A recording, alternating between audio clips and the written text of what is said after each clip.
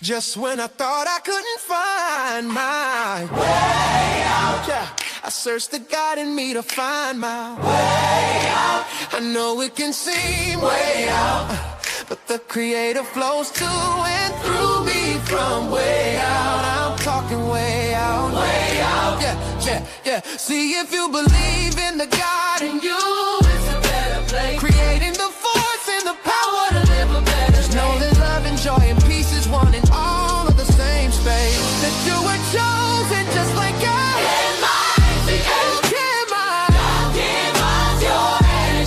That's right. I'll give myself. Only you can make the change. I'll give myself. Shake your head and you. I'll give myself. Shine so bright from darkness to light. Hey, hey, hey, hey. From darkness to light. Yeah.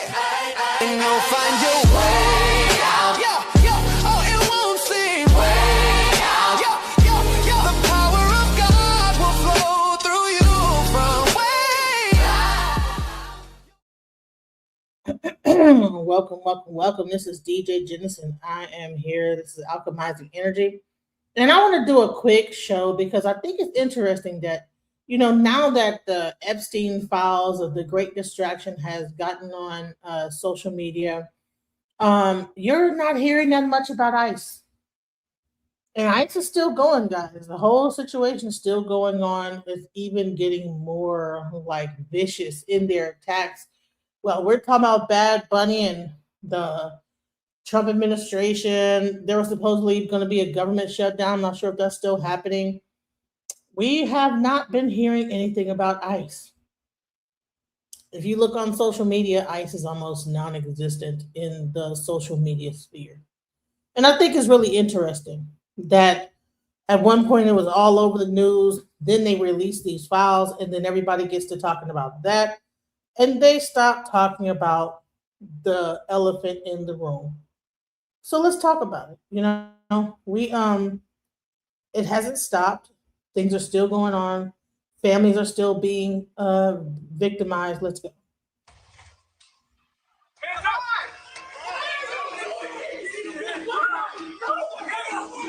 What warrant?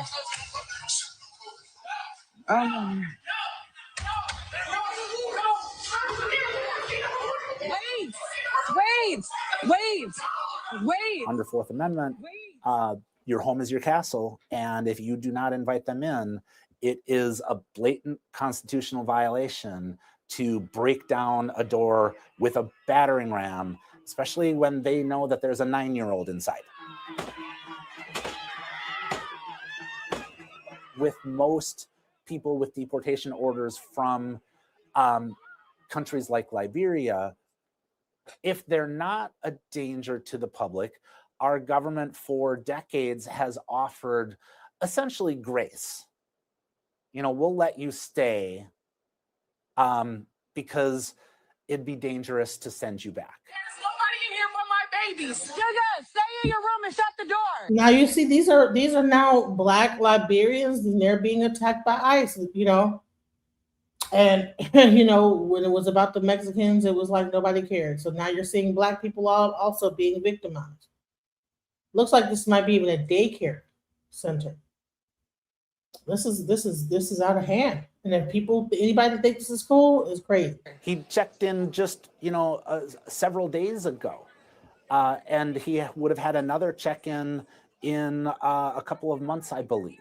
So if he's this dangerous person, then why are okay? Look, I'm corrected. It's a house. It's a Black guy's house. It's a librarian guy. He had checked in. He is always checking in, apparently.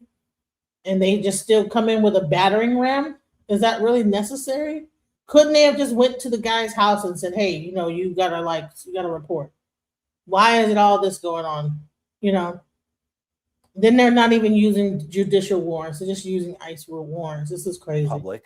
Our government for decades has offered essentially grace. We'll let you stay because it'd be dangerous to send you back. There's nobody in here but my babies. Sugar, stay in your room and shut the door. He checked in just, several days ago, and he would have had another check-in in a couple of months, I believe. So if he's this dangerous person, then why are they letting him walk around? It's clear that this is all about terror and intimidation. You know, if the federal government was concerned about fraud, and we all are, then why not send an army of accountants?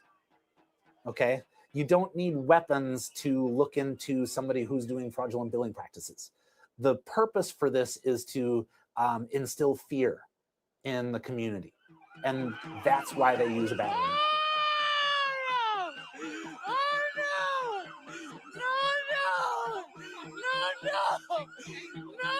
No. Bring him back. Bring him back.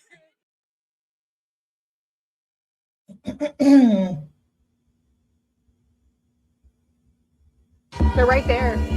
They're not out there looking for criminals. They're looking for brown people. I said, I'm Native American. And he says, yeah, you're next. This is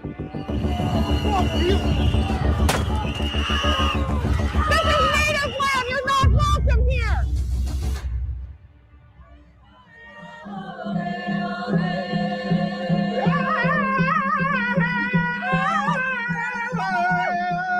So the Native community here in Minneapolis has organized this gathering today. They're doing a prayer in memory of Renee Good, who was shot and killed by an ICE agent not too far from here.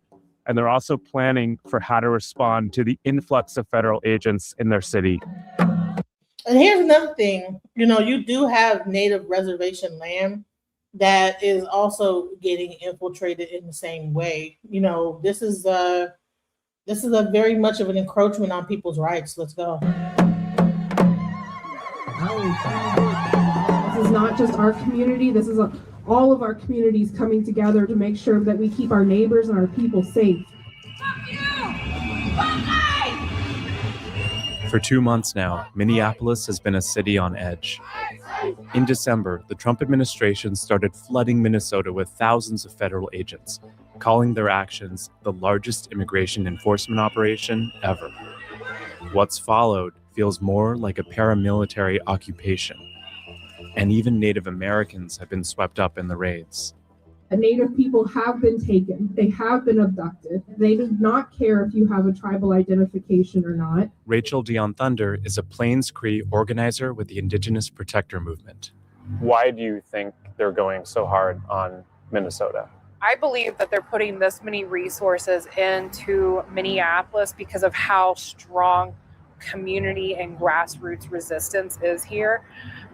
You can look, there's a long history of it. American Indian Movement was founded here in 1968. We have always resisted. George Floyd was murdered here. Look at the resistance and the uprising that came from that. Who is going to have to stop them is community. And so they're testing community right now.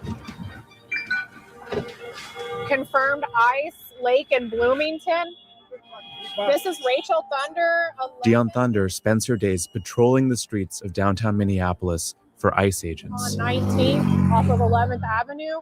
Around the city, ICE has routinely stopped and detained anyone they suspect of being an immigrant, including Native Americans, whose ancestors predate the United States itself. 20-year-old Jose Roberto Ramirez, a descendant of Red Lake Nation, was followed by federal agents while driving to visit his aunt. Beto, get your ID. We're citizens. Okay, then show your ID. Get your ID. We're native. What are you doing? The day before, when Renee Good got shot, I was just freaked out. Like, they don't want to stop nowhere where nobody will see, you know. Do you have any idea why they were following you? But yeah, they were just racially profiling, going off by looks. Ramirez pulled over and called his aunt, who rushed to the scene. Why'd you hit him? No! Stop! What are you doing? He's out there. Stop! Okay, back out! He was taken to a nearby ICE facility and released later that day after questioning. Felt like I was getting kidnapped. Like, they literally rushed me out of my aunt's car and handcuffed me, threw me in their car and tried to keep me down, put my hoodie up. And they don't even care if you got your identification. They'll take you. Like, they're just evil people. I didn't think I had nothing to worry about because I was a U.S. citizen, you know, half Mexican, half Native, you know. That didn't matter, though. How does it feel as a Native American to be stopped by federal immigration officers? disgusting. You are from here. We are Native. We are the original. You know, don't be scared. They can't do anything. Here's the question. People say, well, this is not our fight. Okay, I get it, it's not our fight, but it does not mean that we can't talk about it. And I want to also say this. Weren't the Native Americans out here fighting? Weren't the Mexicans when George Floyd was murdered? Wasn't it Mexicans out there saying something about this? Wasn't it Native Americans out there marching right along with Black people? Why all of a sudden it's not our fight and we not supposed to say nothing about this? I mean, I think that's selfish at best. You know, it's selfish that when we're going through it, white people come and fight for us, Native Americans fight for us, Mexicans come and join the fight. They all march with us, but then now all of a sudden I'm not saying we got to get out there and put ourselves at risk because we know that we'll become the main targets. But it doesn't mean that we can't talk about what's going on and say that we don't agree with it. Seeing what had happened to us and to my nephew, we are a nobody to these agents. About a month prior, I was driving over here. I was coming up to a stop and I didn't know it was ICE agents, and they started yelling, and I rolled my window a little and I said, "What?" And he said, "Coming for you." And I said, "I'm Native American." And he says, "Yeah, you're next." Any immigrant, I can imagine the fear. So even though she said that I'm a Native American, yeah, you're next. So these people are not even, this is not about immigration, guys. That's the part I keep trying to drive home to anybody watching. This is not about immigration. It's about fear mongering. It's about, like coming out there with these troops and rounding up people and, and trying to have this control and showing this this control over people. And people are getting really they're really power hungry, and it's crazy. So we need to talk about this. I mean, we'd rather talk about Bad Bunny's Super Bowl performance and whether we liked it or not. And all this stuff is now becoming muted more. It was on main, but now it's being muted more. And ICE is going even harder than ever before. That they are living currently. The Trump administration's crackdown has led many families to hide at home out of fear of being arrested. It's hard to see what's going on in the city right now and not be scared. And I'm glad we have a lot of frontliners to be able to do this, to be able to do drop-offs. Imagine what this is doing to the Minnesota economy. People are afraid to go and work. People are afraid to have their children go to school. All this stuff that is happening is affecting the economy.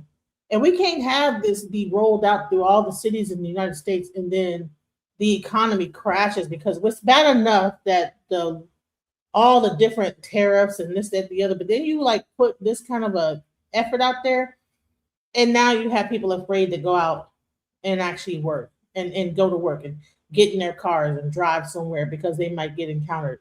That's crazy. Pick up supplies where needed, because we got a lot of families asking already. To help those who can't run out for basic necessities, the Native American community is also coordinating mutual aid, organizing drop-offs of things like groceries, diapers, and toiletries. So Native American families are afraid to leave their homes here. Mm-hmm. A lot of our families are multicultural households. First of all, they're not breaking the law. These are Native Americans. Where are they breaking the law at? They're looking at the person and saying, you look like you might be an immigrant, and then they're attacking them. And then the guy said to a Native American, "You're next." So that they're not going off of Native American. They're not going off of anything. Nobody's breaking the law. ICE is breaking the law. They're breaking the Constitution. But no, they're not only going after illegal aliens. They're going after Native Americans. People are stupid. They keep talking about the fact that ICE is. I'm going to continue what I'm doing. I'm not going to let you divert me. You don't have just. Out of fear of being arrested. It's hard to see what's going on in the city right now and not be scared.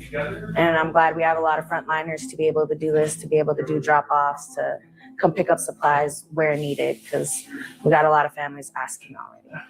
To help those who can't run out for basic necessities, the Native American community is also coordinating mutual aid, organizing drop-offs of things like groceries, diapers, and toiletries. So Native American families are afraid to leave their homes here. A lot of our families are. So do you hear this? Native American families are afraid to leave their homes. Then these are not illegal aliens. These are not illegal immigrants. That's why I played this, because everybody wants to make it about, oh, it's about getting the illegals out. This is not just about that.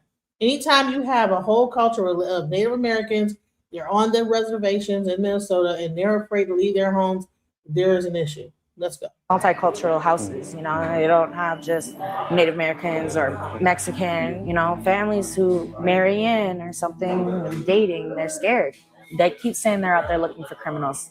They're not out there looking for criminals, they're looking for brown people. And that's just the end of it. They don't care which brown person they nab up. We've got a really large crowd here. A lot of observers, a lot of people recording. So there's probably 15 to 20 vehicles here right now. I'm heading north on Park right now off of 24th. I don't see any agents, but I'm going to continue going north on Park. Okay, thank you. Does it seem like there are a lot of agents spread out in this area today? When I dropped my baby off at daycare, like I saw 2 separate convoys. They're surrounding a car and she's trying to get out. And like, I don't know, there's probably 10, 15 agents. They're detained the woman from the car and go into the So listen to this. You drop your child off at daycare. You have to go to work. Okay? And you're driving down the street on your way to work, and then you encounter this. People with whistles because ICE is in the area, right up the street from your job. What do you do in that situation? Like, everybody wants to say, well, they're not the true Native American, whatever they want, people want to say. Well, guess what? They are not also immigrants. They're not immigrants. They were here way before America was even a country. So let's stop this. We people can't be that ridiculous. She's on the ground now.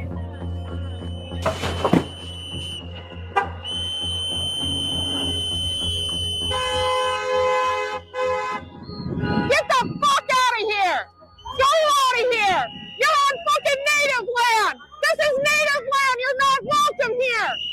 So federal agents are blocking the street here just blocks away from where George Floyd was killed in 2020.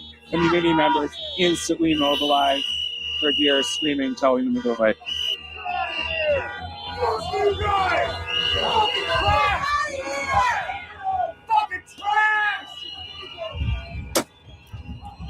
All right, so this is the infamous incident where the guy that got killed the other, so he kicked that ICE agent's car.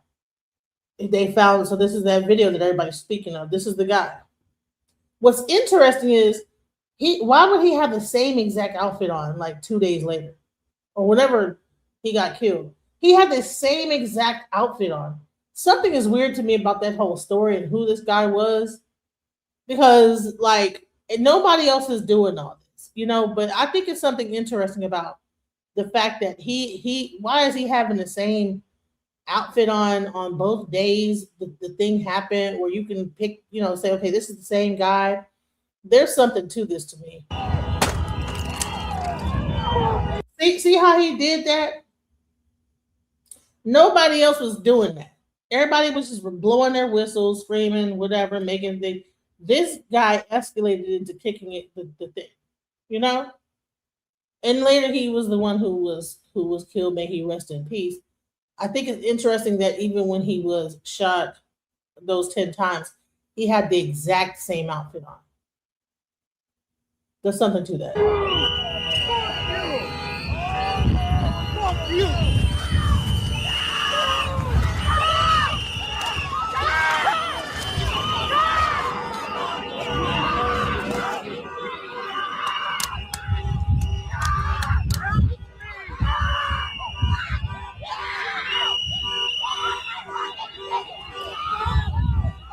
Why didn't he did he get arrested that day?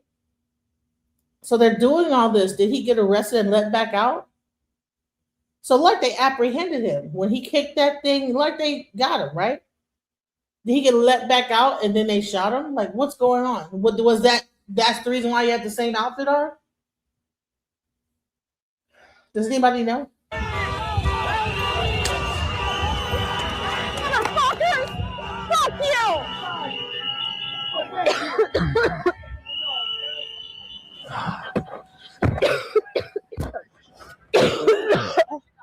Go wipe it off.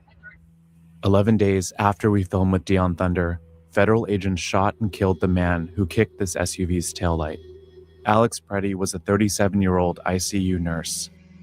On January 24th, he was recording agents and assisting a protester who had been shoved to the ground. Agents tackled Preddy, pinned him down. He had the same exact outfit on, guys. Did anybody notice that? He has the same exact outfit on.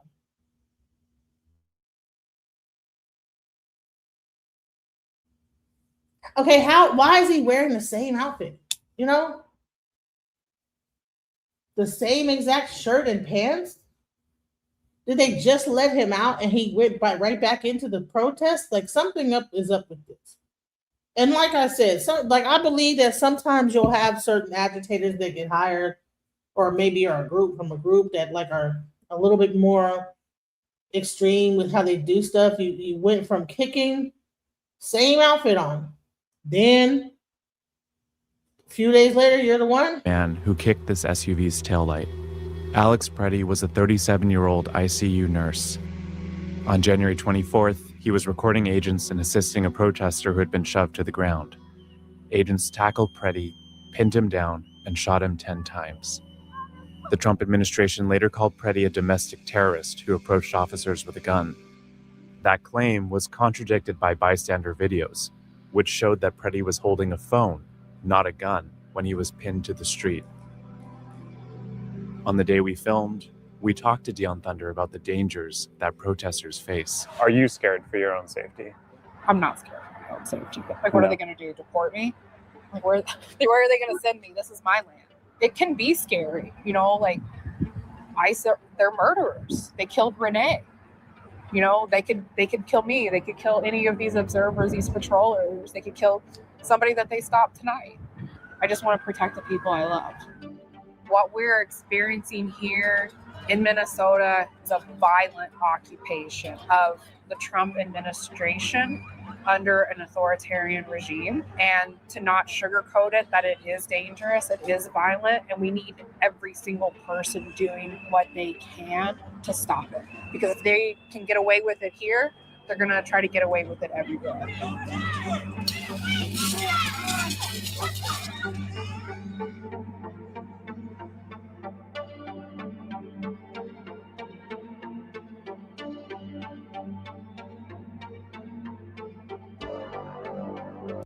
All right, so it said so all this for 4,000 immigrants.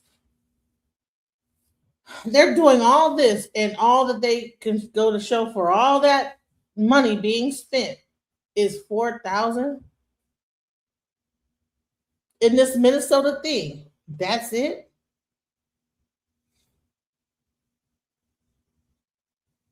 And then they're not saying anything about the detention of Native Americans in Minneapolis.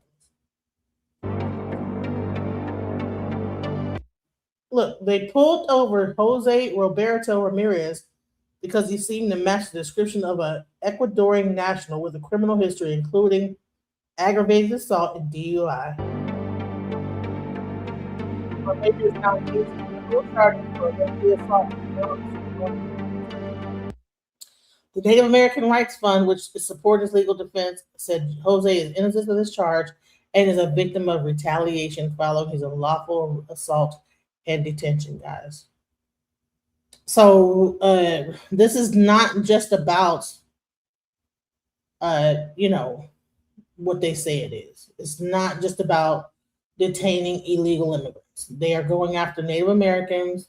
They're going after a lot of other people. And this. Let me just show you this, just to give you an idea of the horror that's happening when they're breaking into houses. Look at this. Record.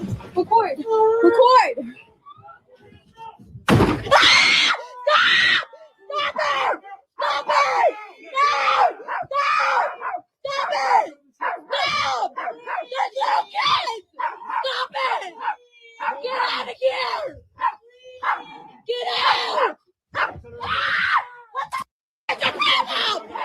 Now I don't know if this is her bedroom or she lives in a studio apartment and they're just going down the hall, going from apartment to apartment, kicking in doors. But this right here is like it would frighten anybody. Come on now.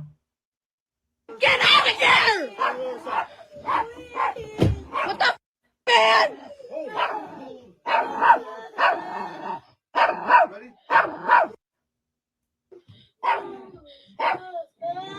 You guys are all going to hell, man. Stop fighting! No.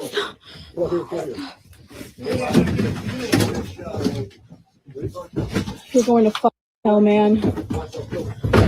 Hold up.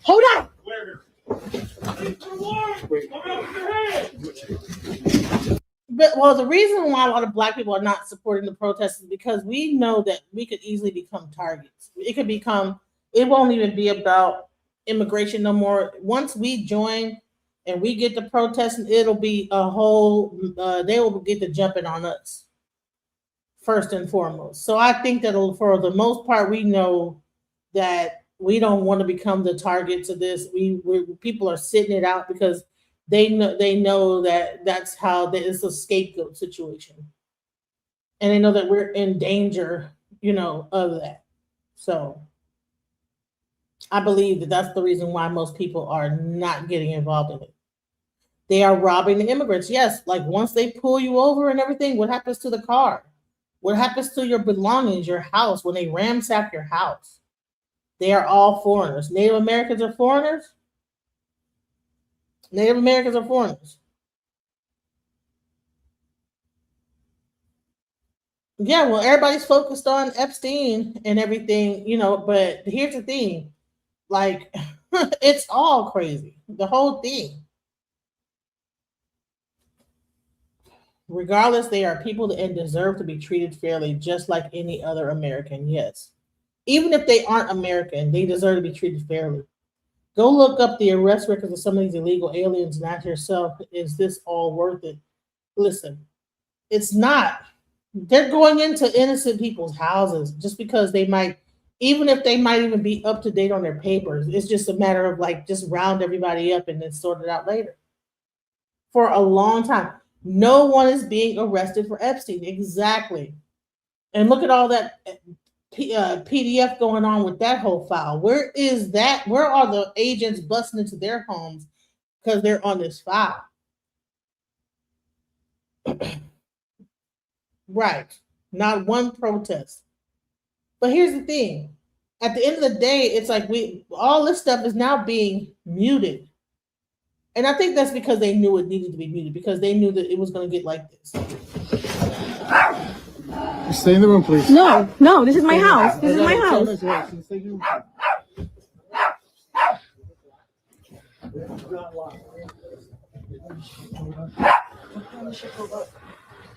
Why do you do this? Why do you break families apart? Why? You don't have kids? You don't have a family? Why do you do this? Do you think this is okay? I know you feel something. Hey, go! No. What kind of heartless person can break into a house, hear babies crying, and have no kind of sympathy or empathy for the family? Even they know that this family ain't. Come on.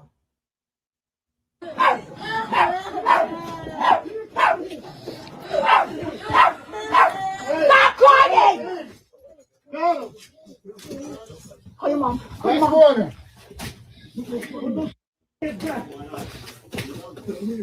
Why, man? Why? They can drop all kind of like smoke bombs in the house and everything just to detain a family. How much of our tax dollars is this really what is this really necessary for our tax dollars to like really be going into all this?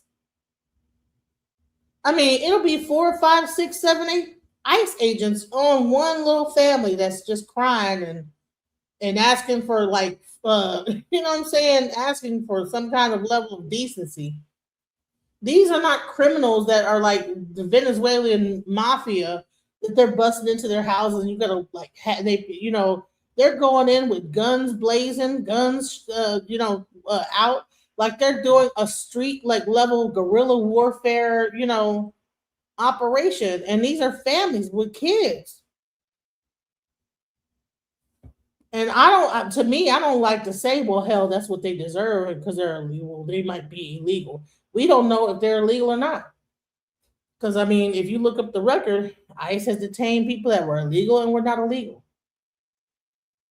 And if you get into some of the things that are happening at these facilities, it's just deplorable. Kids. If you would have just, no, but listen, do you have kids? I don't even talk about that. I'm not here for You're kids. evil. You're evil. God has a special place for you guys. I hope you know that.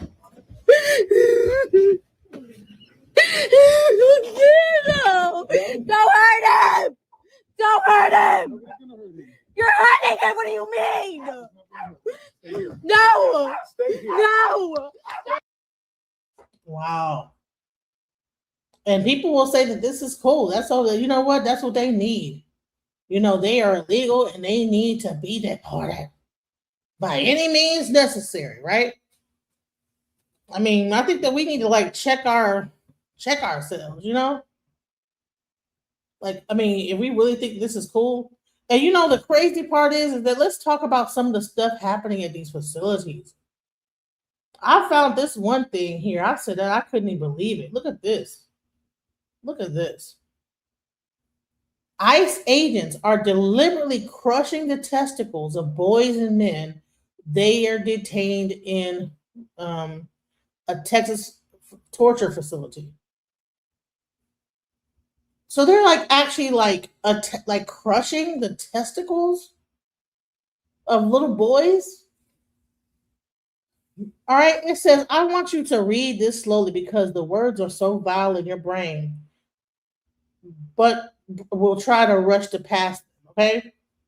According to a December 8th, 2025 letter sent to ICE by ACLU in Texas, Human Rights Watch and other human rights groups, detainees at Fort Bliss describe officers beating people, engaging in abusive sexual contact, threatening them to force deportations to countries they have no ties to, denying meaningful access to lawyers and withholding adequate food and medical care. And two separate men describe federal agents doing something so depraved it has a name in any honest world. The officers grabbed their testicles and crushed them. Not in war, not in battle, not in some chaotic emergency, in U.S. custody in a detention facility under the American flag. If you believe in journalism that stays free for the world, for readers in Gaza, readers in Sudan, families living in deep poverty, or even kids in middle school trying to understand what adults are doing, please support our work. It's called The North Star with Sean King. Shouts out to Sean King and his publication, So yeah, you got ICE agents out here crushing little kids' testicles. But nobody wants to talk about it. They're ice baby is what people say. They want to think that this is okay.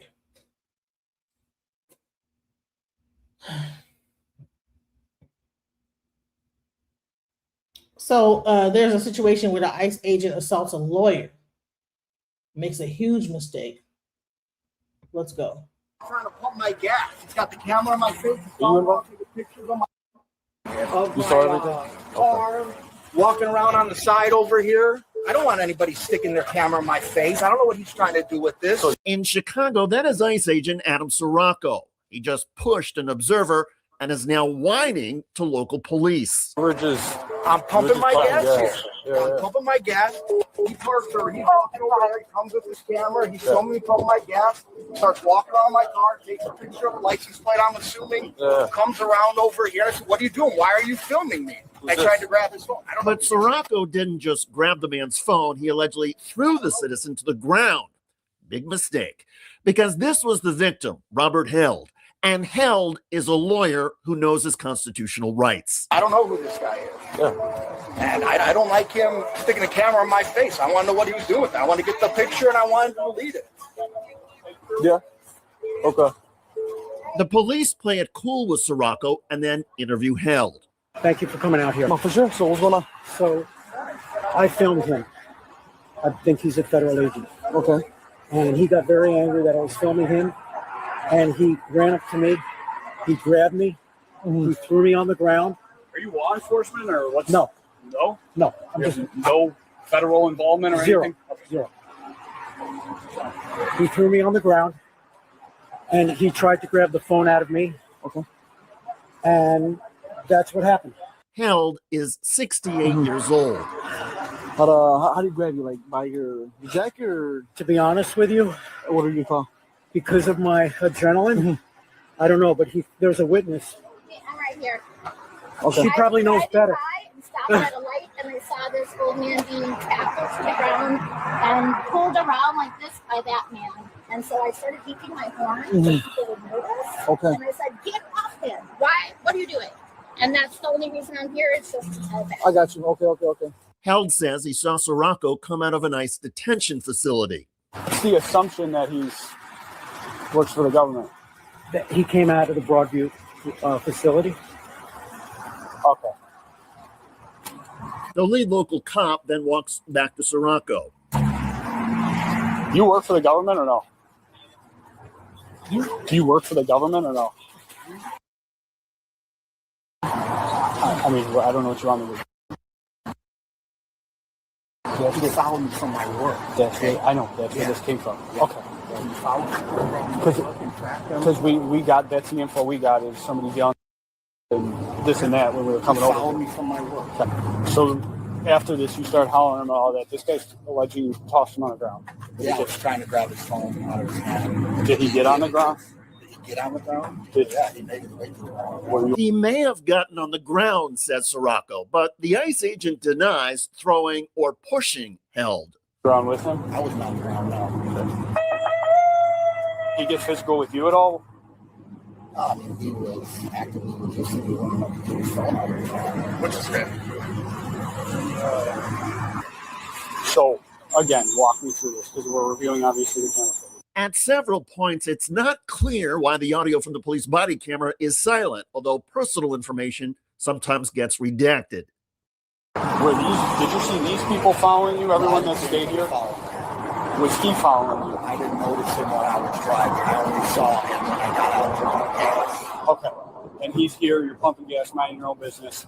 He's obviously recording you, recording the car, all that stuff. Do you guys exchange words or anything like that? Not initially, not until I came around the corner and kind of hollered at him, why are you still here? Why are you still here? What he said. Oh, just, okay. And then, because I see you guys are over here. Yeah. Then what happens? Again, Sirocco says he was simply trying to get the phone. Okay. But you're saying you obviously initiate the contact with him trying to... Okay. You're not injured, you don't need medical attention or anything like that? So, people saying I want to pick a side to bootleg. No, I pick a side because I'm a human being and I have like some level of empathy against what's going on. Whenever you have a 5-year-old in detention, giving food with worms in it, getting sick. Jasmine Crockett actually visited the facility that little Liam was at, and they said he looked lethargic, very sick. Another little girl almost passed away. Had sickle cell. And one person actually had sickle cell and died, a little girl. Like the way that they are treating even the children in these facilities is just deplorable. And to me, it's not even about like what happens once you get what's happening to detain the people. It's once you get detained, how are you treated? Let's go. Top story, a federal judge has ordered the release of 5-year-old Liam Conejo Ramos and his father, Adrian Conejo Arias. The two were detained last week in Minnesota and are now in a detention center in Dilley. A photo of Liam being detained by ICE officers went viral. KENS 5 reporter Mike Jimenez has details about today's ruling. Federal District Judge Fred Beery with the U.S. District Court for the Western District of Texas issued the ruling, was also critical of the detention of Liam and his father. 5-year-old Liam Conejo Ramos and his father, Adrian Conejo Arias, were detained on January 20th while driving home from school near Minneapolis. A photo of Liam surrounded by ICE officers showing Liam wearing a bunny hat and carrying a Spider-Man backpack sparked an outcry across the nation. The images went viral, leading to more protest. Saturday, a federal judge ordered to temporarily block his deportation. After Liam and his father were taken into custody, they were then transferred to an immigration processing center in Dilley. Last week, Congressman Joaquin Castro and Representative Jasmine Crockett visited Liam and his father at the center, where Castro demanded Liam's release. In a statement today, Castro says, quote, "I've reached out to Liam's mom and lawyers to let them know I will continue to do everything I can to make sure he is safe." In Saturday's ruling, Judge Fred Beery criticized the government's pursuit of daily deportation quotas. He wrote, quote, "The case has its genesis in the ill-conceived and incompetently implemented government pursuit of daily deportation quotas, apparently even if it requires traumatizing children," unquote. Berry also cited the So are like the illegal immigrants, like how many of these illegal immigrants, these criminals, are at school, in American school, going to school? Why is ICE rushing into schools, grabbing up kids? Why is that even happening? If that's what the case, went to schools, yes, went to schools and was grabbing kids up out of school. Come on, what are we talking about here? Doesn't match that they're going after criminals. They went into little school. Crockett fakes her persona. Okay. If you're not in Texas and don't have a way to vote, it doesn't even matter what you think about Crockett. So whatever. Government's ignorance of the Declaration of Independence, quoting some of Thomas Jefferson's grievances against a would-be authoritarian king. Beery stated, quote, "We the people are hearing echoes of that history," unquote. After Liam and his father were detained, the Department of Homeland Security said its agents attempted to place Liam with his mother, but claimed she refused and abandoned him, an allegation disputed by the family. Saturday's ruling orders that Liam and his father must be released no later than Tuesday, February 3rd, 2026. The ruling. So they actually released him, and now Trump is trying to get him to come get back in and send and deport little Liam. Like what? Like what is really going on? They want to deport him, even if it's just about the principle of the matter. But I think that Trump got bigger fish to fry with this whole Epstein file. They stopped talking about ICE, and now it's about Epstein. And they have and honey, this ain't when you're talking about criminals and people doing all this illegal stuff, and you have a whole island full of people just doing debauchery, eating people and all kind of wild stuff, eating kids and killing kids and using their organs and doing all this weird stuff. Like we're in communist China. I'm trying to understand, like, at what point do you have any way to say anything about illegal or a person that's in America when you guys were doing this? Y'all had to go to an island and do all this wild stuff in all these files 4,000 times and all this stuff, but you want to like have like a morality conversation about anything? People are mad that Bad Bunny talked about unification in his Super Bowl thing and all this other stuff. At least he was talking about unity. Everybody else is really on this like disunity. Everybody wants this. They at one point before this whole Bad Bunny thing and Epstein files came out, you had this whole polarizing conversation where people were just like cheering on this whole ICE situation. And I thought it was very sick of people because these are human beings. We went through things in the civil rights. Yes, they did do it to us, but two wrongs don't make it right, guys. Let's go. It also states the family's attorney must be notified of the time and location of their release as soon as possible and at least 2 hours before their release. And if you would like to read the full opinion and order of the court and judgment, you can visit this story at KINS5.com. So go check out KINS5.com to find out more information about that. And here's another thing. So the children at the ICE facility are facing very, very terrible, conditions. So, even though we went through our thing, honey, listen, I am not trying to at any way compare, and I don't understand why anybody else would compare what we went through, because yes, this is Black History Month, and yes, they was, doing all kind of wild stuff. They were eating us. We called the delectable Negro. They were taking our teeth out, putting them as false teeth, using our skin for bags. I mean, they would go out and have lynch mobs, and everybody would be there and take pictures of it. Have boxing matches to the death. We went through a very tough time in American history, from slavery to the civil rights movement and on, and continue to go through it. But it does not mean that we need to turn and say, well, hey, we went through it. It's your turn now. Now, I get it. There are some people that are racist, you know what I'm saying, that felt like they was above us and looked down on us as Black people. And so we feel like we're being vindicated in some kind of way. But we don't need to lose our humanity, guys. When we start to lose our humanity, we become no better than our oppressor. Let's go. Food contaminated with worms and mold, limited access to clean drinking water, inadequate medical care. These are a few of the allegations made by migrant families in recent court documents about their children's conditions while in ICE custody. As part of this administration's crackdown on immigration, President Trump has restored the practice of family detention, with more than 1,700 children in custody since family detention centers reopened this past spring. Becky? Yes, they were eating us. It's called The Delectable Negro. Go get the book. If anybody don't know about that, we were being eaten. Yeah, it's called The Delectable, and it was an actual cookbook on how to eat us and make us meals. Yes, very much so. There you go. Walzen is a senior lawyer with the National Center for Youth Law and joins us now. Thanks for being here. Thanks so much for having me. President Trump says the border is effectively closed. If that's the case, how are these children and families still ending up in custody? Who are they? So we've seen a lot of different trends happen since they first reopened family detention in April. But now a lot of families are being arrested from the interior of the United States. So these are your neighbors, your friends, your kids' friends who are being picked up in a lot of different ways, really from across the country.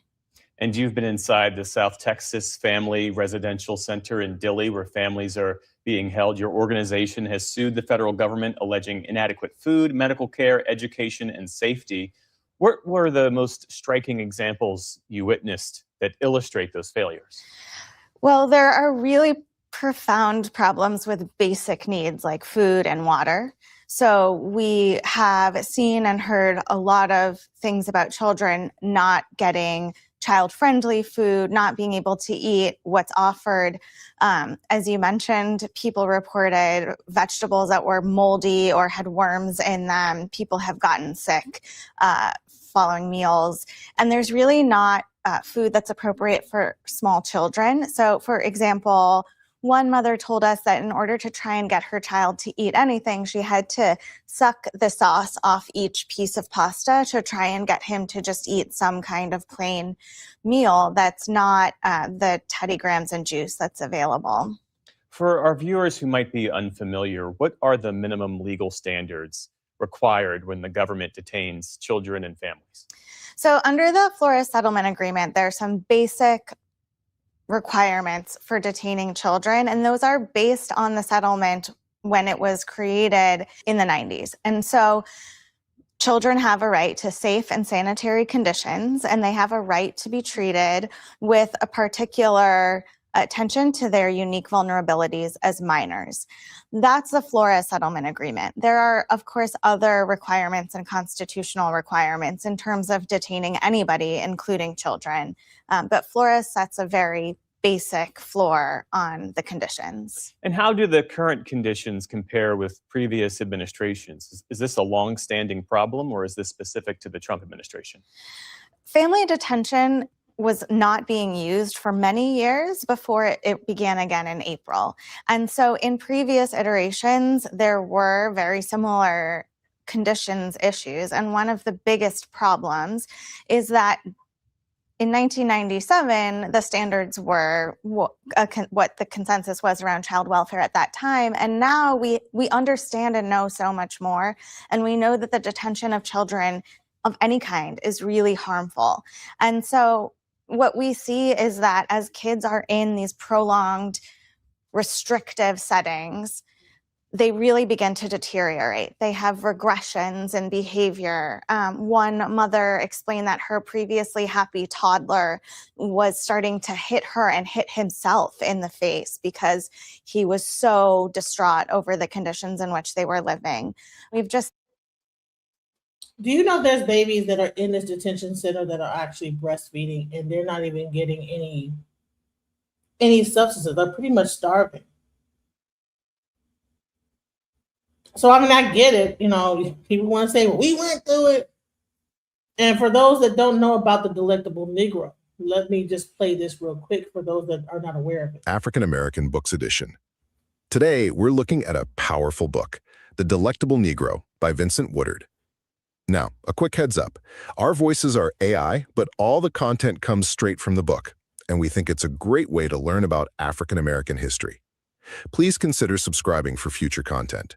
And after listening, we really encourage you to go out and buy the book to support the author. So, this text really challenges how we see slavery. It frames the whole institution as, well, parasitic, arguing that white masters satisfied a literal and psychological hunger by consuming black bodies. First, let's talk about this idea of consumption. Woodard uses the word cannibalism to describe everything from social consumption, draining a slave's labor and spirit, to actual flesh eating. He points to these horrifying historical accounts, like the starving crew of the whale ship Essex eating black crewmen first, or reports of Nat Turner's flesh being rendered into medicinal grease. Second, there's the theme of homoeroticism, basically same-sex desire. The argument is that slavery's brutality often masks a specific white male taste for black men. The master's power wasn't just economic, it was expressed through a twisted intimacy, treating the black male body as a delectable object to possess and consume. And finally, this completely reframes historical language. Take the word seasoning. Historians usually see it as breaking a spirit, but Woodard argues we should read it in its culinary sense, preparing meat. So when formerly enslaved people like Frederick Douglass spoke of fleshmongers, they weren't just using a metaphor. They were describing a literal reality. Ultimately, this work reveals a terrifying culture where the master's identity was sustained by literally and metaphorically feeding on the enslaved. Please subscribe and tell others about this podcast. And hey, suggest book. All right, so let's get back to the children and how they're being treated in these ICE facilities. And it's the same kind of a parasitic thing. Like, bro, what are we getting out of taking children and putting them into a facility, not feeding them, and just dropping them off into a facility where they have no care whatsoever? And then kids are like dang near passing on. What is the purpose of this? Let's go. Seen otherwise really well-adjusted kids really devolve into concerning, just constant sadness, nightmares, crying every night. One teenage boy described to me, a big kid, he was maybe 16 or 17, that he cries every night when he goes to sleep in the detention center where he's held with his father.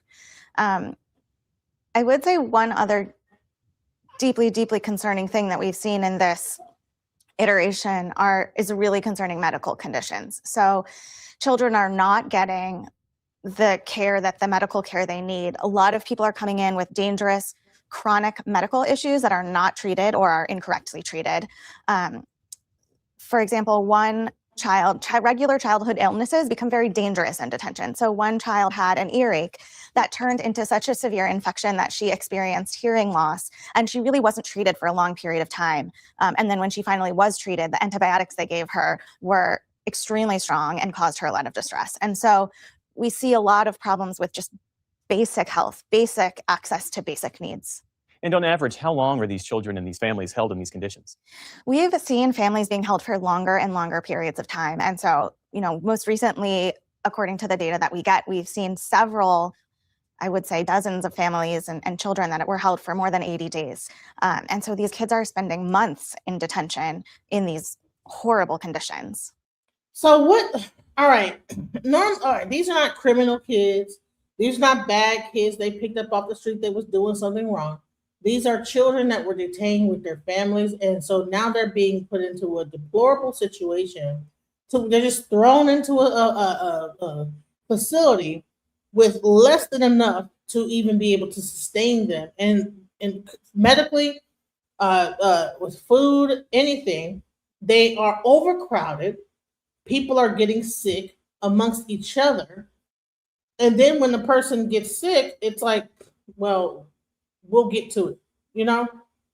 So you have a facility that is very inhumane in how it is actually treating children. If the children are treated like this, who knows what's even going on in the adult facility? Well, the Department of Homeland Security did not respond to the NewsHour's multiple requests for a response to the allegations about the conditions at Dilley, but in court documents filed last month, the administration wrote, quote, ICE's actions exemplify a model of regulatory compliance and humane care. How do you respond to that claim? It's just not true. They are not complying with the Flores settlement agreement. They're holding children for extensive periods of time. The conditions are not meeting those basic requirements, as mentioned, not just because of the food. The water is problematic. Often the water containers have mold or algae in them around the facility. The lights are on all night. Children can't sleep. There are constant interruptions. They don't have access to school. Now, if anybody have been to jail before, right? And I've been to jail before. Now, in jail, what they do is it seems like they have a door check every few hours. And it's loud as hell. So if you're not a good sleeper, you're gonna wake up every hour because they're gonna be cha-chink, cha-chink, cha-chink, cha-chink, cha-chink, cha-chink. Now imagine that for kids. So it's almost like you're raising a bunch of children. It's gonna be institutionalized, and these are babies. And what if they don't deport them? Say they traumatize some of them, and they find out that they're not illegal aliens or illegal immigrants, but they are supposed to be here. You've just traumatized this child for the rest of its life. And now you're expecting to come back into the American culture and then assimilate it once again, once they've experienced this traumatic thing for however many months before they were able to get released. So I get it that people are saying, you know, hey, they're illegal, but is it okay? Even in the judicial system, they have levels of how they treat illegal.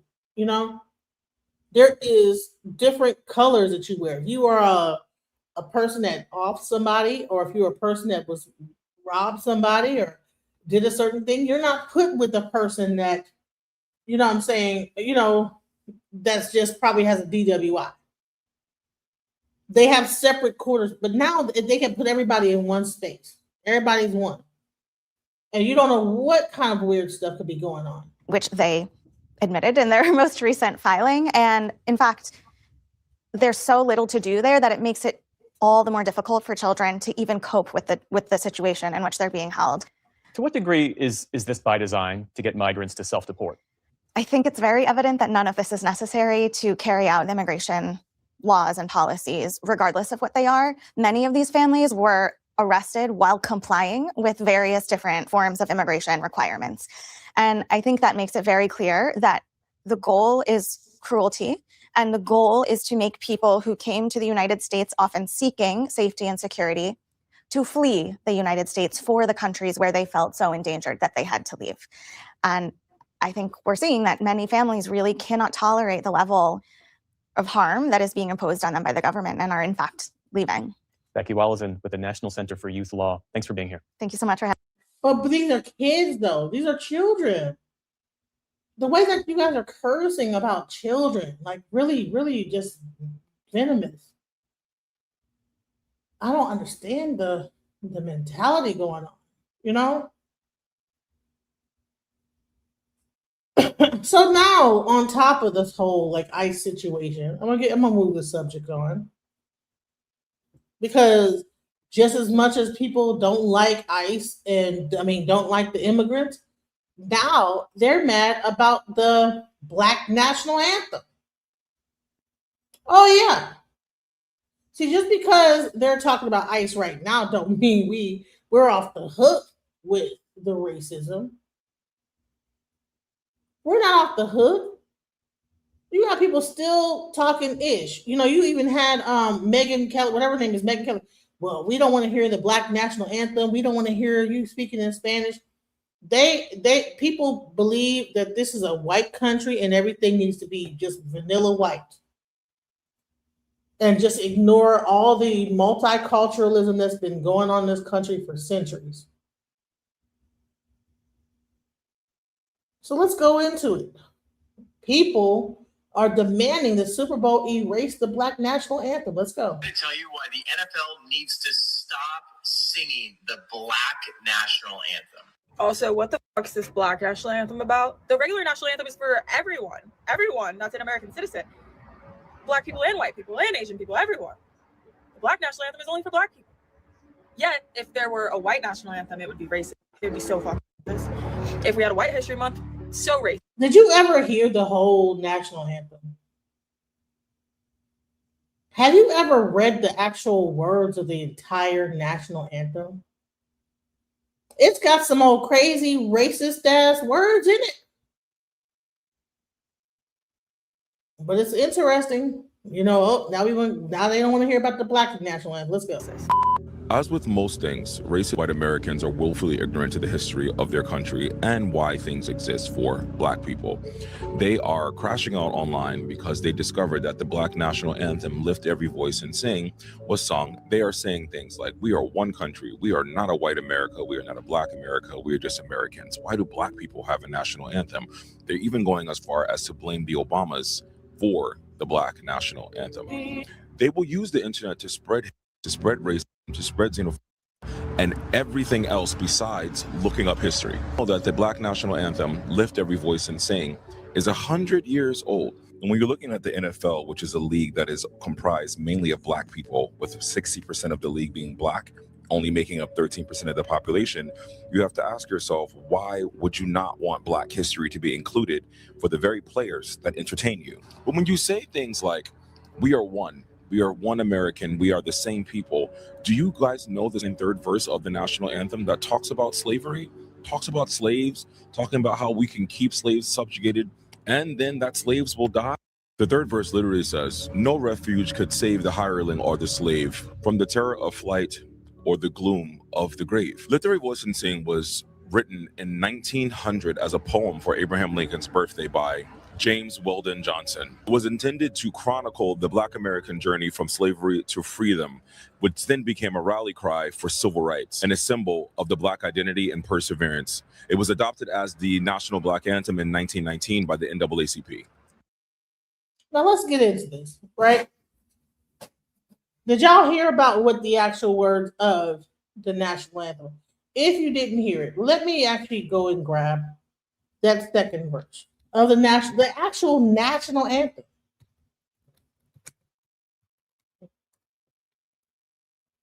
Because everybody's like, we already have a national. We don't have the Star Spangled Banner. Okay? We already have it. Okay? We don't need no other thing.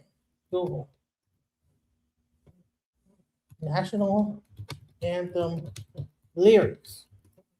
Okay? Because he just said about the fact that it goes into slavery and all type of stuff. All right? So, see, what happens is we only get to really focus on the first. People only go into for the home of the free and for the land of the free and the home of the brave. Okay? But the Star Spangled Banner is a way longer song than what gets sung, at these events, okay? So you have the whole thing. Oh, say, can you see? Oh, say, can you see by the dawn's early light what so proudly we hailed at the twilight's last gleaming? All that stuff, right? So let's go. On the shore, dimly seen through the mist of deep, where the foe's haughty host in dread silence reposes. the breeze or the towering steed, as it fitfully blows, half concealed, half discloses. Now it catches the gleam of the morning's first beam, and in full glory reflected now shines in the stream. 'Tis the star-spangled banner, O long made wave, over the land of the free and the home of the brave. And here we go. Let's go. Here we go. Let's go into the slave. Because they talk about the slave here too. And where's the band? I'm trying to find. Okay. And where's that band who so vaunly swore the havoc of war and the battle's confusion? A home and a country should leave us no more. Their blood has washed out their foul footsteps pollution. No refuge could save the hireling and slave for the terror of flight or the gloom of the grave. And the star-spangled banner in triumph doth wave over the land of the free and the home of the brave. Right? So we're talking about slavery here and the terror of flight of escaping slavery or the gloom of the grave. Lift every voice and sing. Okay?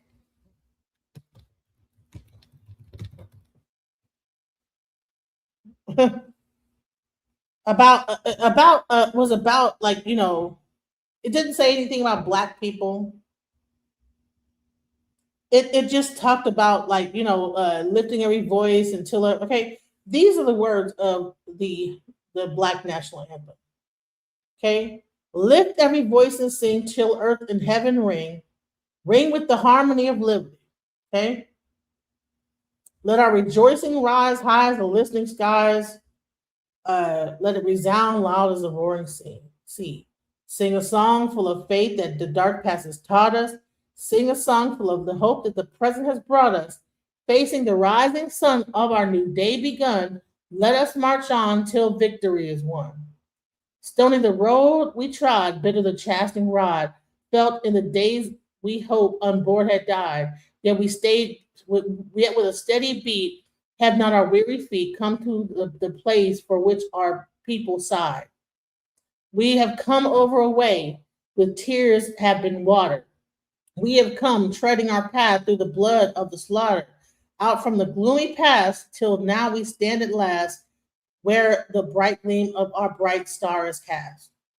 God of our weary years, God of our silent tears, thou who has brought us thus far on the way, thou who hast thy might led us into the light, keep us forever on in the path we pray. Lest our feet stay from the place, our God, where we might thee, lest our hearts drunk with the wine of the world we forget thee, shadow beneath thy hand, may we forever stand true to our God, true to our native land. And that is the Black national anthem. And just like Star Spangled Banner, they pretty much sing that first part. They don't sing the whole thing. But if you compare the two, it's like, okay, like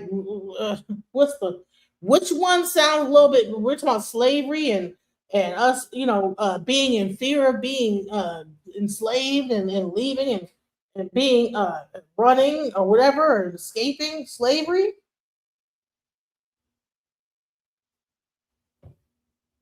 Okay. But people are mad. They're mad. People are pissed off. They don't want Lift Every Voice and Sing being sung at such a prestigious event as the Super Bowl. Let's go. So while you want to say we are one American, we are one people, we are the same country, we have never lived the same experience. There's always been an America for Black people and an America for white people. And when you are a product of slavery and you are a product of subjugation and oppression, from those cultures come things like art, music, self-preservation, and expressionism, which comes out in forms of things like Lift Every Voice and Sing. So at a time where Black people were being disenfranchised, were being told that we were equal but separate. Segregation now, segregation tomorrow, and segregation forever. We were experiencing subjugation under Jim Crow, facing very real persecution for the freedom that America had to give us unwillingly because they lost the war.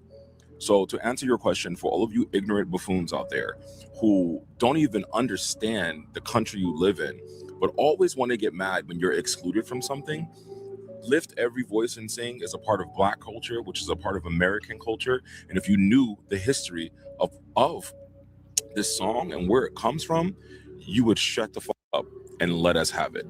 Jake Shields wants to know why Blacks get their own national anthem, but not Mexican, Asians, and Native Americans. And all I can say to that is, girl, get in the studio. Get in that booth and make some magic. Maybe hit up Nikki for a feature. I don't know. If the only reason that you're mad, conservatives, is because it was played at the Super Bowl, then take that up with Jay-Z and leave us alone. Popular opinion, the people who need their own halftime show are the same people who needed their own water fountains. So why people were angry that Coco Jones sang the Black national anthem. But Black people, some Black people are also angry that the Black national anthem even exists.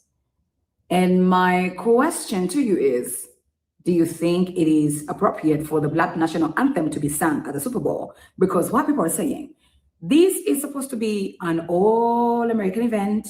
The national anthem should be sung, the one that everybody understands. So we don't see why Black people are deciding to sing their own.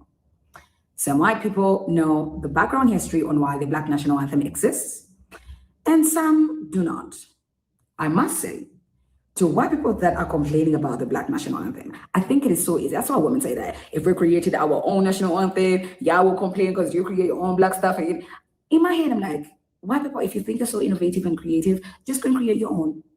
Instead of having headache every single day about what Black people are doing, go create your own, as simple as that. And I also don't know who the white people that they cannot create their own stuff, because I already see on the internet, because now Black people, they have created their Black networks. I'm like,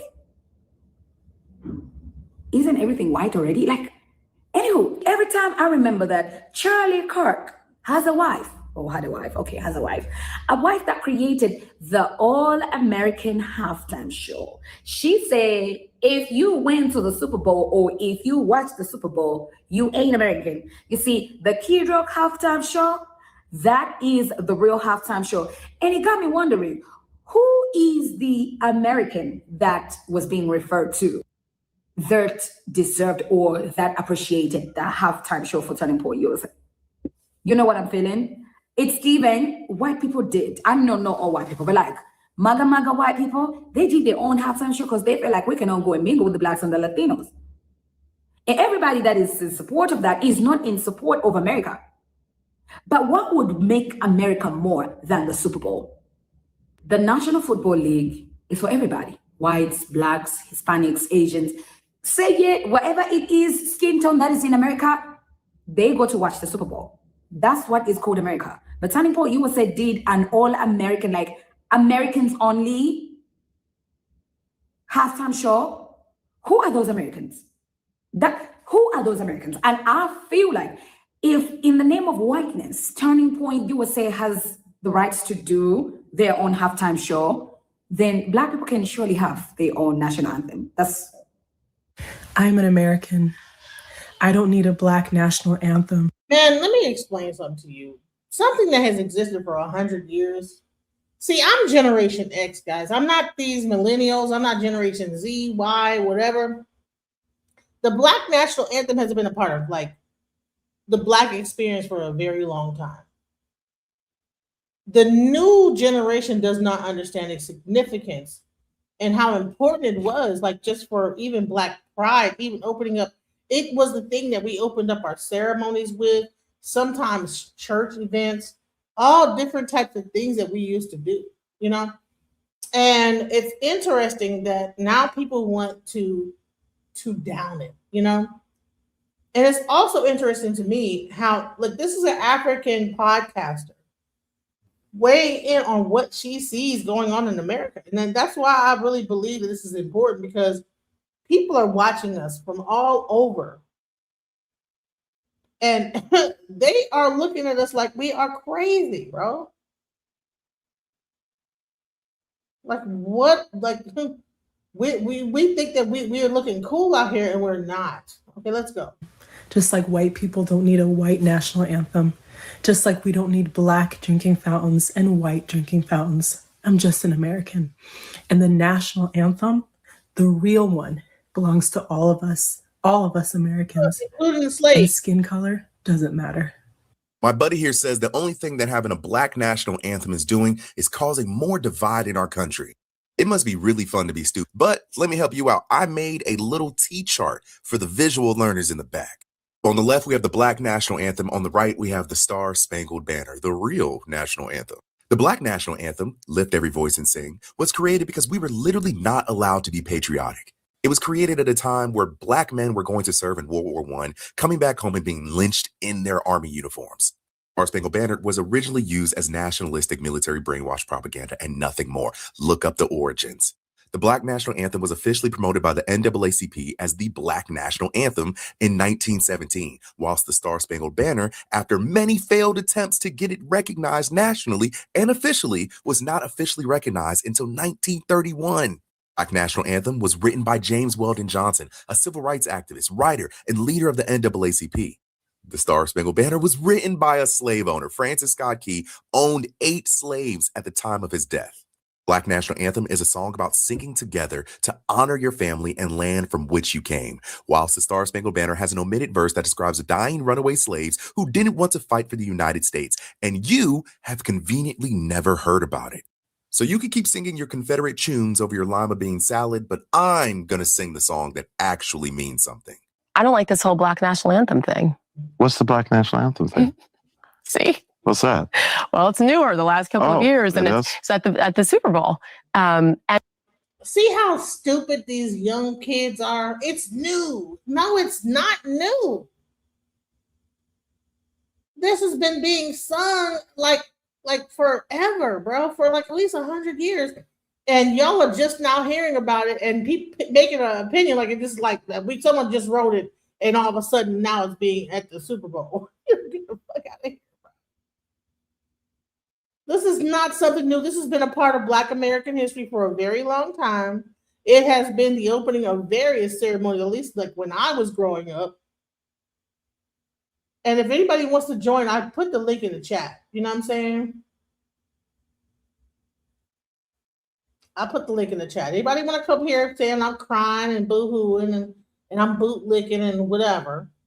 A lot of y'all are young and wasn't even around. I grew up listening to the Black National Anthem, going to church, listening to this thing. I know the words to it. I've sang it, growing up. This is a part of. So white people might not be aware of the history of it, but I grew up knowing that this is a historical thing, that it was a part of the Black community forever. This new crowd, they probably go far. They maybe go far back as Sugar Hill Gang. Or hip, that's the Black anthem to them. The hip, hopper, you don't stop, or rock it to the bang bang, boogie the up jump, the boogie to the rhythm of the boogie to beat. That's about as far as they go. They ain't went all the way back to the Black National Anthem and know that this is actually a historical thing. Let's go. And it's been at a couple major sporting events, and it's Lift Every Voice, and that's sung now before the national anthem. Okay. And it's called the Black National Anthem. Okay, it's a blantham.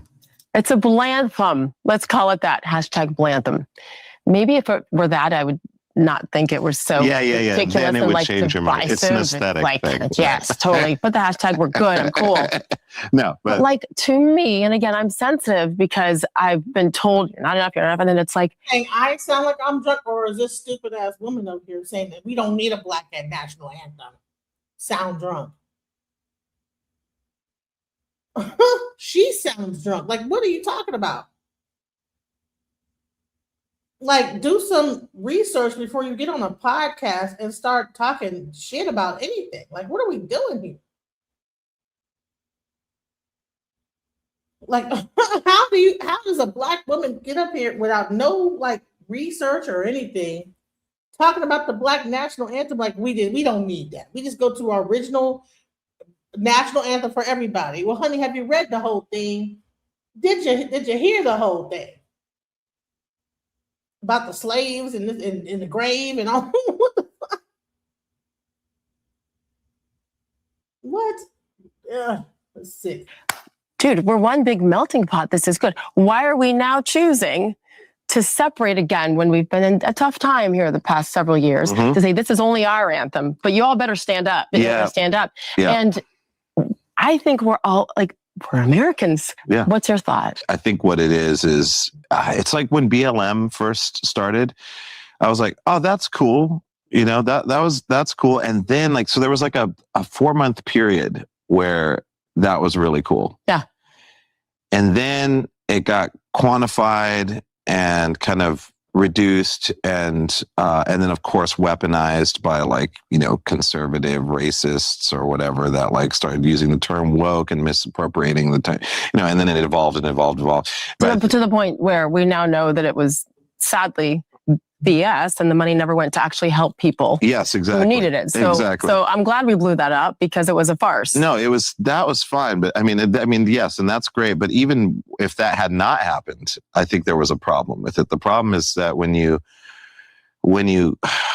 isolate and you say that this is this, and you're like, and so therefore society has to change and adapt to this.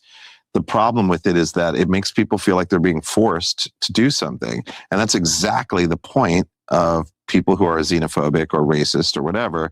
They're like, see, look, these people want to do this and they want to take over our blah, blah, blah, you know, all these. It doesn't really, to me, it wasn't helpful. It wasn't helpful. To me, what's helpful is strong, intelligent voices speaking on notions of compassion, talking about science and art, the act of doing in a naturalistic, earnest way is more effective. I say this for all marginalized communities. Today, I'm going to tell you why the NFL needs to stop singing the Black national anthem.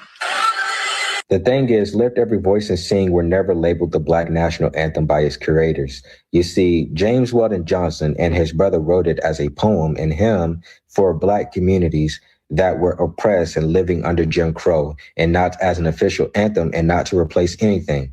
The Black national anthem label came later from commentators and ironically is coming mostly from white conservative spaces who keep repeating that phrase and then getting mad about it, even though they're the ones who helped popularize it in the first place. So watching a white conservative male make a whole 10-minute rant video over a song that was simply created for Black people is just peak manufactured outrage. So nobody is trying to replace anything.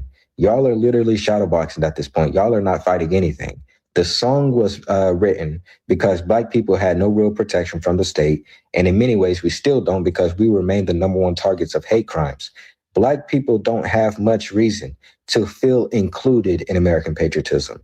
Lift Every Voice and Sing was written in 1900 during Jim Crow, and when Black people were oppressed by law and denied voting rights and faced lynching every day and were excluded from white institutions. So with this all being said, Black Americans don't want to live your fake pale-face culture by the book, especially when white Americans don't really have a single fixed culture of their own. Much of what's called a white American culture today was taken from other cultures, especially from Black cultures, brown cultures. And then after it was taken, it was rebranded and normalized. So expecting Black people to follow your rigid cultural rules while white Americans freely borrow, remix, and profit from everyone else's culture doesn't make sense. So the message that I'm getting to you is let other Americans who don't share your skin color live the culture that they want to live. This song is... You know, I can't believe that this is that much vitriol and got this real serious. So let's hear the far right.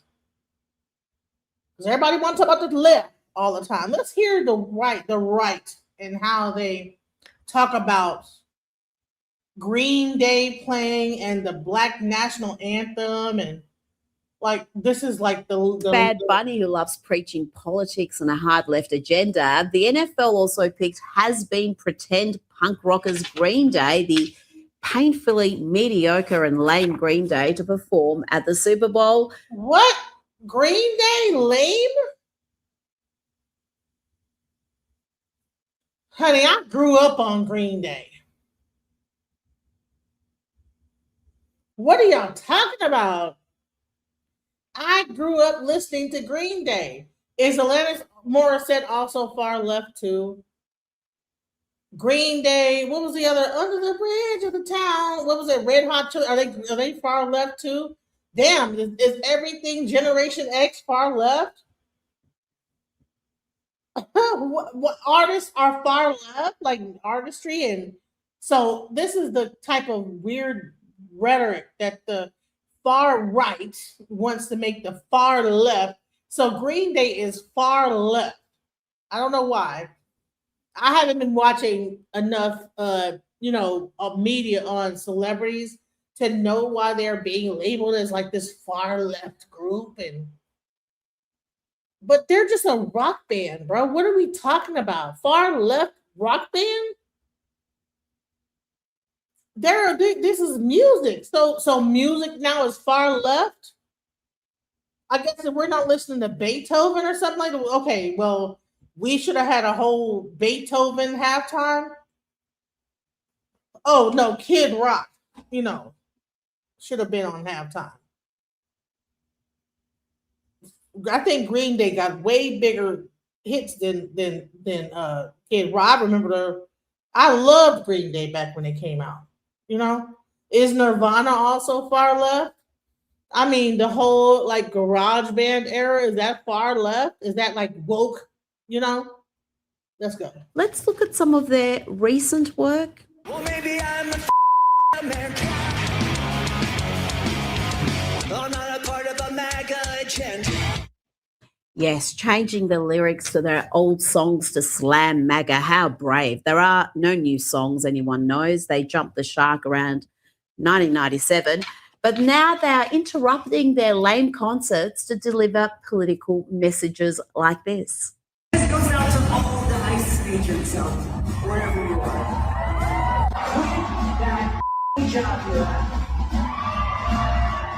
Because when this is over, and it will be over at some point in time, Christy Dog, Stephen Miller, J.D. Vance, Donald Trump, they're gonna drop you like a bad habit. Come on this side of the line. How does he manage to look like a middle-aged lesbian, about as punk rock as a pumpkin spice latte? Well done, NFL. That's who you have selected to unify the nation. Talk about not knowing your audience. Let's bring in Newsweek's senior editor-at-large, Josh Hammer. Josh, the NFL continue to treat the great majority of their fans with utter disdain. Rita, this was the most left-wing Super Bowl that I have ever consumed in my entire life. And I am a die-hard American football fan. I've been watching Super Bowl since I was, probably 5-6 years old. This surpassed any other one. And of course it. I mean, we have a game that was being played in San Francisco, the epicenter of the American left-wing universe. Two teams that are in Seattle, and from Boston, Massachusetts, to liberal titans here. You had Green Day, you had Bad Bunny. I mean, the whole thing was just an utter, absolute abortion. It was an atrocity of a Super Bowl. The Bad Bunny halftime show is going to get the headlines, and rightfully so. I mean, Roger Goodell, the commissioner of the NFL, is frankly just utterly commie trash.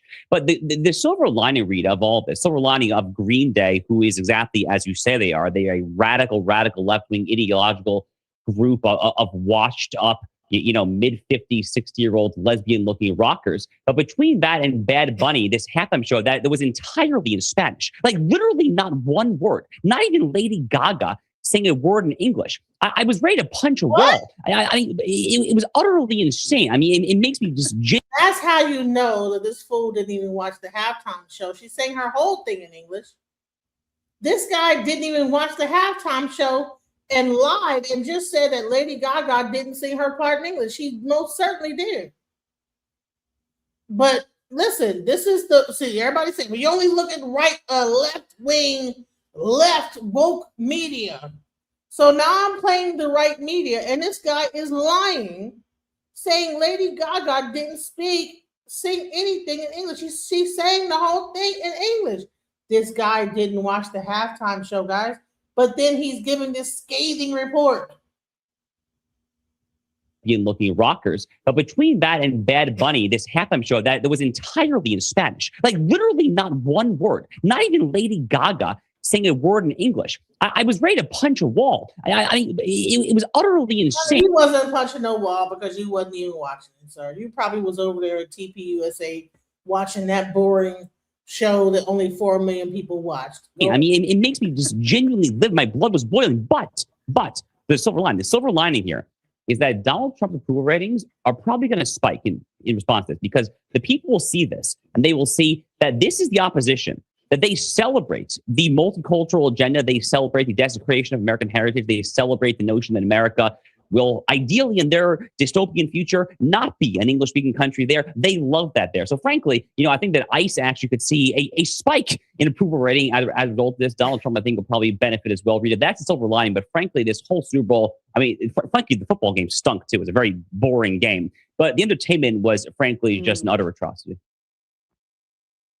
Atrocity, that is a strong word but I think it's a very popular way to describe what happened today. Can we also talk about atrocity that got like more views, even I think they said comparable to, I don't necessarily believe that he got more numbers than Michael Jackson.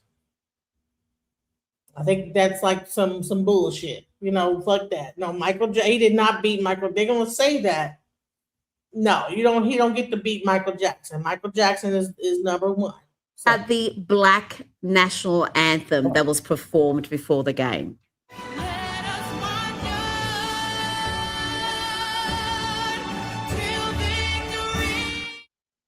Josh, why does one demographic group have their own anthem separate to the national anthem that is for every American?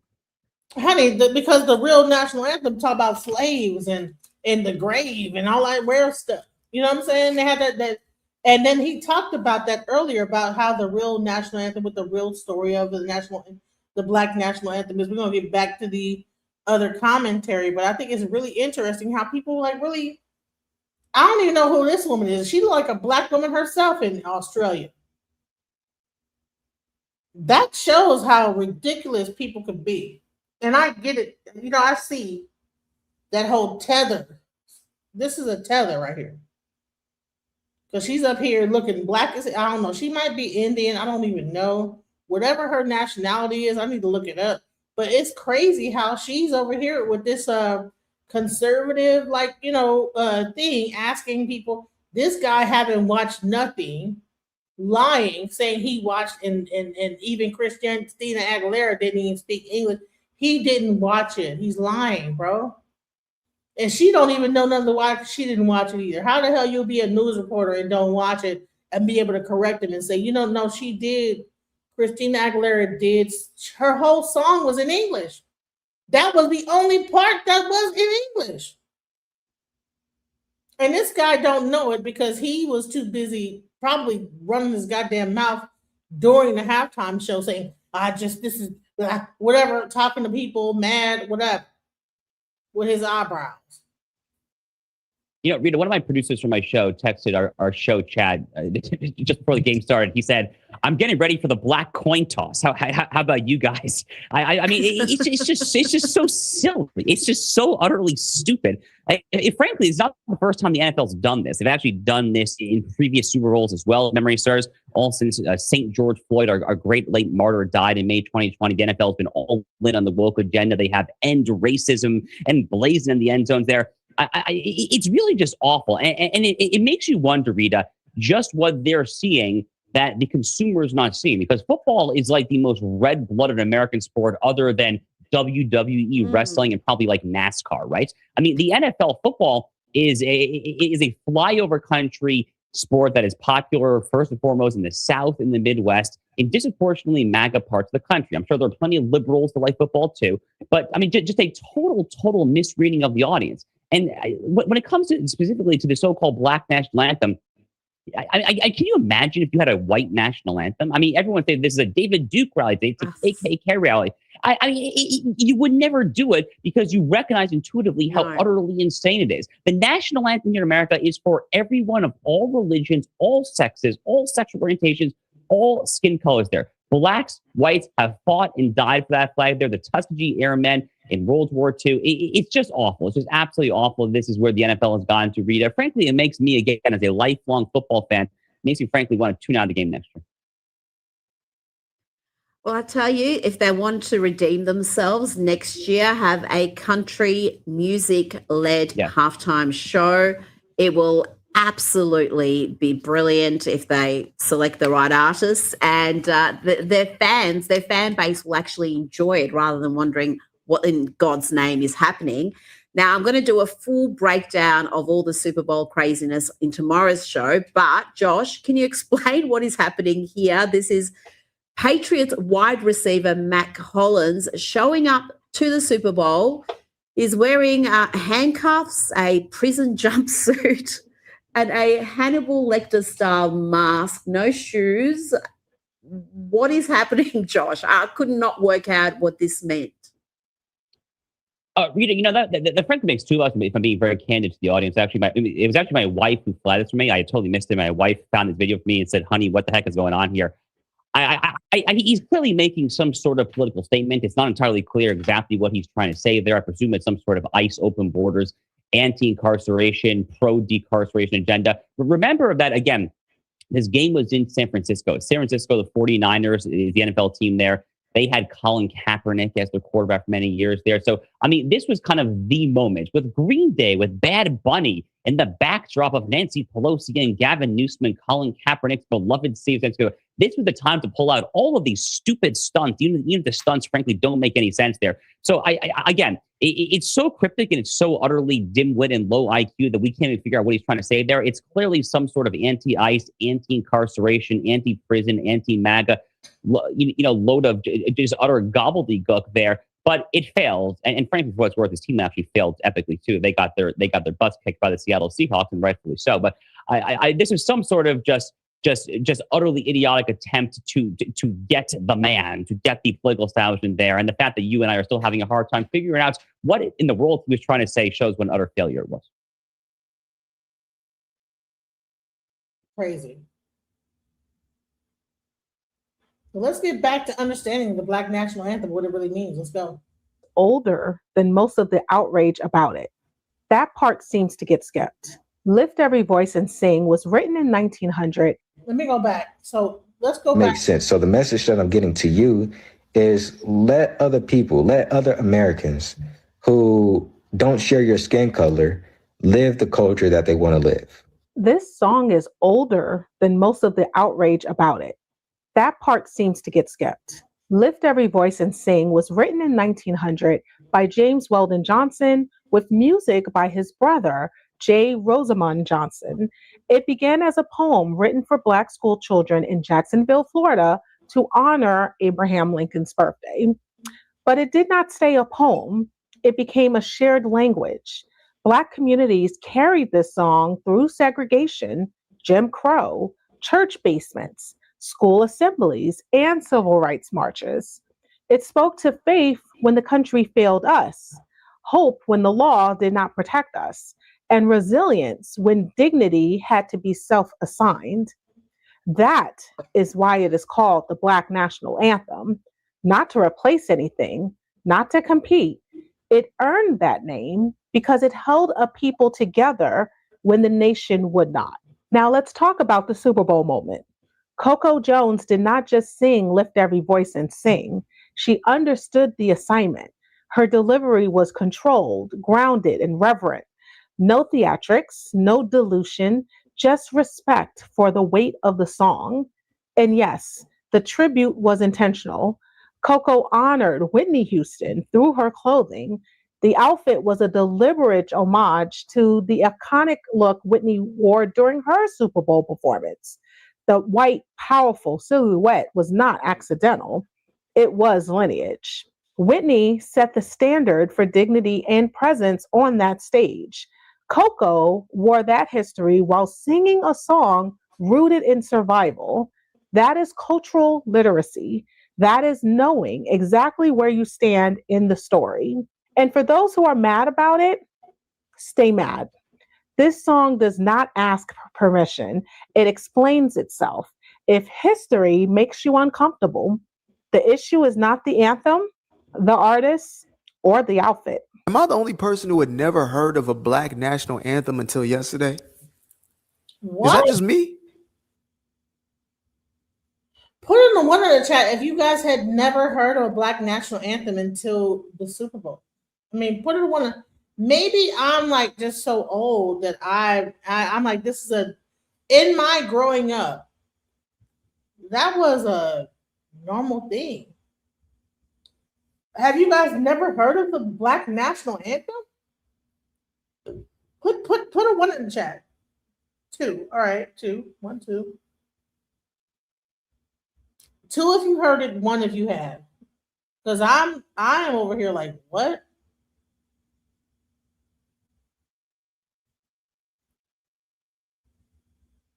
Okay. It looks like y'all don't want to participate in my thing, trying to understand. But I've heard it. I grew up hearing the black national anthem. Leon Locke, if you want to come up, please do. Because I want to know what you think about this. This is crazy. People have not heard of the black national anthem. What? What?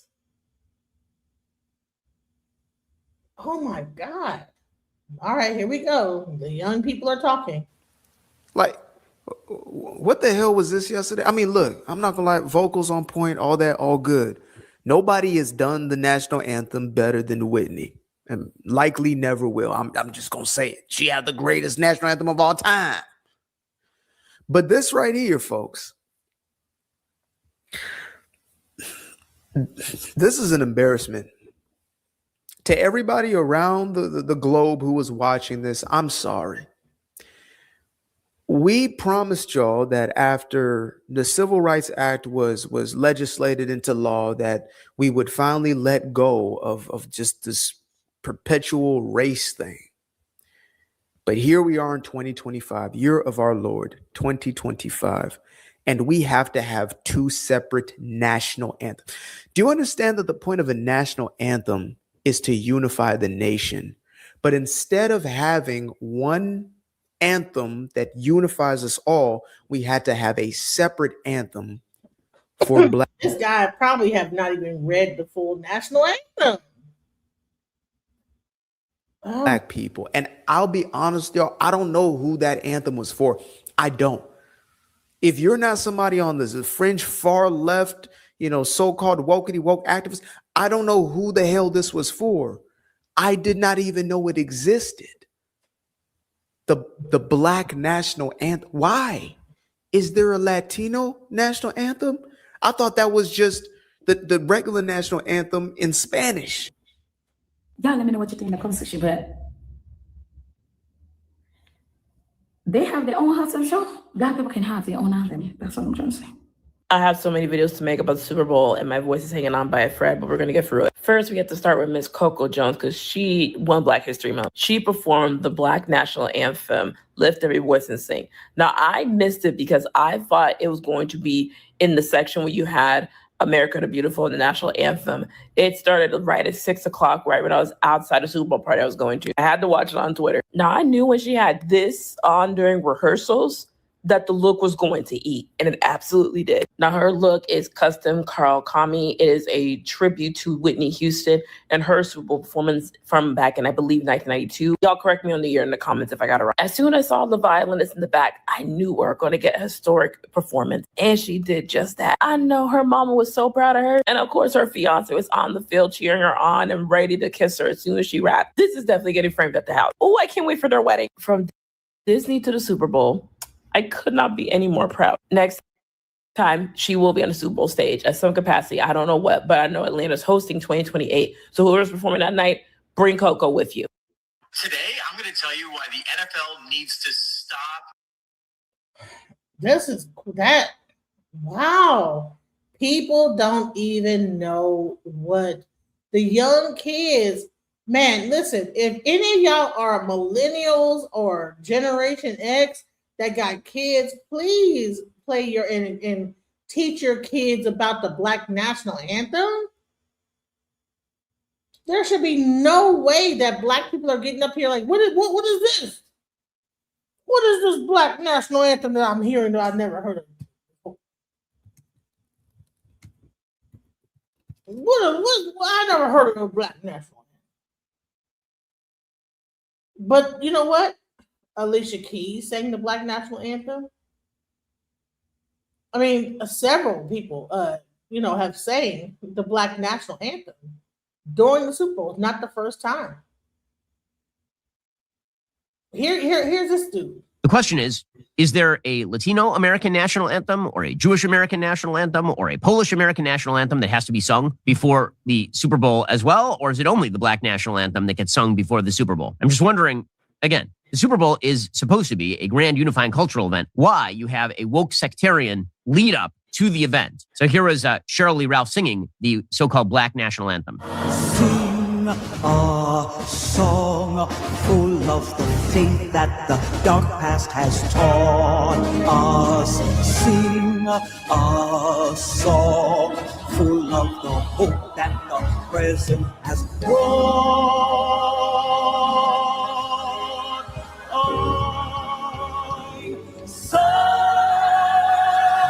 Okay, so, all right, but there's only one reason that you're doing this, and this is because you are attempting to woke up the Super Bowl. The question is there... You're attempting to woke up and change the meaning of woke. The word woke was started, first of all, you're using a black term to then go against the black national anthem? Woke was a word that black people used to say that I am conscious, I have consciousness. But then people take that and turn it into what they want to turn it into. Well, woke, you want to woke up the such and such and woke it up. Man, people are crazy. This is insane. A Latino American national anthem or a Jewish American national anthem or a Polish... Man, these people are crazy. When you someone says it's racist. The Star-Spangled Banner discriminates against no one. It represents the hopes and dreams of a nation. It represents the values that we have built to this day, where we have become the least racist nation, the least discriminatory nation in the history of the world. That's right. Now, the left, the Democrats, they're going to be like, yeah, but when they wrote that song, they had slavery. I implore these people, literally just read history. Frederick Douglass, talk about based AF. He challenged the American people. He said, will you stand by your own words that all men are created equal? Or was that a lie? Man, talk about fire. And people were pissed. They were like, how dare you? Because they were racist.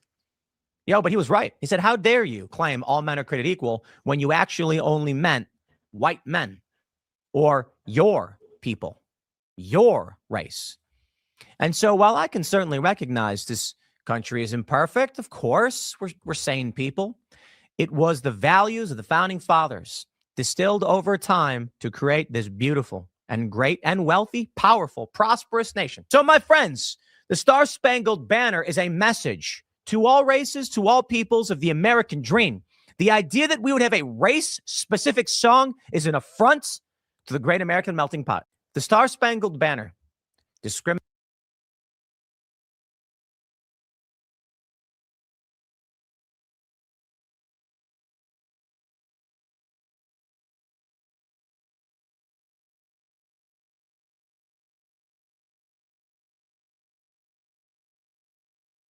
CBS 17 is celebrating Black History Month. Lift Every Voice and Sing, also known as the Black National Anthem, has been performed everywhere from presidential inaugurations to Super Bowl Sunday. As Jewel Hillary reports, the song is now on the road to new recognition.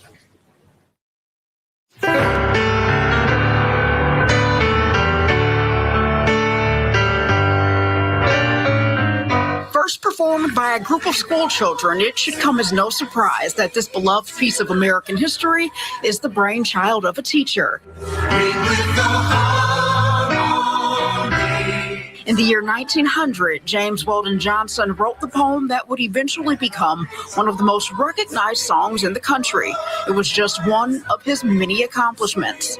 In addition to being a poet, a principal, and a Broadway composer, Johnson was also an attorney, one of the first Black lawyers admitted to the Florida bar. I believe that probably he had no idea what was going to happen to this song, this poem. He was just expressing what he felt. Dr. Carol Adams, historian, activist, and educator, says Johnson's contribution to the soundtrack of The American Story can't be overlooked. It is marching orders. Remember, this is post-Reconstruction era. And so during the Reconstruction period, you even had Black senators and all of that before the South got scared and said, this is going too far, and started resegregating and lynching. I mean, he comes right behind that era. And that's why he says to us, hey, this is continuing. This struggle is still going on. We haven't won. We've been through a lot, but it's not over. Originally scripted as part of a school celebration of Abraham Lincoln's birthday, the 3-verse hymn was accompanied by music composed by James Weldon Johnson's brother, Rosamond.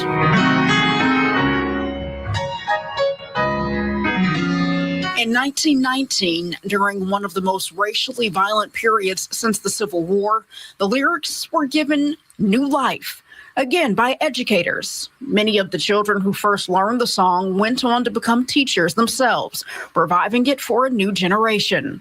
It eventually caught the ear of Booker T. Washington, ushering it to a new height when it was adopted as the official song of the NAACP. Now, more than 100 years after its inception, United States Representative Jim Clyburn of South Carolina is pushing a bill to have the song recognized as a national hymn. I think what Representative Clyburn is doing is amazing in that it opens the door. It opens more doors. Let our rejoicing rise. Hearing it as a child for the first time, and I can almost remember hearing its structure and hearing it played. My big brother played also.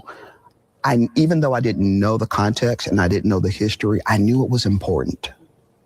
By the way it was, by its treatment, by the way it was performed, by the way it was played with majesty and this greatness. Let our rejoicing rise. A few years before his death, Johnson wrote that the lines of the song repay me in elation, almost in exquisite anguish, whenever I hear them sung by Negro children. As Americans of every age, faith, and race embrace the song, the anthem's call to action continues to inspire. Facing the rising sun of our new day begun. Let us march on till victory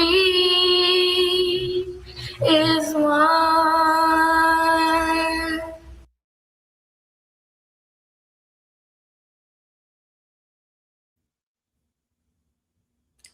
So there's a whole thing about that. Just about the Black national anthem being sung during the Super Bowl. Meanwhile, at the same time, you have, people focused on this song being sung versus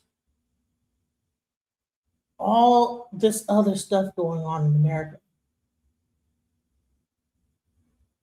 It's so much other terrible things going on. Let's go. I was talking about these ICE agents that are disgruntled, that aren't getting their health care, definitely not getting their $50,000 bonus because they didn't take it in a bribe like Tom Homan did.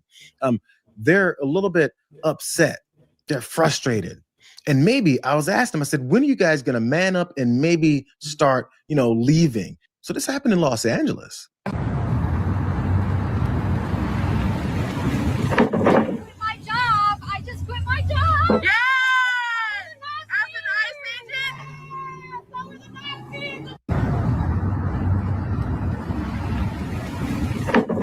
My job. I just quit my job. Yes!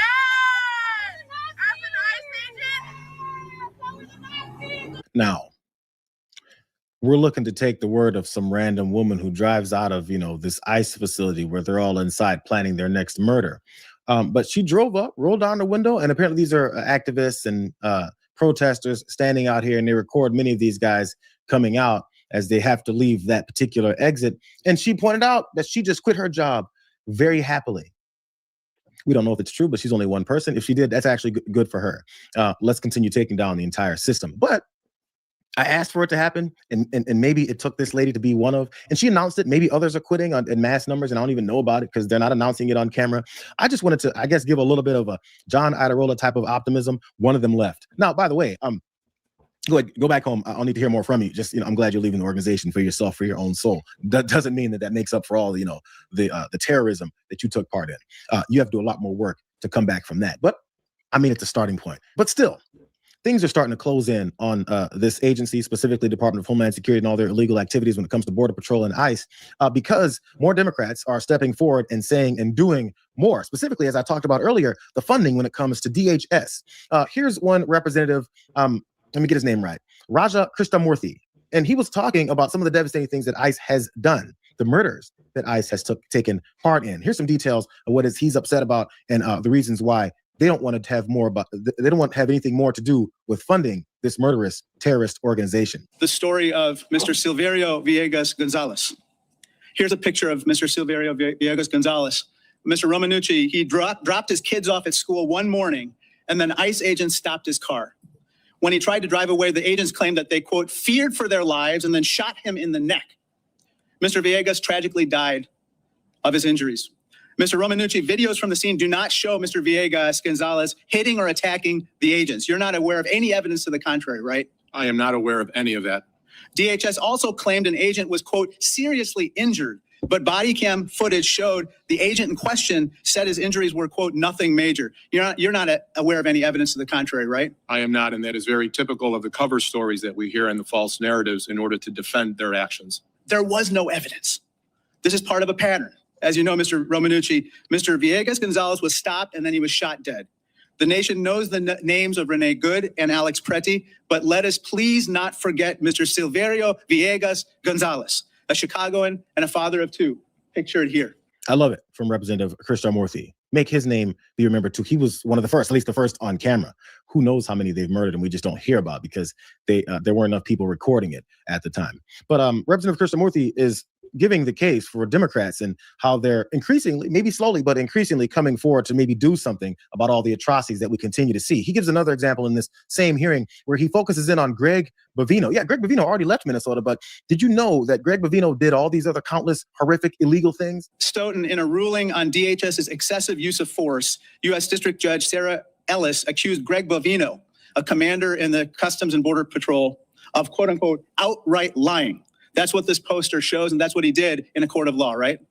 Yes. In fact, during his deposition, Mr. Bovino falsely claimed and lied that he was attacked before he deployed tear gas at peaceful protesters in Little Village in the Chicago area, correct? Yes, he lied about being hit in the head with a rock prior to the demolition. That did not happen. It did not happen. He also lied about something else. In court, he falsely claimed that he did not tackle a protester to the ground during a demonstration outside of Broadview's ICE facility. But here are the pictures of him doing just that. He lied, and he lied again. I've already called for Secretary Noem to be fired or impeached. Today, I'm calling for Greg Bovino to be fired. In addition, he must be investigated and held accountable for his actions, and I believe crimes in Chicago and across the country. And nothing else should be done until these things are taken care of, until the criminals face some kind of charges. Greg Bovino is supposed to just ride off into the sunset, go back to California, and then retire with some kind of package, maybe a payoff system, so he doesn't continue to talk about how he was given this authority to destroy people's lives. And speaking of that authority that he says he was given, did you know this, though, about Greg Bovino? Gregory Bovino writing in recently revealed messages that he does not report to the head of CBP enforcement and removal operations, but directly to the Department of Homeland Security and Corey Lewandowski. Wait, say what? Greg Bovino apparently put in some emails that he doesn't report to the head of the Border Protection, the agency that he's supposed to work for, but instead to Corey Lewandowski, the assistant to Kristi Noem, who cosplays all over the place. Corey Lewandowski, who's not in law enforcement, Corey Lewandowski, who's not an elected official, Corey Lewandowski, who's not an appointed, vetted official, but someone who just sits in the background and apparently gives people like Greg Bovino the authority to do all the horrific things that he was doing. That is before he runs away and gets to ride off with some kind of a package. The Daily Beast had some details as to what was in that letter and how it came together. Let me read that for you. So Greg Bovino lusted for a more heavy-handed approach to immigration in months before his foot soldiers started shooting people. That's what this leaked email has revealed. So Greg Bovino wasn't happy with the light touch that was happening. Whenever that light touch happened, he wasn't big on it because there was no bodies in the streets. Here's more. Their deaths, they're talking about Alex Preddy and Renee Good. Their deaths came after Bovino pushed back against guidance from the acting director of ICE to stick to targeted operations. The network of NBC News obtained an email apparently sent by Bovino to Department of Homeland Security leaders in the Capitol where he complained about the acting director of ICE, who's Todd Lyons. Todd Lyons is not a good guy, but apparently he didn't want Greg Bovino to be murdering people in the streets. And Greg Bovino said, well, F you, I'm looking to murder. I'm a Nazi. So in that note, sent months before federal agents shot those two folks in Minneapolis, Bovino complained that Lyons' preferred approach was too limp. Something that Greg Bovino is probably, very much accustomed to. He wanted Operation Midway Blitz in Chicago to be an all-encompassing sweep rather than targeted individuals who had committed crimes or were known to authorities prior, which it wasn't anyway. Here's a quote. Mr. Lyons seemed intent that CBP conduct targeted operations for at least 2 weeks before transitioning to full-scale immigration enforcement. That's what Greg Bovino wrote, and he was talking about how he doesn't like how this whole thing is going down. Here's the last quote from Bovino. He says, I declined his suggestion, and we ended the conversation shortly thereafter. Who knew that there was all this back and forth, this battling going on within CBP and Greg Bovino and his Nazi outfits? So this whole discussion and confrontation wrapped up with this email revealing this bizarre chain of command when Bovino said that he reported to Noam's aide, Corey Lewandowski. And he said, Mr. Lyons said he was in charge, and I corrected him, saying, I report to Corey Lewandowski. So I guess Corey Lewandowski sided with Greg Bovino, sent him from Chicago where they were terrorizing people. Remember the canisters of tear gas they tossed at people when he said he didn't toss it at people? Remember he had his send-off in the middle of the streets of Chicago when he tossed a couple Heil Hitlers out? And here's the thing. You're saying it's fake news. Which more is fake news?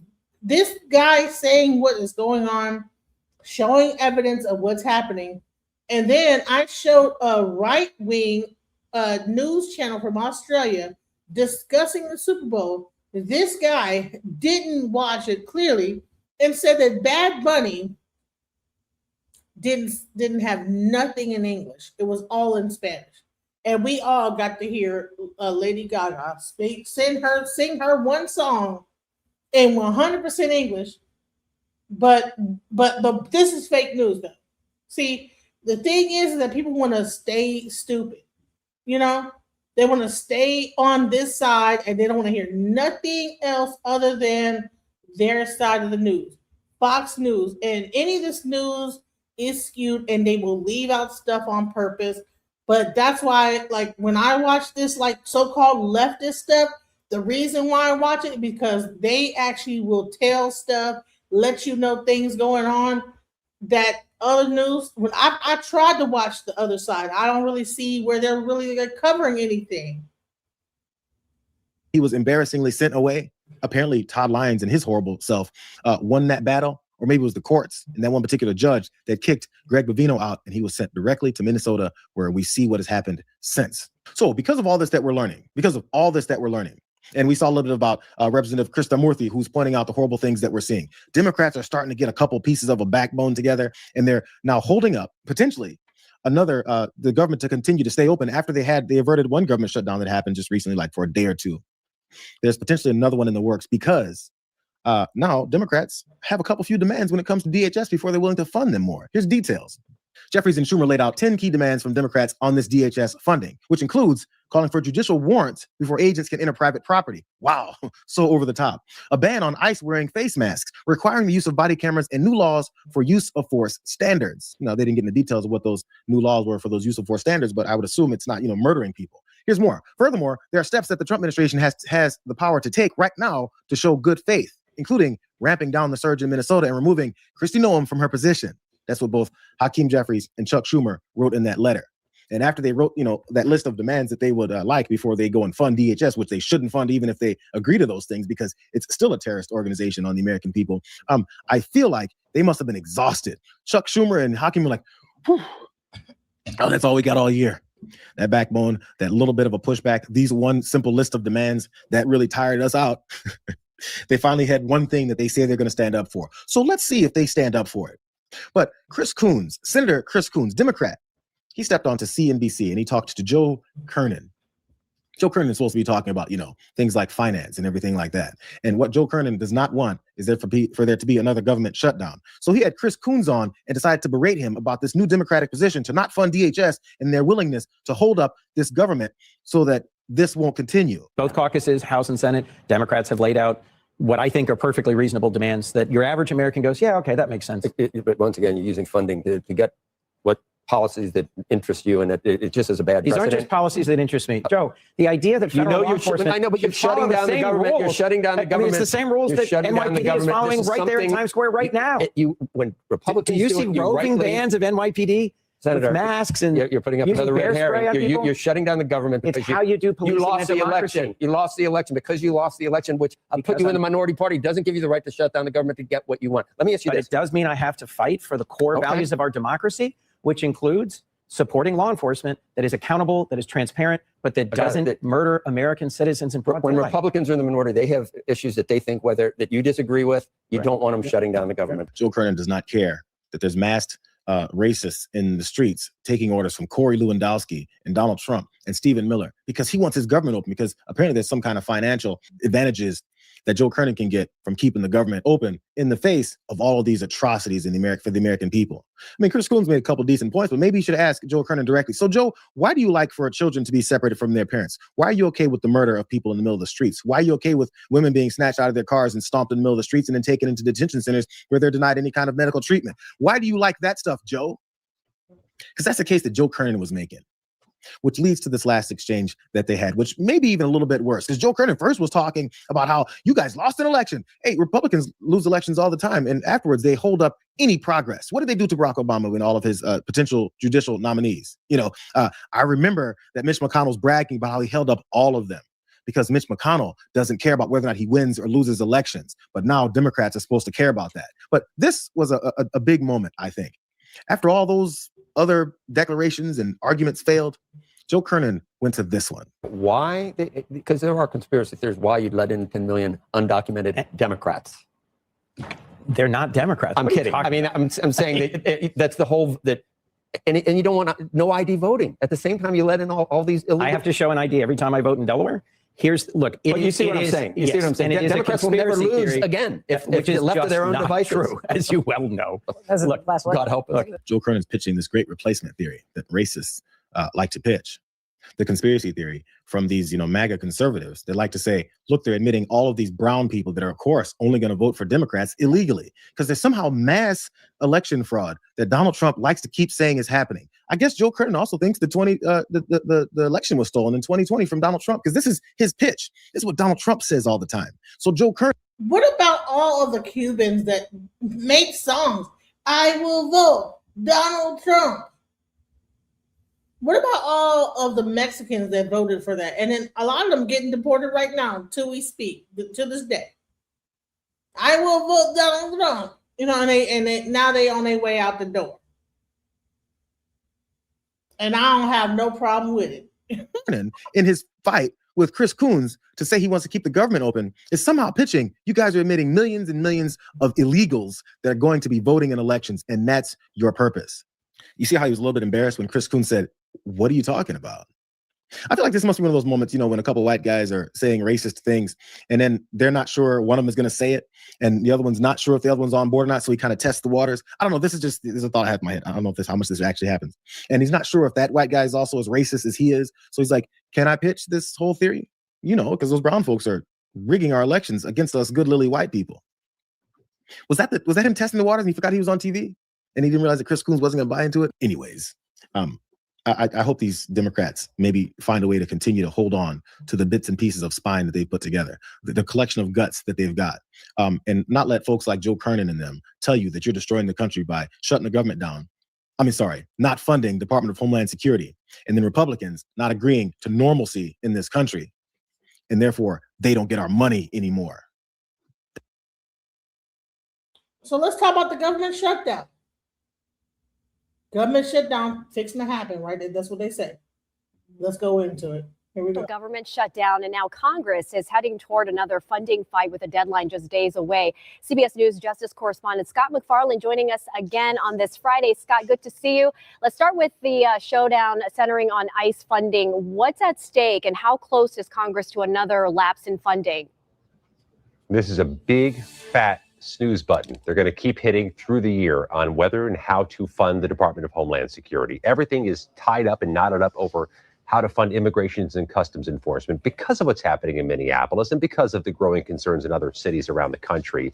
This is just a thorny issue politically, and I don't see that getting ironed out anytime soon. So what they've done is they've hit pause buttons on the funding. They go about 10 days. They may do so again. They may do so again and again. But this is an issue that the Democrats want to mechanize for the elections. Republicans typically want to mechanize immigration as a campaign issue, too. This could be disruptive to other Department of Homeland Security offices, of which we have many in our area, and workers who may have their pay or their operations impacted in the process. So much fallout. We'll continue to monitor that. Also want to talk about the midterms, still 9 months away, but concerns about election security already surfacing. You have Democrats, including Virginia Senator Mark Warner, saying that there appears to be a coordinated effort to interfere, pointing to FBI agents seizing ballots in Georgia and the president's renewed calls to nationalize elections. This raid that we saw from the FBI in Fulton County, Georgia, a few days ago has raised any number of concerns, one of which is that it could have a chilling effect on voters and on local election administrators across the country, that the president and the administration could be trying to press on them to act in a certain way. Senator Warner spoke with us this week about his broader concerns about what the administration is doing with the midterm elections this year. All right, Scott McFarland, thank you so much on this Friday for your insight. We'll see you next week. Have a great weekend. So you have people in the chat talking about Biden. I saw in the Epstein files that look like Biden naming the same person. He was killed by a firing squad a certain amount of years ago, and that he's not even the real Biden that we voted in or whatever. I don't even know what's even going on. It's strange, all this Epstein stuff. But let's talk about the fact that, like even across the world, Trump's people ain't feeling Trump. Let's go. All right, guys. So we've been talking quite a bit about how the world now hates us. And look, it all happened because Trump basically gave the middle finger to the whole world. I mean, how many times have we gone through the number of policies and treaties he just ripped up because he doesn't give a shit? Take, for example, the Iran nuclear agreement. It was literally working perfectly. We had validation from the International Atomic Energy Agency. They're following it to a T. There's no problems here. Everything's great. Trump ripped that up completely illegally. He just decided to rip it up and get out of get out of what we had to do underneath the deal, what we were mandated by the deal to do, which is basically just don't sanction them and give them back their own money that we had stolen. Okay, that's one example. The Paris Climate Agreement, ripping that up was kind of a big deal as well. My favorite example is the USMCA, which was basically the new NAFTA, which Trump negotiated in his first term. In his second term, he goes in there, he rips up the agreement he fucking made with Canada. And so the message you're sending to the world is, you cannot work with us. You cannot trust us. Another great example is when Trump murdered Qasem Soleimani, a top Iranian commander, he had lured him to where he was with promises of negotiations. And so he used diplomacy to get him to go somewhere. Then he murdered him with a drone. Okay. Again, what message does that send? You can't work with us. You can't trust us. You can't take us at our word. We'll say one thing Monday and something totally different Tuesday. In other words, we are a pariah. We are rogue in the international scene. Okay. People aren't stupid. Other world leaders are not stupid. Contrary to what Trump thinks, he's the fucking stupid one. They're actually smart. So what they realize is, okay, the old order is done. Mark Carney gave a speech at Davos saying exactly that. Don't mourn the loss of the old world. We got to now work for a new world, right? And basically the idea is Canada's going to work with China. Europe's going to work with China. Everybody's turning towards China now as the world leader. They're the manufacturing hub now. They're bigger than us now. And people realize, hey, at least they're good at their word. They're good at their word. And but I don't think people really get just how bad it is, just how much the world has turned on us. We have countries that were our allies, top allies, like Mexico, for example. Well, now we're threatening to bomb them illegally. Okay. So they've turned on us. You have, like I said, Canada has turned on us. The EU has turned on us. These were like are like ride or dies here. Now they're gone. Well, take a look. This new poll just came out, and we've now quantified just how much the world hates us. European opinion towards the U.S. Look at this.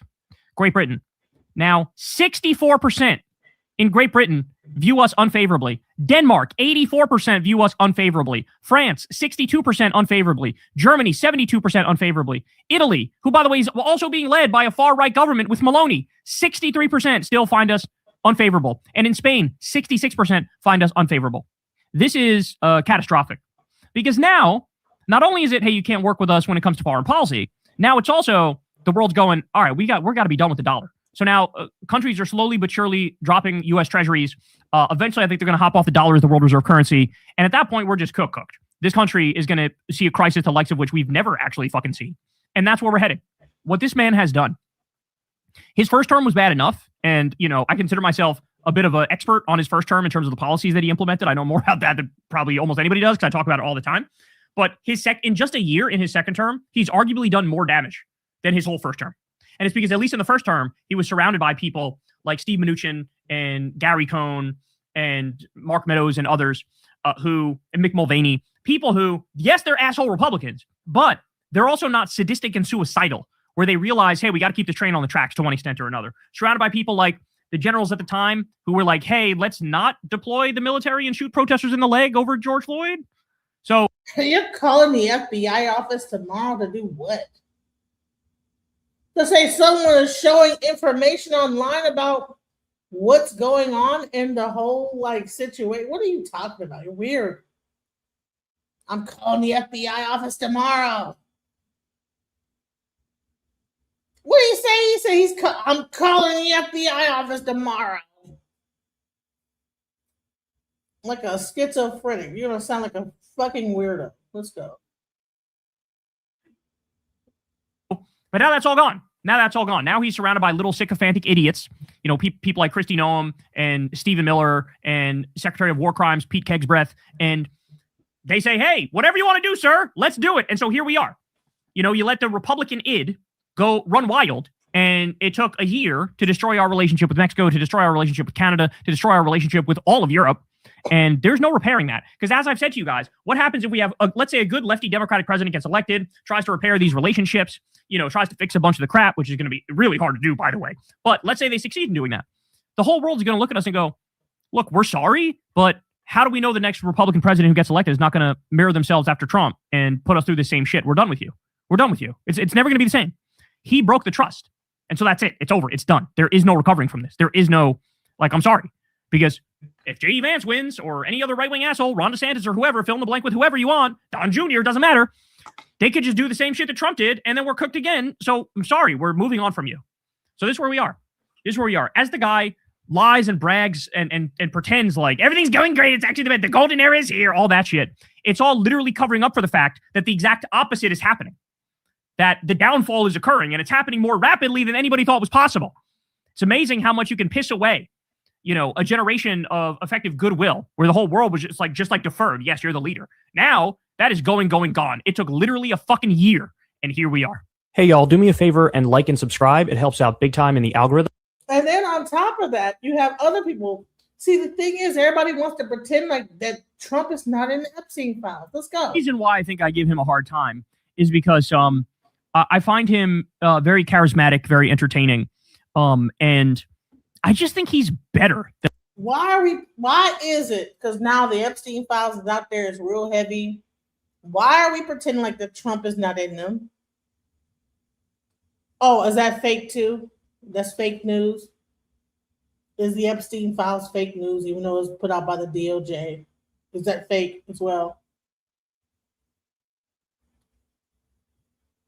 What are we talking about here? Let's go. And a lot of the dumb bullshit he says politically on his show. Like, I think he's capable of seeing the whole picture, and he's got these blinders on, bro. So as you all know, he rode the pro-MAGA vibes online during the election. He had on J.D. Vance and gave him a hot stone massage. Really flirted hard with the Trump train, pretty much with all the Rogan Sphere podcasters, pretty much hopped on that Trump train. But now Tim Dillon has been one of the first in the Rogan Sphere to sort of notice how disastrous Trump has been and how horrible MAGA has been. And he's been sort of distancing himself from them probably for a longer time than even Andrew Schultz, who recently just came out and sort of did a semi-mea culpa over having Trump on and throwing him softballs down the center of the plate.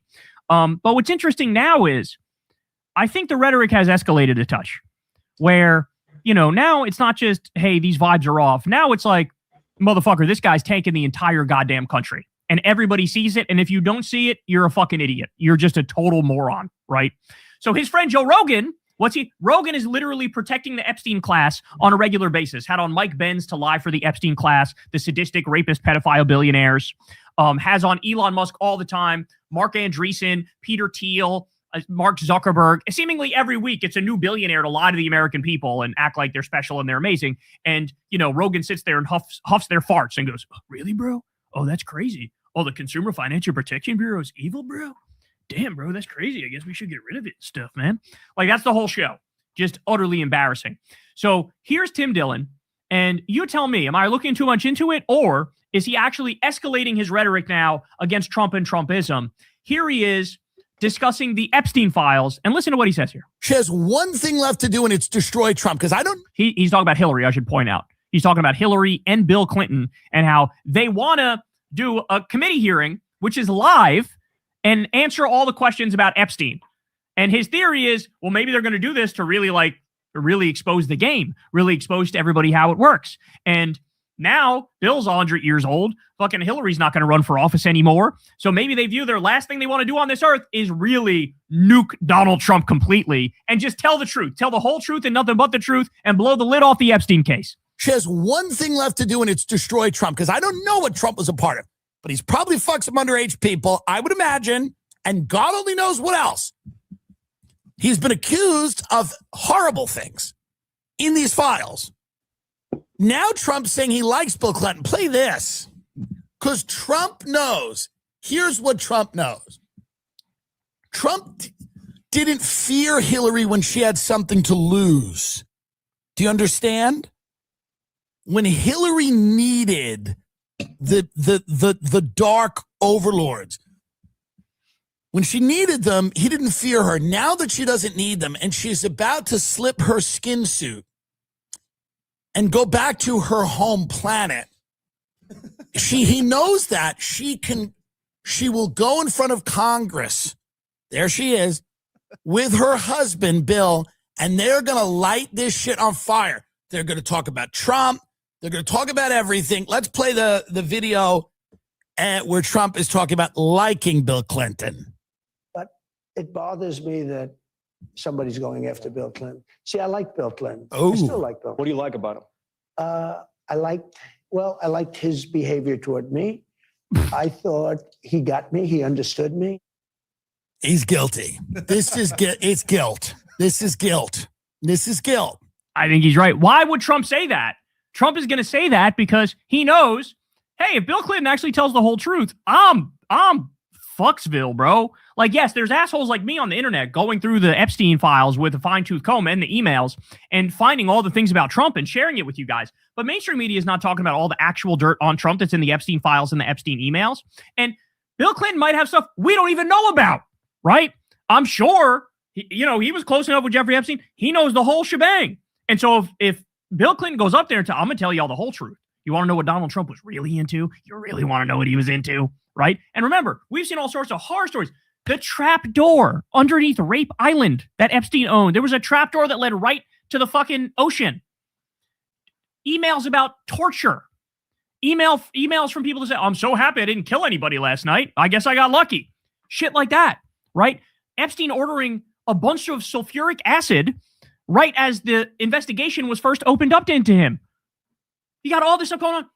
Bill Clinton has the opportunity to really take down Trump, like actually take down Trump. And here's Tim Dillon acknowledging, oh yeah, he's guilty. Why do you think he's out there saying, oh, I like Bill Clinton a lot. He's actually a really nice guy, and I've never had a problem with Bill Clinton. That's him going, please don't tell them the actual stuff that you know. Please don't tell them. I'd really appreciate it if you don't tell them. I don't want anybody to know. But here's the thing, Don. We do know. And I know. And everybody who watches this show knows. Because we've been honest from the beginning about what's in the Epstein files. We've been honest about the fact that there's literal audio tape of Epstein saying he was Trump's best friend for a decade. We know that Trump was on Epstein's plane 8 times, at least, and he went to the island. We know he went to the island. In fact, if I remember correctly, I think he brought Tiffany Trump with him, his daughter, the one you don't hear much about.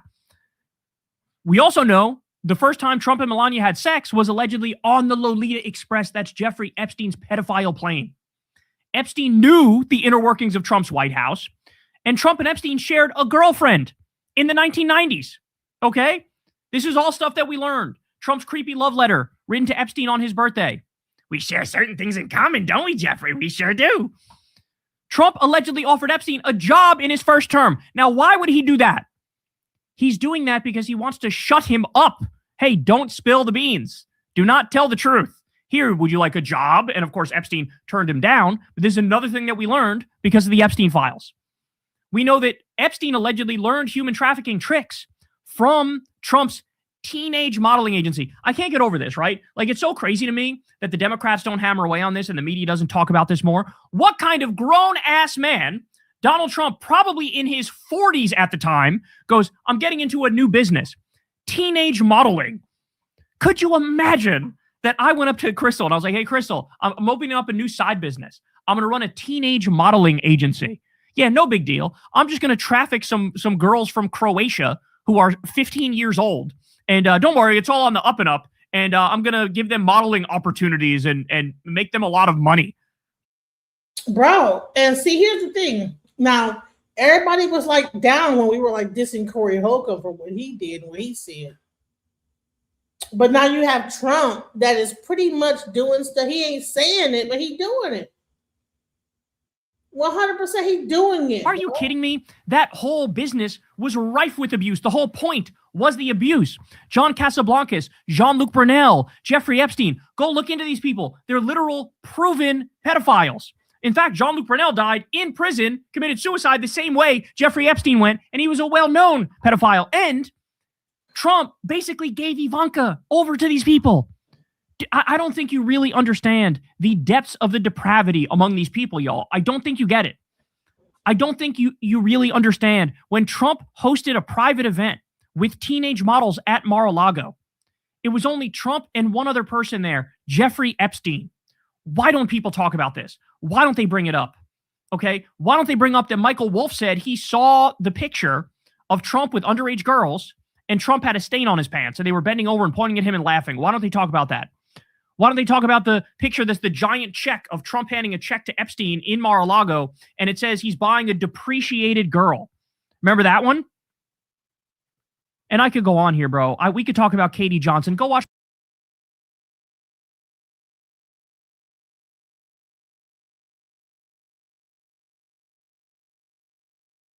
my whole breakdown of Katie Johnson. In 2016, there was a lawsuit filed against Trump and Epstein, and it's somebody whose alias is Katie Johnson. They don't want to give their real name. And they ended up dropping the case in 2016, but she alleges that in 2014, Epstein and Trump raped her. And she has incredibly detailed stories. Now, some people say, oh, she dropped the story because it wasn't true. Other people say, no, she was threatened. She was threatened by Trump. Okay. Then you got the new stuff, the Sasha Riley stuff. I still plan to do a detailed segment on that, but Sasha Riley blows the whistle on this stuff as well. You have the FBI intake forms, the limo driver in Dallas who says he heard Trump talking on the phone to Epstein about, quote, abusing girls. The story of Dusty in Oklahoma in 2000, where Trump allegedly raped her and she wound up dead. And cops said, I don't think that was a suicide. Trump's got so much dirt on him. So much dirt. Fucking Mar-a-Lago was subpoenaed in the Ghislaine Maxwell investigation because they thought it was the hub of child trafficking. Are you serious? How can you guys even, I mean, y'all want to make this about left versus right, but like, listen to what this guy is saying in the research that's being done, bro. I mean, so you're going to say that Trump's Mar-a-Lago was not brought up in that investigation where they thought that it was the hub of child trafficking? Are we going to say that didn't exist? Okay. That's who's in the White House right now. Never mind the fact that he's got dirt on him because Epstein emailed in 2011 about how Trump is at one of his properties with one of the victims, and he's been there, quote, for hours. So that means there's videos and pictures of the president of the United States with underage girls. Okay? Mossad has access to that. Russian intelligence has access to that. Saudi intelligence has access to that. The CIA has access to that. The royal family has access to that because Epstein was a freelancer who ran a honeypot operation, a blackmail scheme, and was working with big intelligence agencies across the world. Okay? He's cooked. He's cooked. He's blackmailed. He'd be coerced and extorted into doing fucking anything. You sit there and wonder, hey, why is it that Israel literally always gets absolutely everything they want with Trump and he never says no? Gee, I wonder why. Could it be because they have videos of him boinking a 14-year-old? Right? This is where we're at. So I like the fact that Tim Dillon is now beginning to see the picture. But Tim, you got to realize the whole picture. And what my message would be to Tim Dillon is this, is you've come a long way from sucking off Trump during the election, but it's time to shake off the both sides bullshit, okay? It's time to shake that off. It's enough already with that tired, dumb talking point. The both sides false equivalent stuff is a dumb person's idea of a smart person's commentary. That's what it is when they're all exactly the same and they're all exactly the equal amount of corrupted, equal amount of fucking horseshit. Not true. Kamala Harris would not have secretly given away AI chip secrets that are classified to fucking Qatar for $500 million, okay? Kamala Harris wouldn't have kidnapped Maduro in the middle of the night, stolen Venezuelan oil, and put in $300 million from that into a private bank account in Qatar. I got many issues with Kamala Harris. That ain't one of them. Kamala Harris wouldn't have been building 23 different concentration camps right now and sending people to motherfucking CCOT in El Salvador, where they literally were tortured and raped, okay? Kamala wouldn't be doing that. Would she be perfect in my eyes? No. But let's stop with the false equivalence bullshit. Let's stop with the both sides bullshit. It's time for people to fucking wake up. It's time for people to grow up. It's time for people to understand, yes, Democrats are better than Republicans. It's just a fact. If fucking Al Gore, who won the popular vote, by the way, in 2000, if he actually got the White House, we never would have had the Iraq War. We never would have had the defining fucking thing that ruined this country and ruined the world. Never mind destroying Iraq and killed hundreds of thousands of people and displaced millions of them. It's not the same. It's not the same. And unfortunately, the best you get from Tim Dillon is he retreats from being a MAGA sycophant to, well, you know, both sides are corrupt and both sides are bad and stuff, bro. Wake up, okay? Wake up and start telling the total truth about Trump. And even though this podcast was good, what I'd say is he also doesn't go through the stuff I just said, right? He won't bring up that stuff. In the same way that you got Joe Rogan refusing to mention the damning facts about Elon Musk and the Epstein files. Rogan doesn't bring up that Elon was basically begging to go to Epstein Island. Rogan doesn't bring that up because Epstein's his boy, right? You get Tim Dillon acknowledging he's guilty and maybe he fucked kids and did some other messed up stuff on. But no, you can get into the specifics. You can get into the details. Your audience would love you for it, Tim. Go all the way. Tell the whole truth. Everybody's waiting. Everybody's waiting. People, hey, why is it that all these fucking comedy podcasts, which got these massive audience, weird, all those people are now fleeing and watching stuff like Too Lazy to Try Now, you know, watching American Redact, watching a bunch of the channels that are like the anti-Rogan Sphere channels. Why is it Rogan fans are becoming fucking Midas Touch fans now, right? Maybe it's because we're telling the whole truth and these people fucking aren't. Have you considered that? But having said that, Dillon has come further than any other ones. I would even say he's gone further than Andrew Schultz, right, who recently did a semi-mea culpa. But the fact of the matter is, this shit is not complete until they tell the whole truth about Trump and then also admit Kamala fucking Harris would have been better. Despite all of her flaws, Kamala fucking Harris would have been better. We were right. You were wrong. And now that the Epstein files are coming out, every single left-wing conspiracy theory actually turned out to be totally factual. It's crazy that that's true. Crazy that that's true. That's the truth. All the conspiracies turn out to be true, guys. And let me even show this. Listen right now, because I'm gonna go back to ICE and how this whole thing with ICE is going on. This is a teen's plea about how he was treated at ICE. They don't care about us. They treat us like dogs. They treat us like animals. A 16-year-old boy's emotional testimony about the impacts of ICE in the community at a Hillsborough City Council meeting last week that has now gone viral. And I hope you guys really do something about it, because I really do want something to change, because I should not live like this as a 16-year-old. I shouldn't be scared. I should be focusing on school, and I can't even focus on school. Manny Chavez says he didn't prepare and he never knew his words would go so far, but he knew he had to speak up. It's not just about me. what I spoke is not for me. It's for my community. It's for all colored people. It's all for my Hispanic culture. Since the meeting, Chavez has started a fundraiser to create a Hillsborough Immigration Support Fund, which he says will support families impacted by the increased ICE arrest in the area with financial and legal help. If I was put in a situation where my family, anyone in my family needed help, I would want people to come and help me. So knowing that I could be there for someone else that's dad or mom is going through a lot and is a main provider, I'm glad that I could be there for them and give them anything that would help. And in just 4 days, the fundraiser is nearly at its goal of $26,000. To me, it's really shocking. I've never seen that type of money in my life. So knowing that a bunch of people have donated their hard-earned money to help me support other people is crazy to me. Even though he is only 16 years old and in high school, Chavez says this has given him a new passion and purpose. I feel like this is something I would want to do after school. Instead of go to college or something like that, this feels like it was kind of meant for me. So I really do want to keep doing this.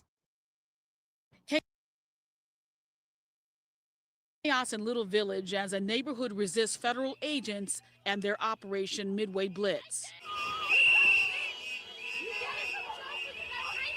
An angry crowd gathers after federal officers allegedly detain a young woman near 26th and Kedzie. Border Patrol Commander Greg Bavino was there. He can be seen in the cell phone video with a tear gas canister in his hand. Residents demanded the detained woman's release while in pursuit of their caravan. DHS officials say the Border Patrol agents were conducting immigration enforcement operations when a man driving a black Jeep fired shots at them. 25th Ward Alderman Byron Sigcho Lopez says cell phone video recorded by a resident shows something different. It's very clear. They came out of the vehicles, pointed weapons, and they used tear gas at people. Moments later, a Chicago police officer who had been called to the intersection for crowd control was hit by a car. He was taken to an area hospital. CPD has not updated his condition. More chaos ensues when residents say CPB agents used tear gas to take another person into custody near 26th and Pulaski, all under the watchful eye of the agency's helicopter. It's just been terrible to see what ICE is doing to our communities. We're scared for our neighbors. We're scared for our friends. This afternoon, warning whistles and vehicle horns once again blared as neighbors say federal agents attempted unsuccessfully to detain a man and his 11-year-old niece near 25th and Sawyer. Tensions flared after CPD once again was called for crowd control when federal agents left after claiming a vehicle rammed their SUV. Oh my God. Oh my God. Is he seizing? I think is he seizing? Video obtained by CNN shows a man apparently having a medical episode during an immigration and customs enforcement arrest. The incident happened when ICE officers were detaining a woman identified by the Department of Homeland Security as Juliana Malena Ojeda Montoya. The Department of Homeland Security said in a statement she's an undocumented immigrant from Ecuador who in August allegedly, quote, repeatedly stabbed her co-worker with scissors and then threw a trash can at her victim. She was in an SUV with her husband, Carlos Sebastian Zapata, and their daughter when ICE stopped them. Zapata told the Boston Globe that he, quote, lost consciousness while clinging to his wife as federal agents tried to pull her out of the SUV. In the video, agents can be seen tapping Zapata's face as if to get him to regain consciousness, then putting him in a headlock as they pull him out of the SUV. Zapata told CNN affiliate WCVB he believes an agent used a stun glove on him that caused him to have a seizure. Zapata told the Globe the couple have pending asylum cases and valid work authorizations. He said they crossed unlawfully into the US a few years ago and later turned themselves into immigration authorities and applied for asylum. DHS said medical personnel found, quote, no legitimate medical emergency, and Zapata was allowed to leave with his child. Bring them home! Bring them home! Bring them home! Bring them home! Under the glow of the first snowfall of the year, a couple of hundred people stood outside the Hanley Federal Building in Syracuse Monday night to demand the safe return home of two men, Alex Gonzalez and Ian Hidalgo. The couple, who were recently married, were detained by ICE officials last month. Their story is no different than the previous generations of immigrants who came to Central New York. No one should be torn from the people they love for daring to believe in the American promise. And those here say it would be one thing if the two men were bad people, the criminals they were told would be targeted in these detainments. However, friends and co-workers universally describe Alex and Jan as two of the most wonderful people you could meet who were handling their immigration status the right way. When they were detained back in October, it was at a court appointment required for people to become legal. You see them, you had a bad day, they smiled, and your day changed. They were just that type of individual. It's disrupting our communities. It's not making us safer. It's making us less safe. Alex and Jan have explained their decision to leave Cuba as necessary, fearful of political persecution. They were so touched by this rally, Alex actually called in from his detention center. He's so thankful for everything happening back here at home. We're all here for you. I miss you so much. They say they don't have a way to pay, not even in another life. They don't have a way to pay everything that everybody's been doing for them. So happy to hear their voices. Family and friends say it only further invigorates their desire to be as loud as they can. So what do you think about this? The American government allows people to come into the States. Then all of a sudden, there's like this whole push to get them out, right? We got to get rid of the illegal immigrants. But then you going to the court, making sure your documents are straight, you get targeted as well. Is this okay? Like, that's the part I'm looking at. If this is about illegal immigration, I would say, okay, yes, they came here illegally. They should be evicted based on whatever it is. But the problem is, it's not just people that are here illegally. They are actually attacking people that have been here for 20 years, have been trying to get their stuff straight, came here for asylum. It's almost like the American government is going against their word. Like, if I say, listen, you can come to my house and live in my house for free. Or maybe, you get a job and pay me to like stay here. And then after a certain amount of time, I'm like, you know what? I want you to leave my house. I'm going to get a military person to kick down your door, whatever door you're in my house, and they're going to forcibly, violently remove you, and then you get to leave my house. What are we doing here? I mean, I don't understand. And you're saying this all makes sense to you? For Alex and Jan, and for everyone else, they say, going through this. They work, they're contributing to our society, to our economy, and this is wrong. They don't even have a parking ticket, but they're in jail. Bring them home! Bring them home! Bring them home! It's a fight they say they will never give up on, even when Alex and Jan get home, because there are so many others out there who need their support, their voice, their help. The Kenner boat launch in the Lake Town area is typically patrolled by local police. But volunteer activist for Unión Migrante, Rachel Tabor, now fears for people's safety in the area following an ICE raid where more than a dozen people were detained Friday. People are traumatized. Their loved ones who've been here working for years with no criminal record are now in ICE detention. ICE confirmed to WWL that 13 people are in custody. A spokesperson said one person in custody has a removal order issued by an immigration judge and another was previously removed from the U.S. Saturday, Kenner Police Chief Keith Conley explained why his office collaborated with state police and federal agencies to launch the joint operation that was in effect for at least 2 months. We've always had complaints out there, nuisance crimes. It starts off small, everything from traffic to litter to loitering to loud music. And then, we go out there and we police it and we make a presence. They're not all illegal. That's the part that I keep trying to tell y'all is that everybody that's being deported is not illegal. You guys are stupid. You guys are just saying the same stupid shit over and over again. But it seems like the activity was escalating into just lawlessness. Someone asked why he included ICE in the operation. We brought them in because we knew there was going to be a large amount of Hispanics out there. We have had ICE assist us with some gang activity or some gang affiliations that come through the city. Tabor. If it's the case that they're really getting rid of illegal immigrants and they're doing their thing, why is it only like 4,000 illegal immigrants being evicted from Minnesota? And I know that they got way more than that. Why is it only 4,000? They're more focused on fighting against those protesters than actually going and being relevant in removing illegals. If it's about illegals, there should be like they should be able to do that shit so slick, because when Obama was in office, he was able to remove way more than 4,000. So I don't understand. Like, okay, Obama was in office, he was able to remove like how many million people by just having like some order to the whole thing. But then Trump gets in office and it's like a fucking shit show. And only 4,000? What? In Minnesota?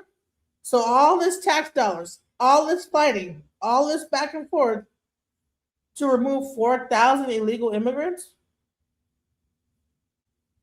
Says the collaboration with ICE is unfair. They racially profile people. They're calling people criminals that have minor sound infractions. They're literally picking up anyone that looks Hispanic and turning them over to ICE. We asked a spokesperson from ICE if any of the people in custody were going through the legal process of obtaining a visa or permanent legal status. Her response was, quote, "Not that I'm aware of," unquote. Chief Conley denied claims that his officers are racially profiling people within the city.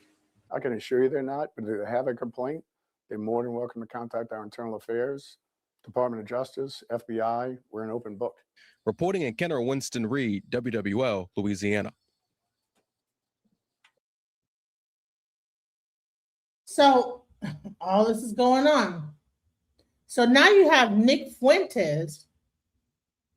Now he's talking his mess, right? I think he didn't like, I don't know what's going on with him. One point he was all for it. I think he's changing his mind. Let's go. All your meta political victories, and you can put them in a bag, and that and $1 will buy you a cup of coffee at McDonald's. It's worth nothing.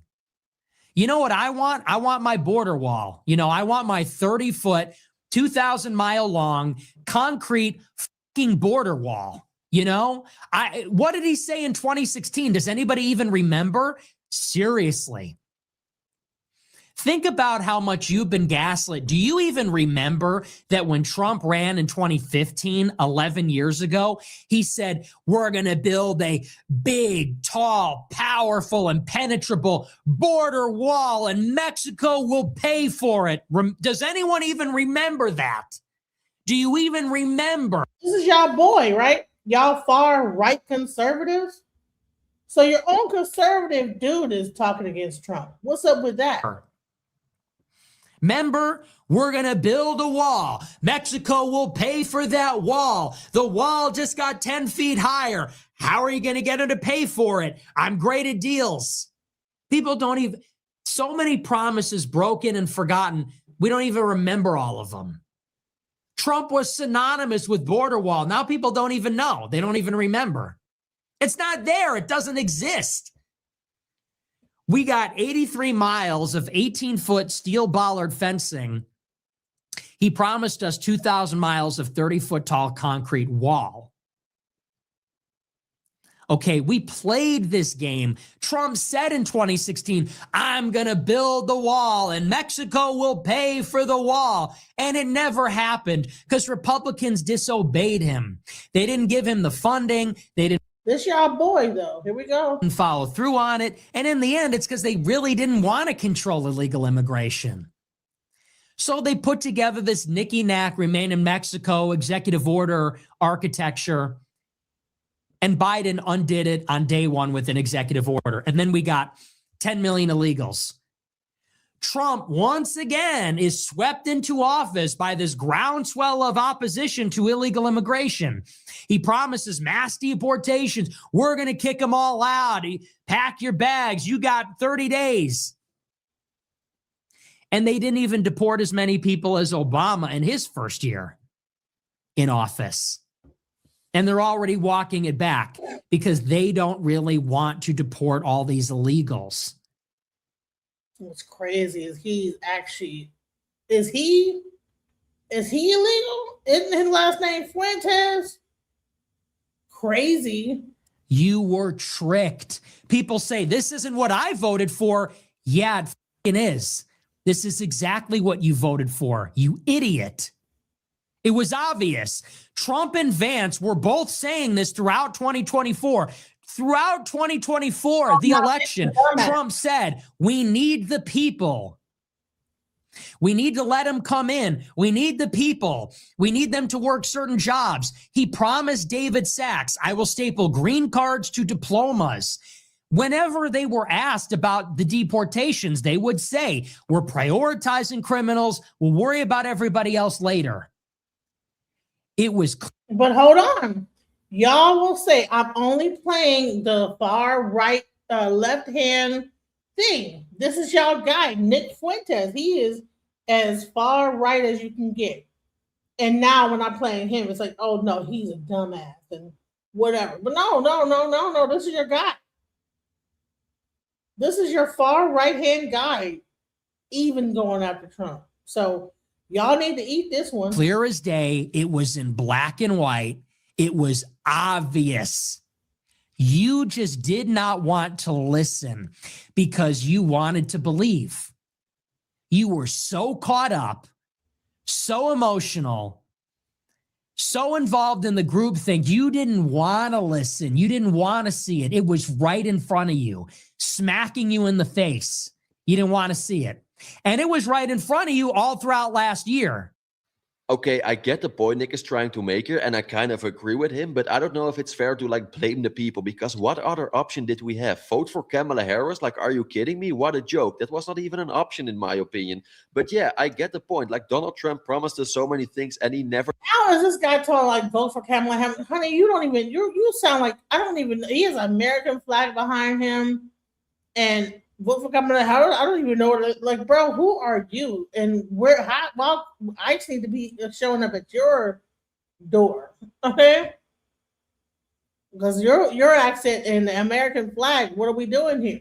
Delivered. So now, after all, it turns out that he just betrayed his own base, and this is the reason why so many people there are so disappointed now. But can we blame these people because they really believed that he would give us America first politics, but he didn't? And yeah, this will probably also be the reason why we will lose the midterms. It's so sad, but I don't know if the people are responsible. I feel like this administration is responsible for this, the Trump-Steen administration. Like, what a joke. They never delivered anything as what they promised us. They betrayed their own base, and this is the reason why so many people there are so upset. But what other option did we have?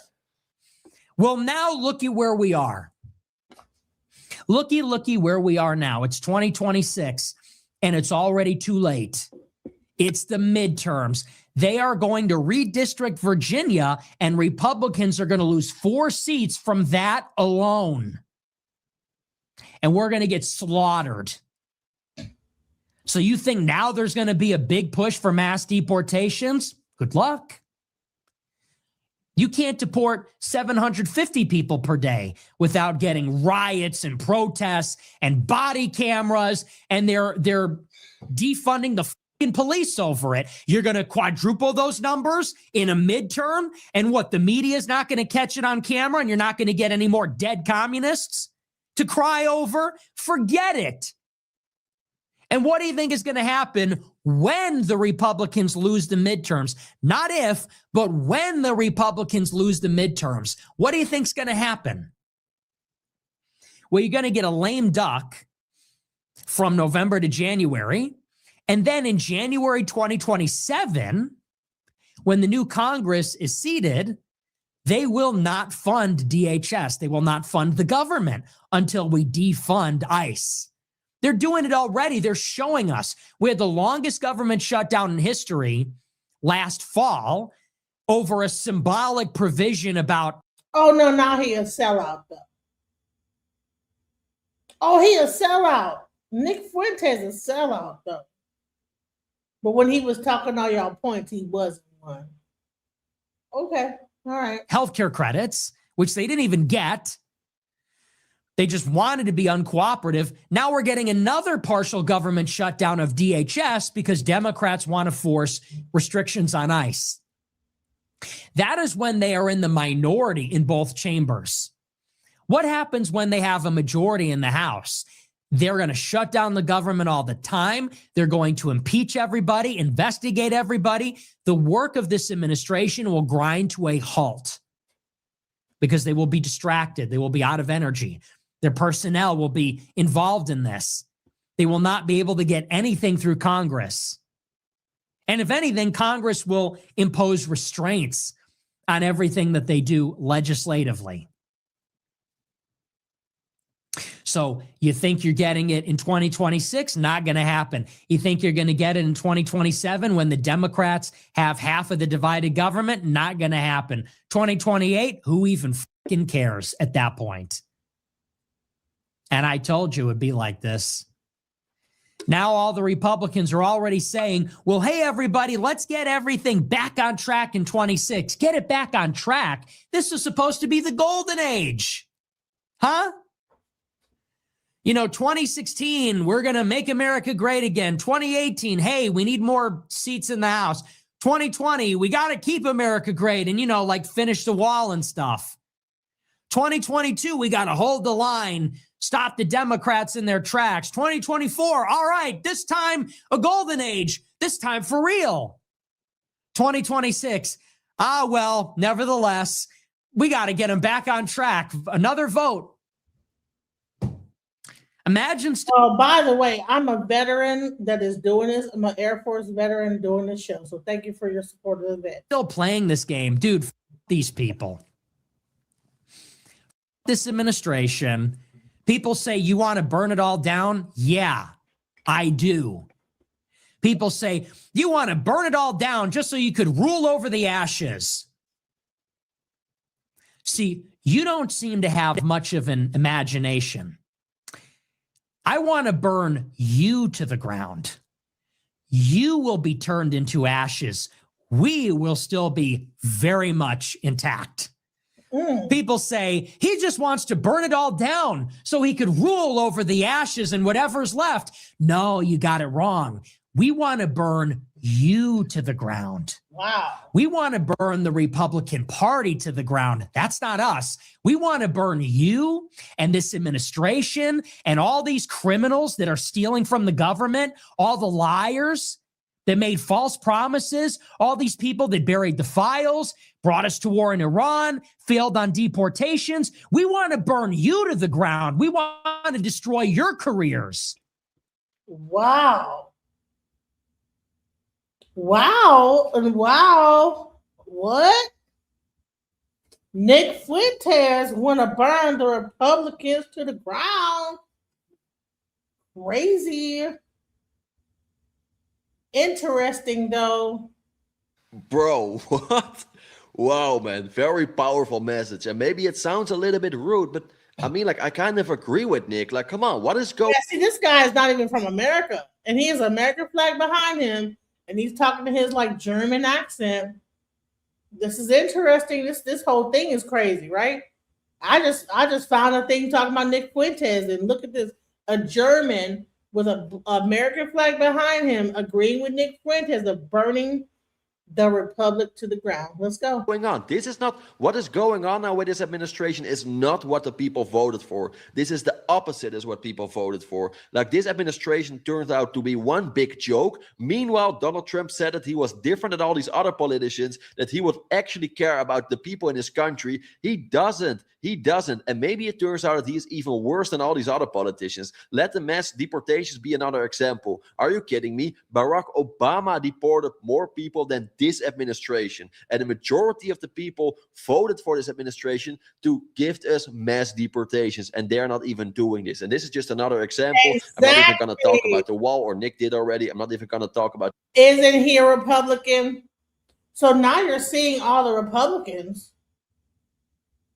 Now you're seeing one of the biggest super duper, whatever the hell, white right wing, Nick Fuentes with his groypers. He's pushing his groypers to go against the whole thing. Oh, he's a terrorist now. Oh my God. Oh Lord. Let's go. This is getting interesting. Prices, what a joke. This whole administration, excuse me for my little rant, but I wish I could say But Donald Trump, like, no one is happy now. Long story short, the Democrats are obviously not happy, and the Republicans, they're not even happy now. So I don't know what this administration is doing now, but no one is happy with this administration. Like, what a joke. And the people, they literally had their last hope for this administration to actually care about the United States of America, to actually care about the American people, but they don't. They don't. What a joke. And then they are surprised that so many people, they are so mad now, they are so disappointed. You're saying Nick Fuentes means nothing to me.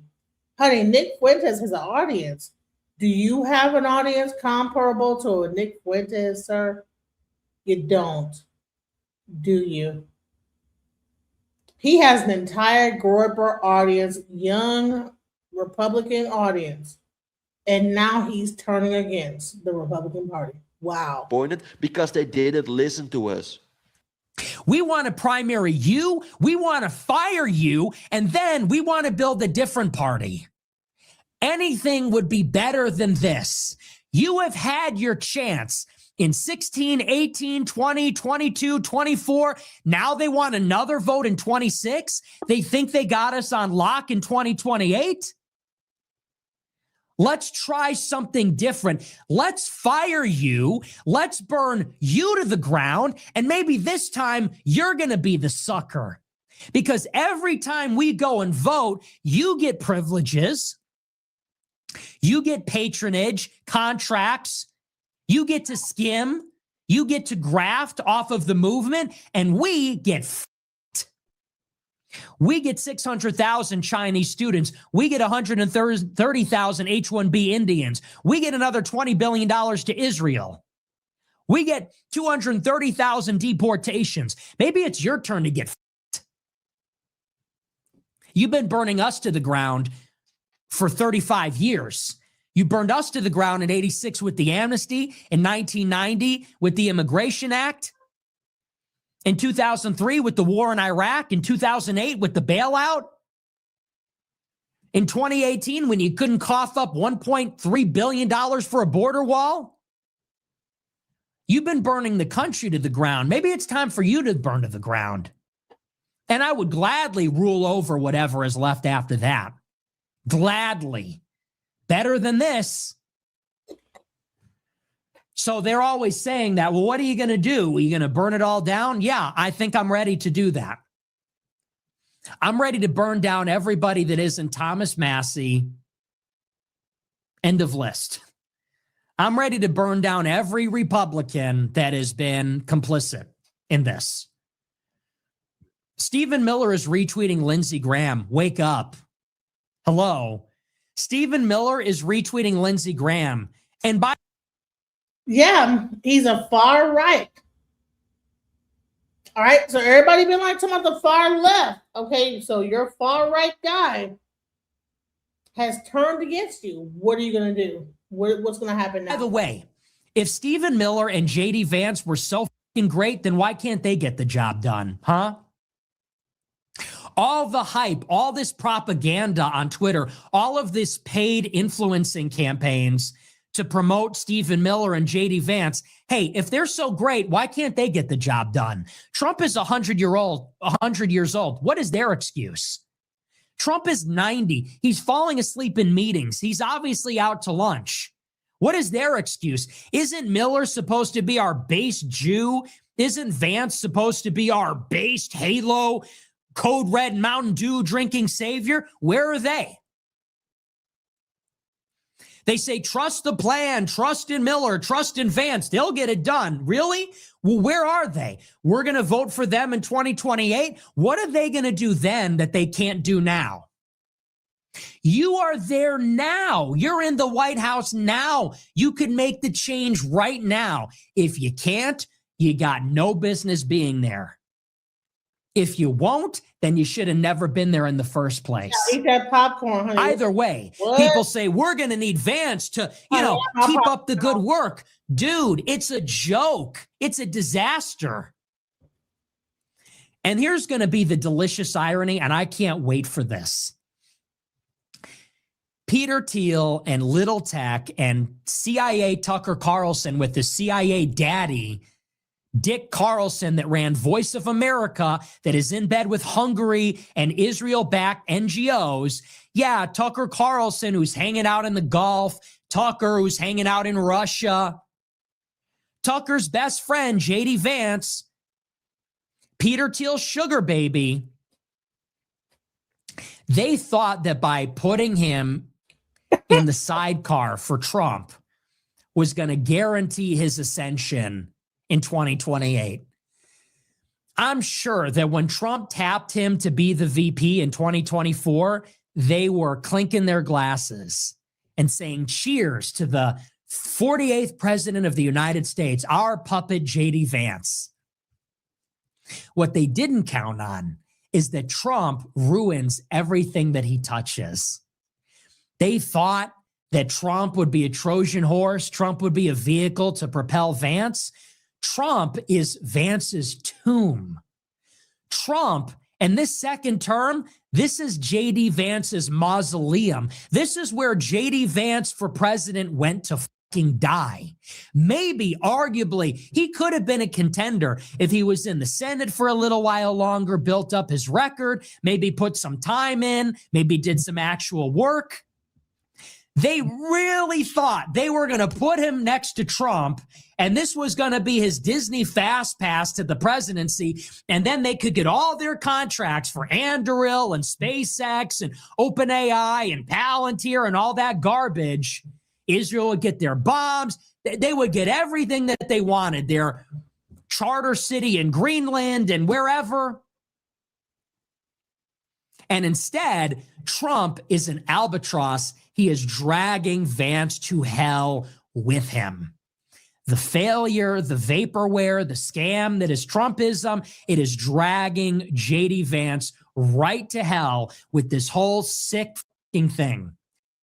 Yes, of course, because Donald Trump betrays almost everyone around him. Like, how many examples do we now have already from people who were very close with Donald Trump? For example, Thomas Massie, MTG, they were very close with Donald Trump, but now they want to stay as far away from him, or Donald Trump wants to stay as far away from them because they just have different opinions than Donald Trump. And this means if someone has a different vision, a different opinion than Donald Trump's team, then you will literally get into trouble. And this means that J.D. Vance, aka J.D. Plant, is just a puppet of Donald Trump because he has to say and do exactly the same things what Donald Trump wants. And this also means that if you really think that J.D. Vance is going to be our next president, that will just be a Trump-Stein administration 2.0. So what is the difference then? And exactly what Nick just said here, if they cannot even solve any problems now, if J.D. Vance is not doing anything good for our country now, what makes you think that he will actually solve these problems in our country if we make him the next president? Believe me, I mean, decide this for yourself, but I think it's not a smart idea to vote for J.D. Vance, aka J.D. Plant. And that is the most delicious irony of it all.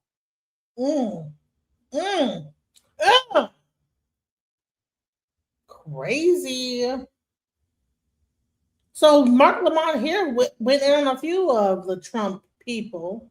Let's hear what he had to say. I think there is a difference between whatever Bad Bunny does and a 100-year-old beautiful Italian opera by Puccini. But even putting that aside, President Trump plays Nessun Dorma at the end, a beloved song in America. Well, the difference is one is a much higher form of art and a much more beautiful song that is much more widely appreciated in America for 100 years. And that's the point I'm making. Even beyond that, though, this is an important clarification. President Trump. You are about to watch a white supremacist crybaby event. Michael Knowles and Jack Posobiec have a total meltdown because Bad Bunny sang in Spanish at the Super Bowl, calling it ungrateful and anti-American. But watch how the panel, Mark Lamont Hill, Glenn Greenwald, and even Piers Morgan, absolutely crushed them. Piers springs a logic trap about Trump's love for Italian opera that leaves Knowles stuttering, exposing their racism for the world to see. Let's watch this together, and I'll give my 2 cents at the end. Joining me now is the host of the Daily Wire's Michael Knowles Show, Michael Knowles, Jack Posobiec, the senior editor at Human Events, who opened the alternative halftime show with Kid Rock, Glenn Greenwald, the host. All right, so y'all hear him. So now we got the right. Okay, everybody say you only play like the leftists. You only play people that don't like Trump. Okay. So now here you go. host of System Update, and Mark Lamont Hill, host of Bet News. Panel, thank you for waiting patiently. Megan had a lot to get off steam there. Let me start with you, Michael Knowles.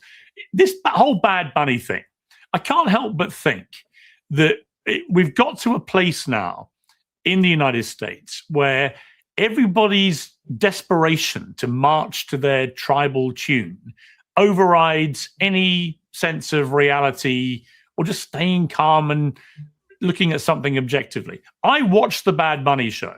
I saw nothing problematic about it at all. I saw a Latino rapper at the peak of his powers, absolutely killing it in terms of the production. And he's the most popular artist in the world right now. He belonged there. He owned the stage. He didn't criticize anybody. It was a message of love, of unity, of marriage. I don't get the rage about it. Piers, you didn't get it because the English and the Americans are two people separated by a common language. So I forgive you for your misunderstanding, but the problem with it was that Bad Bunny hates America. He doesn't just hate one president or some other president. He doesn't just hate some policy or some other policy.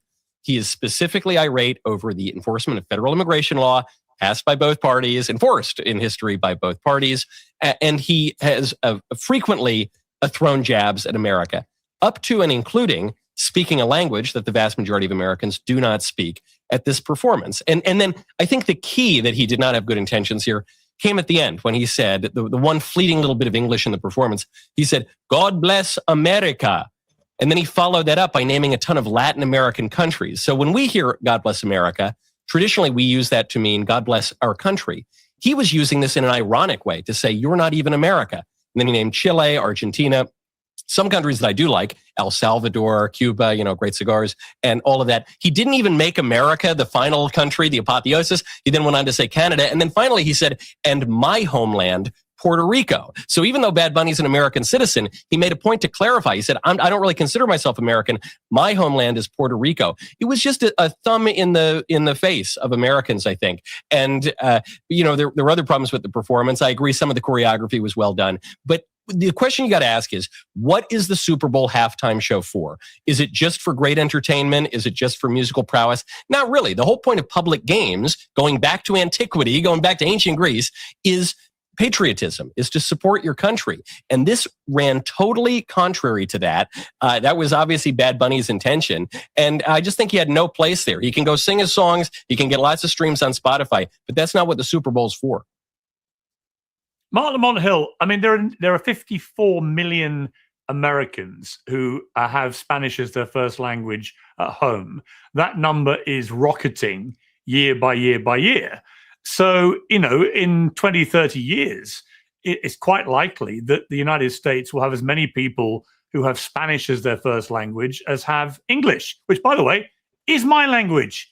So the language thing in particular, I don't get. This is a guy who's the most streamed guy in Spotify history, I think.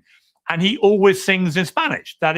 Every album he does, every song is in Spanish. There's nothing unusual about Bad Bunny singing in Spanish. And if 54 million people in America understand it, does it really matter that a few other people like me, for example, watching from London, didn't understand what he was saying but enjoyed the show? Well, that's exactly right. I mean, there are a few things here. First, you're right. 54 million people speak it as a first language. Tens of millions more speak it enough to understand it. So it's not as if he was speaking in some cryptic, indecipherable, obscure language. You're speaking in one of the most important languages in the world, and certainly one of the most important languages in the United States. But let's not pretend that Americans only enjoy music that they understand. I mean, half the people, you go to any white bar in America and let it get late enough and Macarena come on. I promise you, they will be dancing their asses off and they won't know a word of it. And guess what? It's just true. Okay. But performances aren't just about the language. It's about the dancing. It's about the set design. It's about the lighting. It's about all of the things that made that such a beautiful performance. You mentioned the wedding that took place, all these other things that took place there. I thought it was an amazing performance. I also just want to push back against this idea that Bad Bunny hates America. If Bad Bunny were to be someone who hated America, being from a colonized land of Puerto Rico, it would be understandable. But I don't want to conflate a principled critique of America or immigration or ICE with hating America. I have the same critique he does. Does that mean I hate America? Does everybody on the left hate America? Yes. I'm sure people on the right would say yes. But Not that everybody, becomes but exactly. maybe. Exactly. But that's what makes the argument so unhelpful for the bigger conversations, because we position anyone who disagrees with American policy or challenges American power arrangements as being a hater, and that's the Not issue. anyone. So I In think certain the performance circumstances. was great. Okay, fair enough. Yeah, well, but I think that conversation has become so expansive that it outlives its usefulness. We just lost Jack briefly. We've got to take issue. We're going to try and get him back. But Glenn Greenwald, it was a really interesting thing to watch it clean without having any social media reviews to look at first. I just watched it. First thing I did this morning, I watched it, and I really enjoyed it. And then I turned on social media, and suddenly I had to hate it or I had to love it, but there was no middle ground. There was no nuance. There was nothing allowed. The president said it was the worst halftime show ever. Just objectively, from a piece of theater, it's very hard to argue. Look, I think Michael Jackson did the greatest one ever, followed by Prince. Other people have different favorites. But as a piece of theater, I thought this was the best I've ever seen. It was so elaborate, so smart, so clever. And I didn't get a sense of hatred. In fact, quite the opposite. I got a sense of love and marriage and harmony and unity. And I don't even agree about the Americas stuff, because, the Americas are the Americas. And what's wrong with actually a Latino rapper acknowledging that the Americas go a little bit further than just the United States of America? Exactly. Yeah, I think to me that's kind of the heart of the matter. I personally didn't like the halftime show all that much, just like from a musical perspective. It's not the music I like. I'm not of the generation that, likes Bad Bunny. That's totally fine. I think the question is, why does everything now have to be put through this prism of this like existential right-left culture war? We can't even have the same halftime shows anymore at the Super Bowl. Kid Rock is an extremely ideological and politicized figure. Had he been the host of the presenter of the Super Bowl, the main presenter, I assume that the American right would have been fine with that, even though he's been extremely critical of American policy under Democratic presidents. Music and art of all kinds typically has a politicized component to it. We've had a ton of non-Americans be at the halftime show before, like Rihanna and Paul McCartney and The Who and Coldplay. It goes on and on. Here's an American presenter who's extremely successful. And I just think the problem is everything gets catastrophized into this like intense culture war where you can't just say, I like the show or I don't. I like this artist or I don't. The reality is he's a gigantic, extremely popular musician among tens of millions of Americans, arguably the most popular, one of the top 5. And that's what the Super Bowl is naturally looking for. Yeah, Jack Posobiec, welcome back. We lost you briefly there. Look, I've got to say, tell me what is the latest song Kid Rock put out? Put it out. Put it in the chat. What's the latest song Kid Rock released in the last 2026?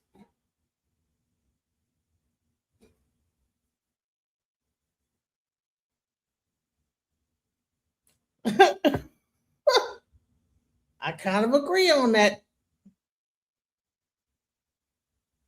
Come on, what song? Name me one Kid Rock song.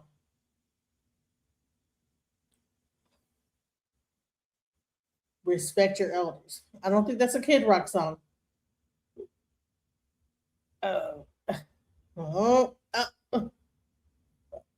Like I said. All right, keep going. You were obviously instrumental in the rival show that went up. I really enjoyed that too. I watched all that in full as well, and I really enjoyed it. I love Kid Rock. I've interviewed him. I think he's a great character. But I think the point Glenn made there is perfectly made, which is if he had been selected, Kid Rock, to perform the halftime show during a Democratic presidency, like say Joe Biden or Barack Obama, he's on record as being virulently critical of all those presidencies. Would the same rules apply?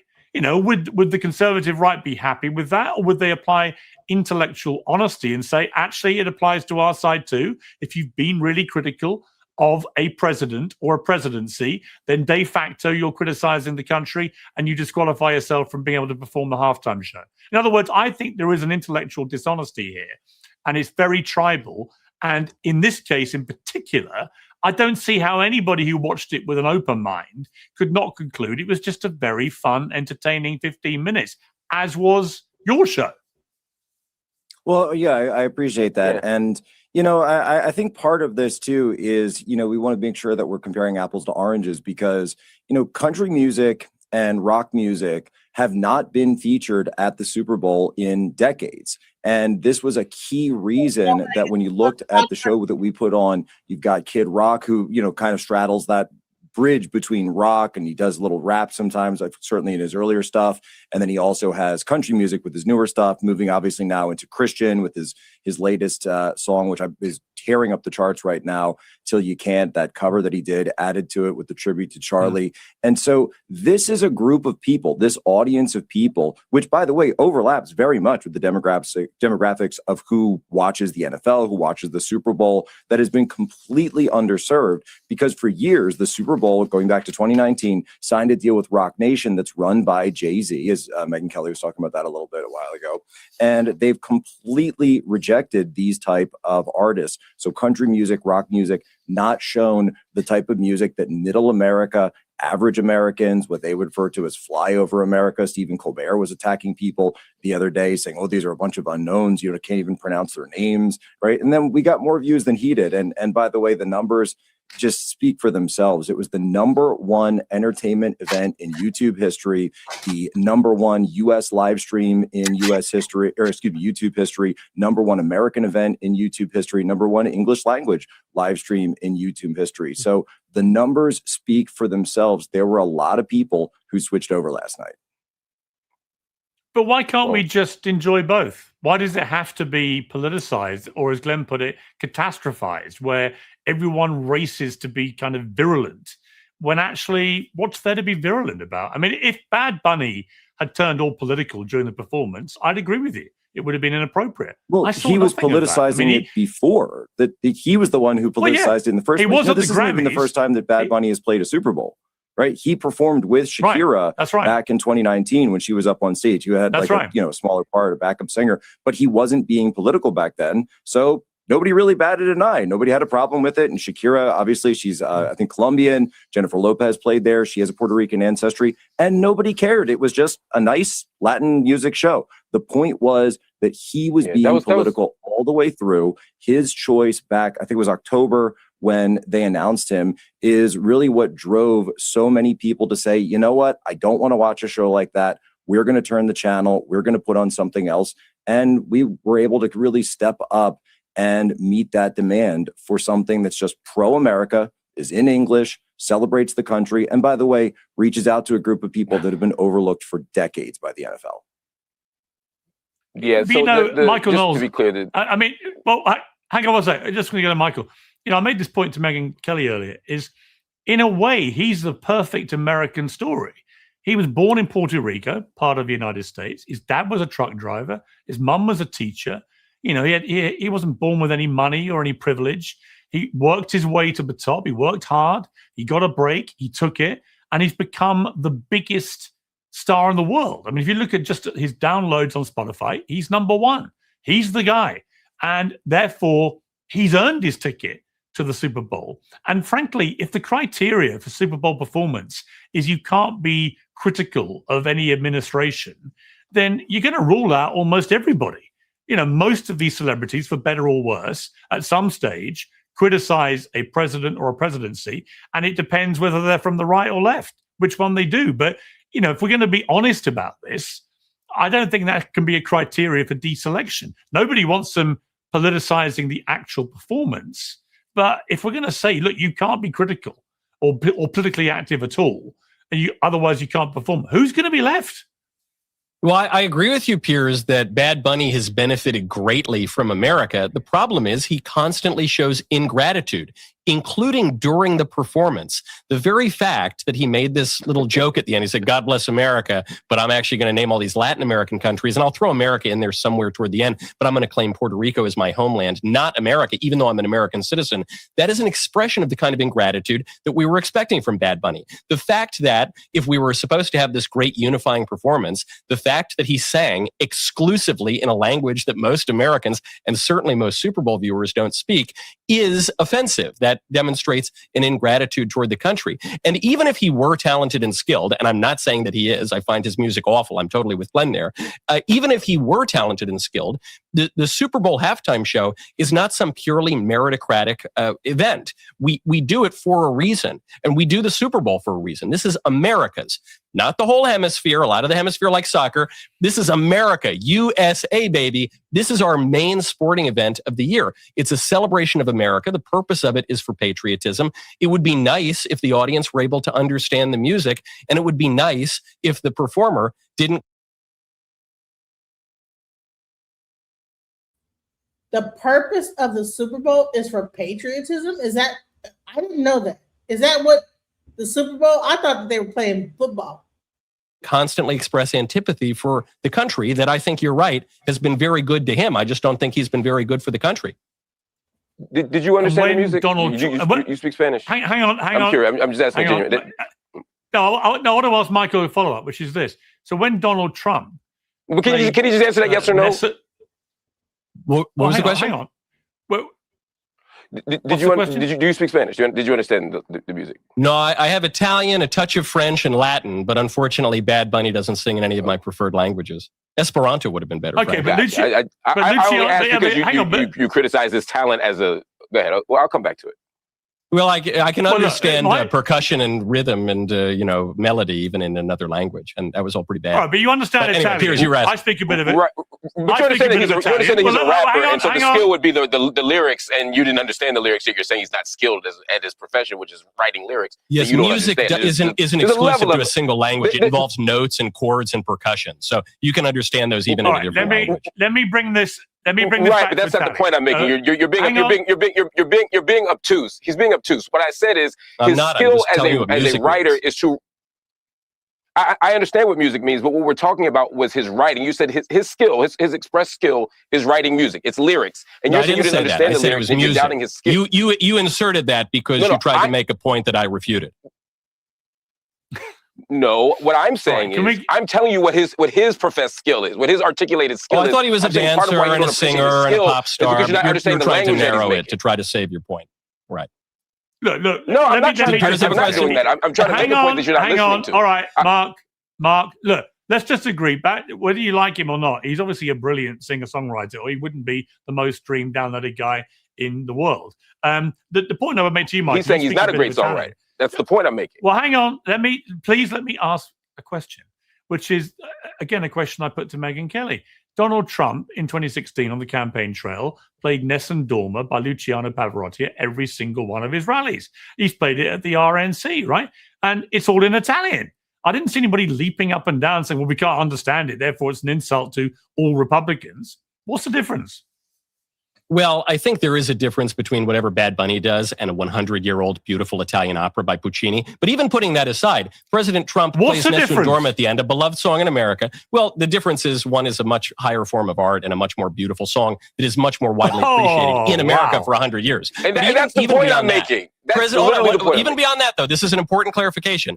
President Trump plays this beloved song in a foreign language once at his campaign events. The rest of the events are in English. I've been to some of them.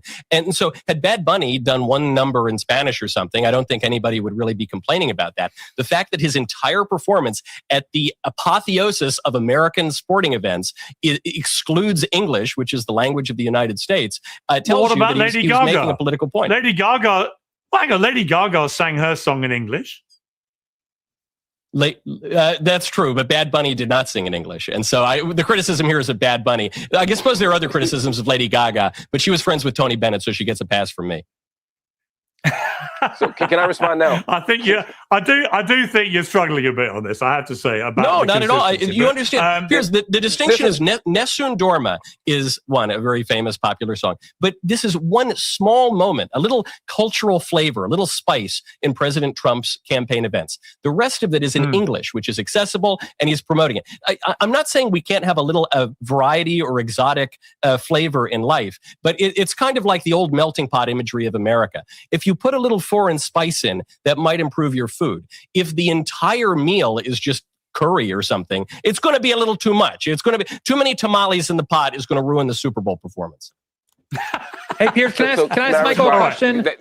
That's really disturbing and disgusting. Well, I still haven't been able to respond. Too many tamales are very disgusting. I agree. Let me bring in Glenn quickly. Then we're going to Scott. Like if you look at the last 20 years of Super Bowl presenters, huge numbers of them have been non-American, going back like to the aftermath of 9/11 when we had the Rolling Stones and U2 and Paul McCartney and The Who, all kinds of groups that are not even American. And there's all sorts of other ones as well.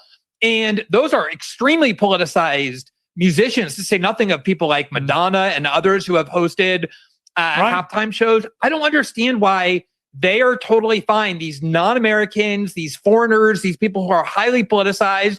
And then suddenly Bad Bunny, who's an extremely popular artist among most Americans, maybe not everybody here, but among most Americans, that's why he's so popular, hosting Saturday Night Live, a central figure to American entertainment and culture, is suddenly such a problem. Like, what is the difference between him happy to explain. And past musicians?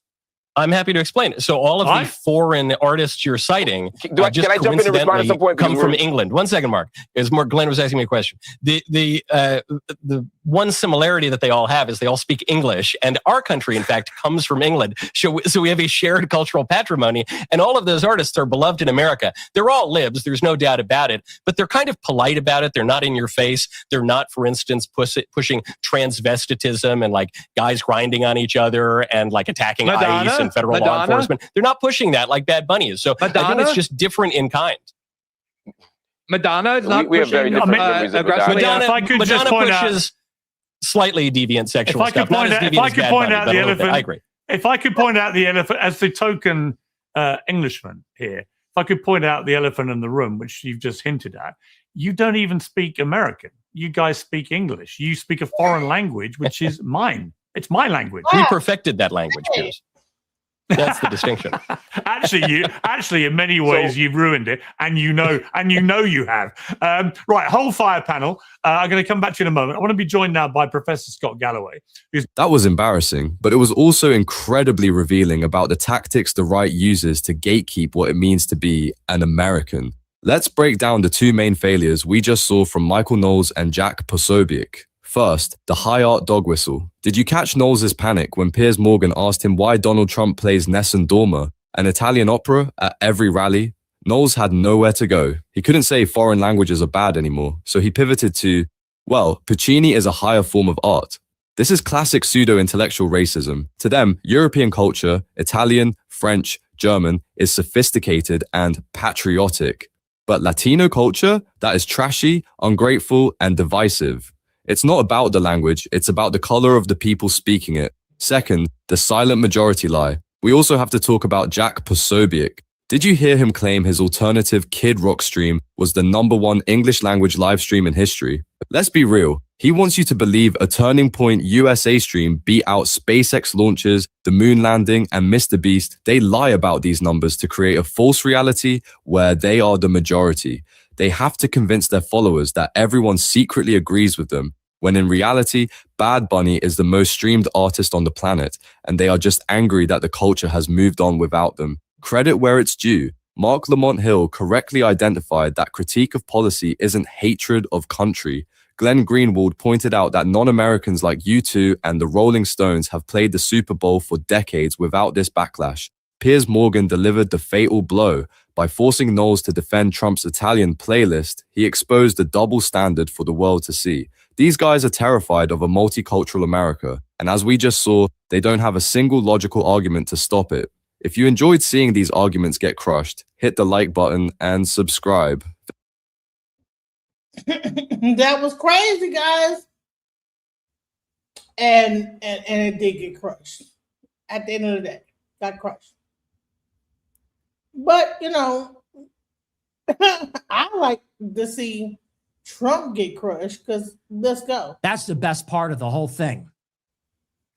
It's going to be a long ways to go. We got a lot of game left to get to 2028, and it's not getting better. One disaster after the next. No mass deportations. This big, beautiful bill, which is so unpopular and a disaster. This AI regulation moratorium they keep trying to force. All these Chinese students, Indian H-1B workers, bombing Iran not once but twice.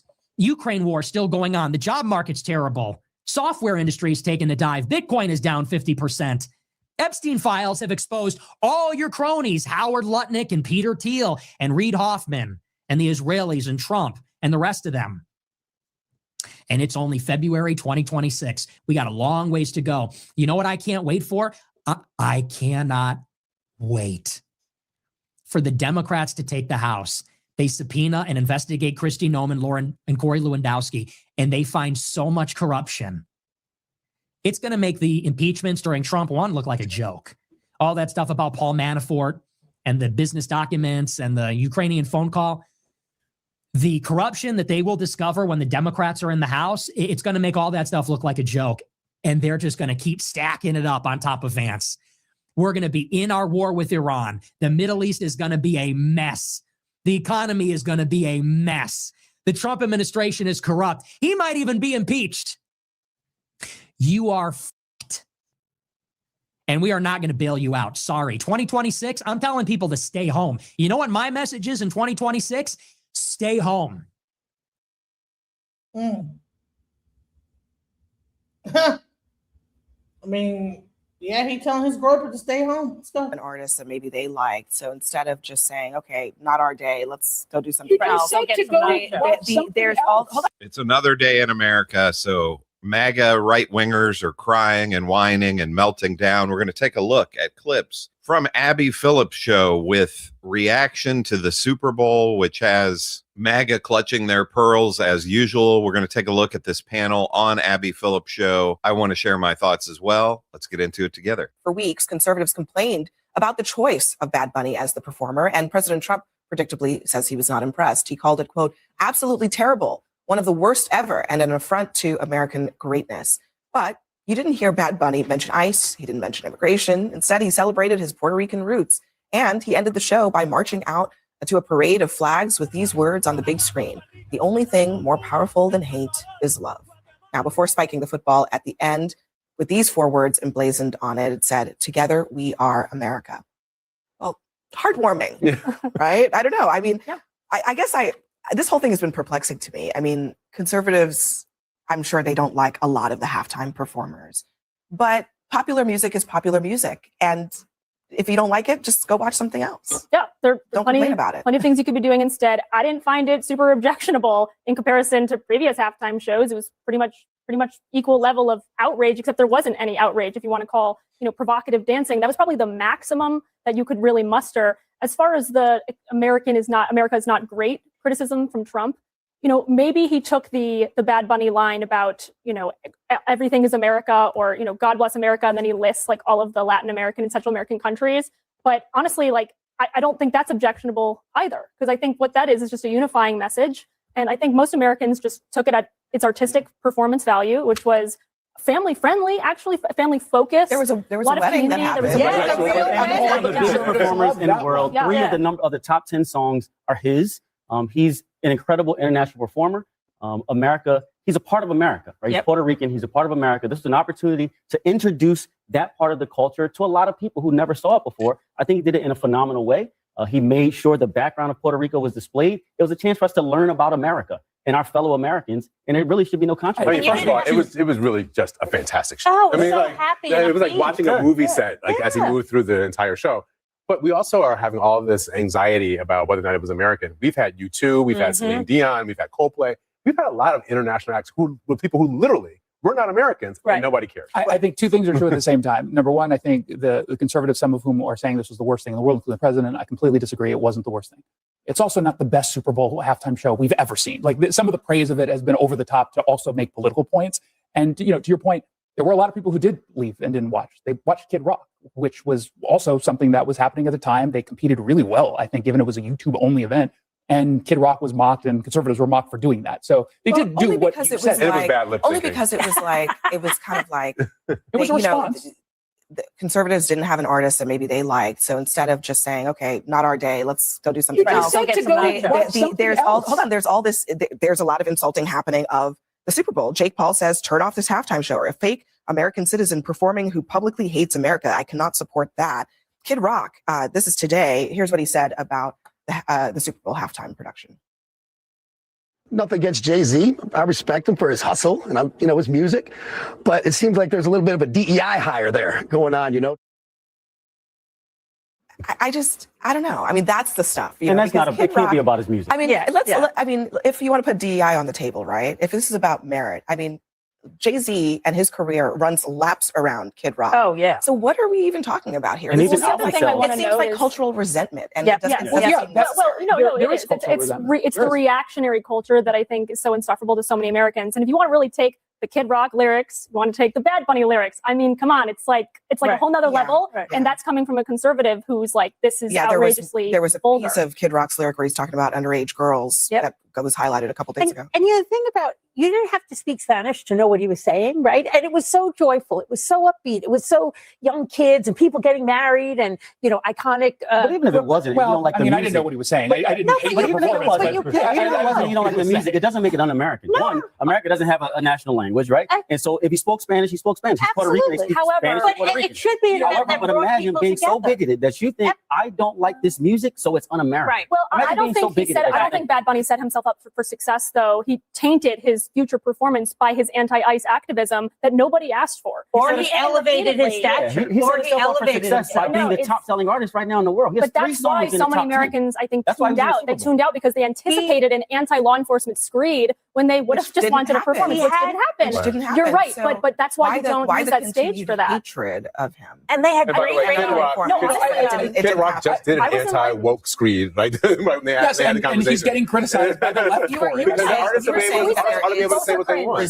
What do you mean? I think the left has had control over entertainment for a while, and we just haven't seen conservative values at this, exposed to the same level. We just haven't. And part of that is, outside of country music, you don't have a whole lot of outspoken conservatives in media. We just don't have in entertainment media. We don't. But And I isn't think that like you win, if you win, you win. If you lose, you lose. No, I think it's I mean, if it's an conservatives are acknowledgement. not as successful as liberals, that's just the Well, market. no, I think what we've heard. You don't think that's the market? No, I don't, because I think what we've heard from. This is such a great point from Abby Phillip, and the point that I would like to make as well. What's hilarious to me is right wingers are the free market people, right? Oh, let the market decide. They don't believe in that at all. This Jason Rantz, who to me is one of the douchier people that Abby Phillip has on her show on CNN, and she's got Scott Jennings and Ben Ferguson and some of these others that go on there regularly, but he's super douchey too. And it's, right wingers are upset because people don't like their point of view and their opinions. Bad Bunny is popular. He won the free market. It wasn't a DEI hire. And even if it had been a DEI hire and somebody, some executive somewhere was like, well, we want to hire him over some white person, that's not going to cause him to be one of the most popular acts in the entire world. So we're in this period where right wingers and MAGA are lashing out because people don't like them. They're not popular. They think that if you disagree with their opinion, that's tyranny against them. They want DEI in reverse. They want Kid Rock or whoever, some country guy singing about beer and his tractor and his pickup truck or whatever. They want them to be elevated artificially to the same level as somebody like Bad Bunny. They are upset because the age of the old white guy is quickly dying. The old white guy is becoming extinct. People don't want to hear their point of view. People don't want their form of entertainment anymore, and MAGA can't handle that. A lot of folks who finally came out and said, I'm not comfortable speaking out as a conservative. And I think we have going on right now with Nicki Minaj, who's getting attacked over this very issue. Most artists don't speak out about politics. They're One way or the other. successful. Oh, Yeah. I They're agree. successful on Yeah, their that's the fandom, point. on whether And people Bad love their Bunny music, wasn't whether chosen they for are his producing politics. things that are Right. good. But there's So a I mean, when bullying culture. I mean, I don't believe that any artist should be judged on their politics. But if it is, in fact, Depends that on the politics. right-leaning artists are just simply not producing the art that people want to consume, isn't that just merit? No, Playing because itself whether out? or not someone feels Because they're not comfortable allowed to be speaking right out in I'm favor of talking their about putting conservative aside. values. I'm talking about putting aside their political views. But Just I'm straight. They have the right to speak out, but there's no law in America that says that people have to be comfortable in speaking out. You know, you can speak out and you shouldn't be thrown in jail for that. We have the First Amendment. And because you express your opinion, that doesn't mean somebody should punch you in the face, but also that does not mean that people should have to buy your records or watch your movies or watch you on TV or whatever. You know, that they want DEI, MAGA does, they want everything to be equal. And that's not how the marketplace works or how real life works. You know, if you had a friend group and one guy is just a total jerk, you know, he just acts like an asshole all the time, and you're like, hey, you know, we need to hang out with Steve, and your other friends are like, yeah, but we don't like Steve. He's a jerk. We don't want to hang out with him. Okay, are you going to force your friends to hang out with Steve? You know, that's basically what MAGA wants. It's like, yeah, most of the country does not like Kid Rock. A larger percent of the country likes Bad Bunny. That's not a conspiracy against right wingers. That just happens to be that the right wingers lost the marketplace of ideas. People don't like their, and I disagree with Abby Phillip about saying that, you know, the artists should not be punished or whatever for their political views. If they choose to express their political views and people then say, yeah, I don't want to buy their music, or I don't want to watch their show, or I don't want to watch their movies or whatever, tough. I mean, they shouldn't have shared that political view. MAGA thinks that they have the right not to be offended. You know, yes, they have the right to express their opinion, but other people can say, hey, I don't like your opinion and I think you're a jerk. And to MAGA, that's tyranny, and that's the left silencing them. You know, and MAGA and right wingers are the people who, how long did they make fun of the idea of safe spaces on college campuses or at schools? Well, as people often say, everything is projection with the right wingers. They want safe spaces for themselves. They don't want safe spaces for anybody that they disagree with, but anyone who disagrees with a right winger, the right winger wants a safe space for themselves. On the music, on the art, on the acting. But do you think that there is closer to a 50-50 in artists who are conservative versus liberals, or do you think that? No, you're missing the point. Bad Bunny wasn't chosen because of his politics. He was chosen because he's a good artist. He just happened to have views you don't agree with. Oh, That's nothing to do with it. Yes, no one here is so you saying acknowledge he's talented, right? I don't think he was chosen for his politics necessarily. I do think it was chosen in the context of the political world that we're now living in. Chosen for the Super Bowl specifically? Yeah, you're highlighting. But I'm talking about the fact that he is one of the most, if not the most popular musician on the planet. Right now. That was before he was talking about ICE, before he was talking about any of this stuff.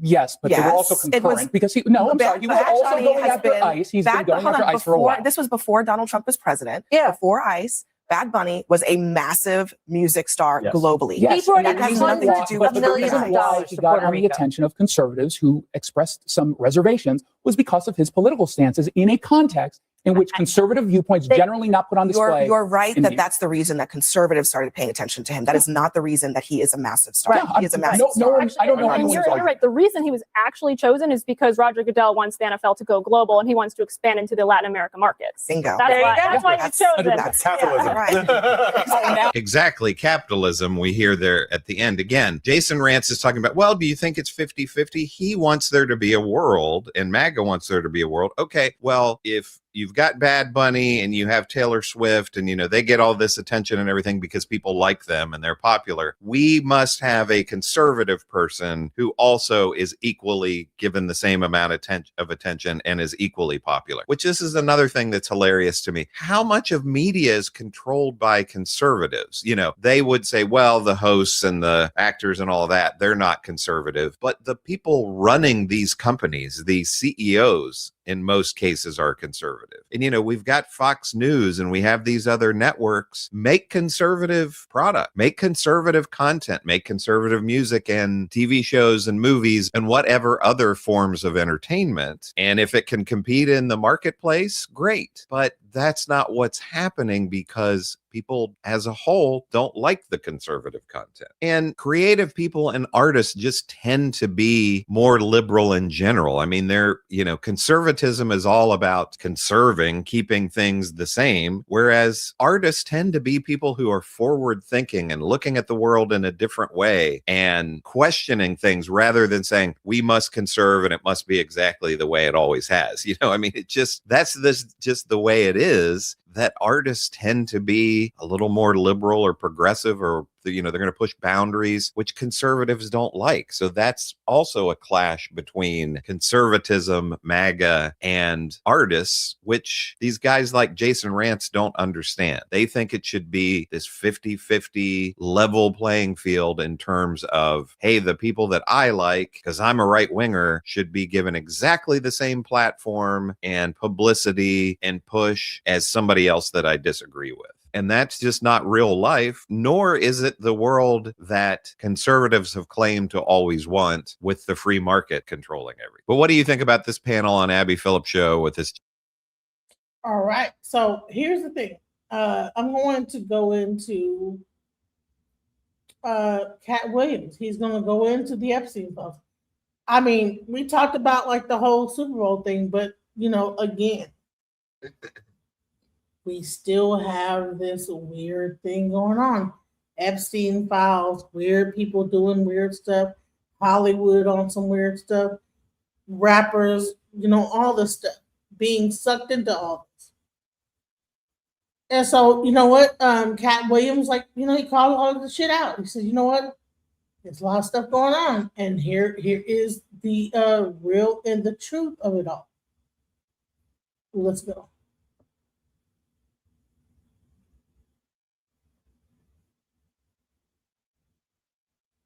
Later, I'm still in the parking lot when they come down, and just to see all them big time Hollywood men that I just watched go up there, they all come down off the shuttle and looking sad in the eyes.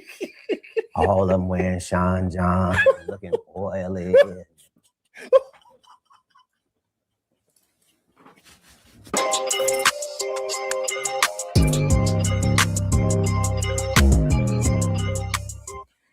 Look like Cat finna break the internet again. He out here dropping some ish, man. Let's tap in. He up on Big Boy Podcast. Let's get it. Tell us. Right. All right.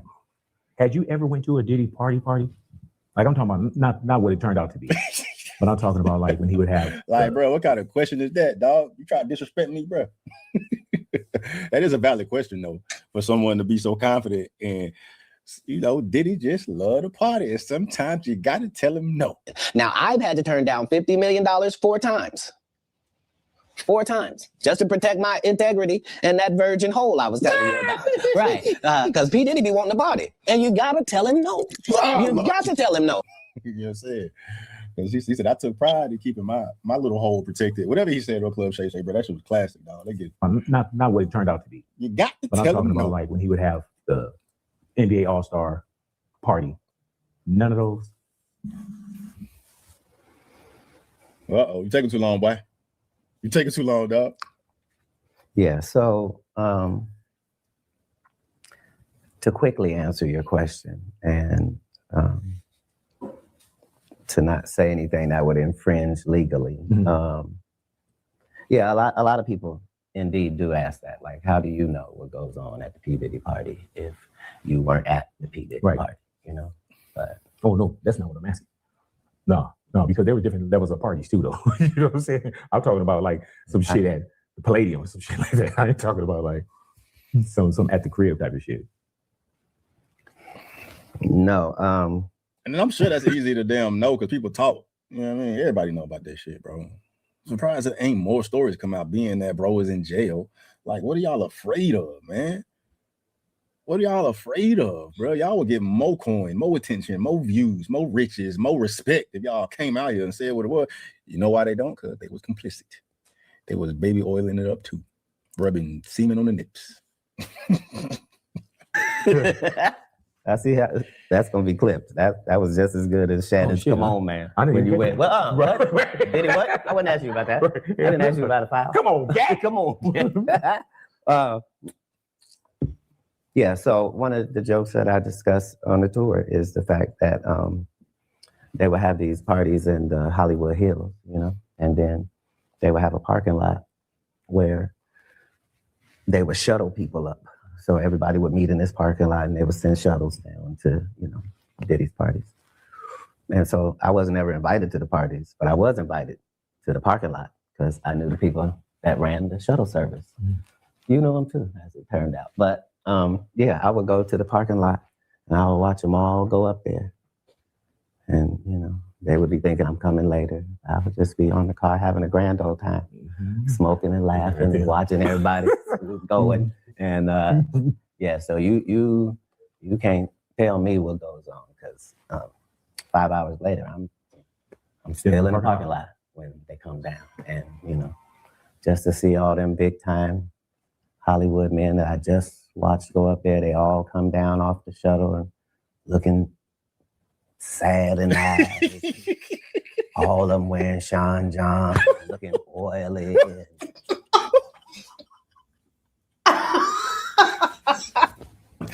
Oh, bro, that's hilarious, dog. Oily and they Sean John. Hey, at least Diddy left him with the fit after fitting in their booty. Looking oily, Johnny. This crazy as hell, boy. And you know Cat not lying, dog. You know he not lying, bro. You know what I'm saying? Ain't no cap in that rap, dog. All of them wearing Sean John, looking oily, and they all walk crazy like this, and their shoelaces were always untied. I don't know why. Their shoelaces were always untied. And then they would get in their car and they would drive off standing up. Boy, They would drive off standing up. all of them. And, Bro, my fucking face hurt, man. Hey, what's My up, face hurt. Jeremiah? Dog, my fucking face hurt, bro. They couldn't sit down, bro, because the booty holes was ripe. They said they It were was driving raw. standing up. But that don't make no sense though, dog, because you know what I'm saying, no Diddy, but you know, it was claimed that Diddy out here slinging micro P's. You know what I mean? So I don't know how much damage he can do to the bum holes unless he had them male prostitutes up there piping the celebs. Oh, bro, hey, Diddy is a different beast, that boy. Man. with their head out there. All of them. All of them. I couldn't believe it, but one of the highlights of my Hollywood career, you know. But you can't tell me because I was there to see on both ends. Hey, man, you know what's wild about that? I'm wondering how many people would see, oh, man, these are jokes. None of the people that was on the shuttle. And they're the only ones I care about. That's why I said when I be going in places, you know, heads go down. That's because you know, not because nobody else know. You know. You know, I know. You know, I know. You know, man. Bro, who is it though? He go, cause he named names, dog. I need some names, fam. You know. You know, I know. No, I remember you saying that when you walk in, heads go down. Because you can't really be mad at me because I've probably been faithful too. I probably knew that this whole time about you and I didn't say nothing. That gives you a certain level of gravitas as well, you know. Is that Will Smith know the story I have not told, you know? So it keeps everybody honest, you know? Eddie Murphy know what I haven't said, you see? Look in the camera and say, look, let me explain something to you. I'm not scared to say nothing. I know that shit. I'll say it. No, don't say it. No.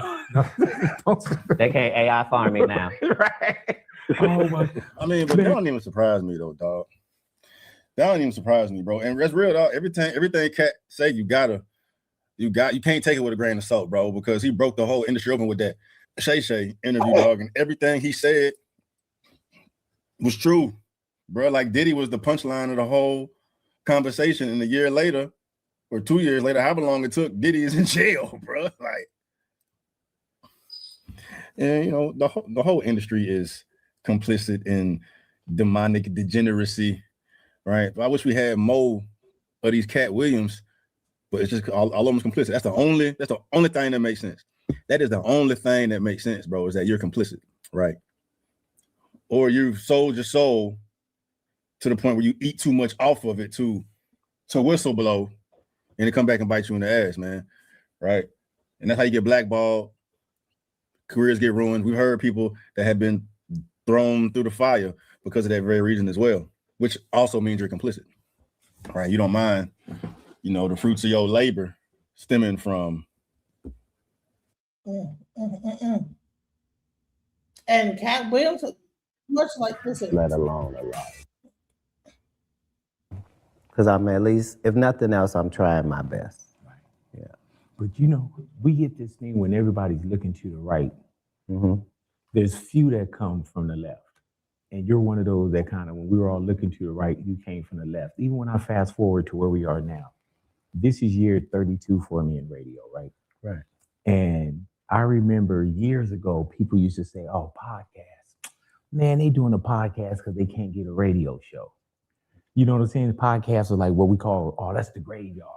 And now when you fast forward, it's the podcast that's, you know, podcasters making the money. Podcasters are leading the way, aside from, you know, some of us great radio personalities. But that's one of them things too. And the reason why I bring that up is because at one point, you were probably looking to others as, man, what is he doing, man? He might as well just get with HBO show, any marquee. Were you feeling that early on when people thought, like, did they feel you couldn't get the deal, or why you're not with such and such?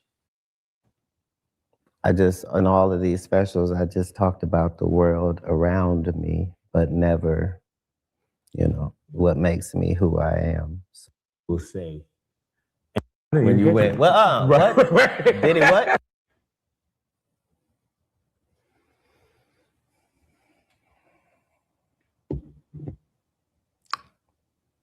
Yeah, so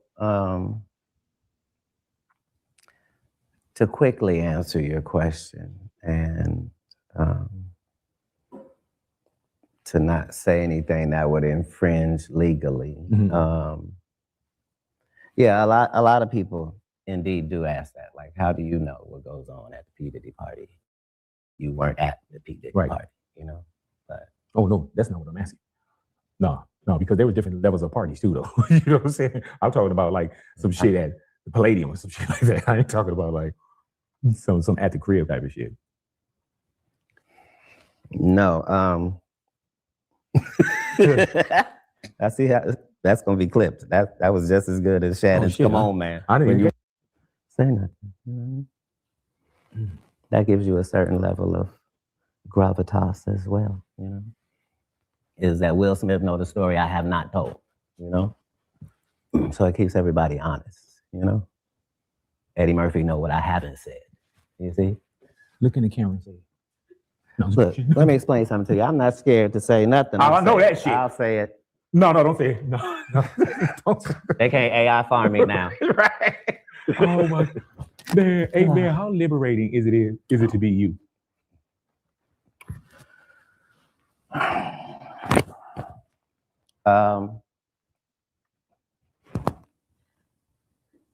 My guy didn't just get good. Like, he been good the whole time. Like, it's really been a pleasure to have this as a life. And I was telling you earlier, like, that's why you are in the position you're in, because as an artist in any part or genre, it's important how faithful you stay to what you deliver to your audience. What the young man, my neck don't even turn around like that. That's why I handle things on whenever they pop up, you know? I don't let things drag on or out. Or, I don't really want to go back and forth. Mm-hmm. I want us to either talk this out, and if you don't like talking it out, then Pick a lane. They're talking about a new Fridays movie. Mm. Will you be involved? in the new Fridays movie? I would hope. I mean, I've done the white beard in case they want to make me the Santa Claus and make Ricky Smiley the pimp, you know, to see how it will work. But yeah, no, I've heard the names attached, so I know it's going to be great. And if that includes me, then I'll be able to guarantee it. If not, I'm still going to be just as excited to go out and see it and get as many people to do it as possible. In a situation where spiritually the best is wanted for me. And so that's the expectation that I have. And it's like when I was young and I first traveled out of the country, like the fact that it happened in my teen years, like really made me appreciate America even more than I did, just because of how special America is as a melting pot. And, you know, so what was the question? I don't know. Mm-hmm. Right? Not only, and do you remember this story at the theater? It looked like Cat Williams, the Golden Age tour that's going down, the Netflix special that's coming for February. in February. What does this year look like? Are you on the road for the rest of the year? I got 3 movies already in the can. This is the beginning of the tour.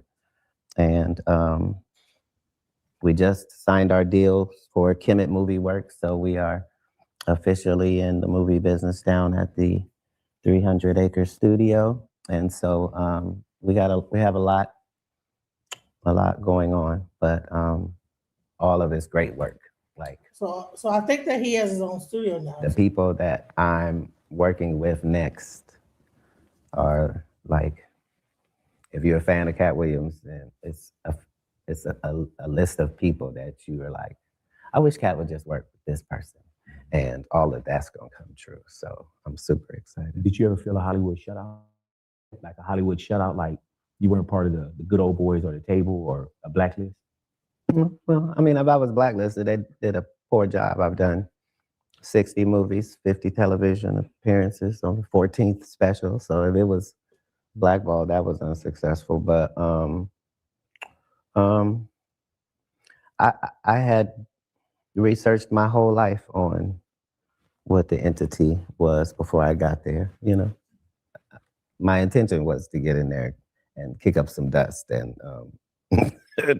try to become a whistleblower that they don't knock off, because you know they get all the whistleblowers. Why did you feel that was necessary?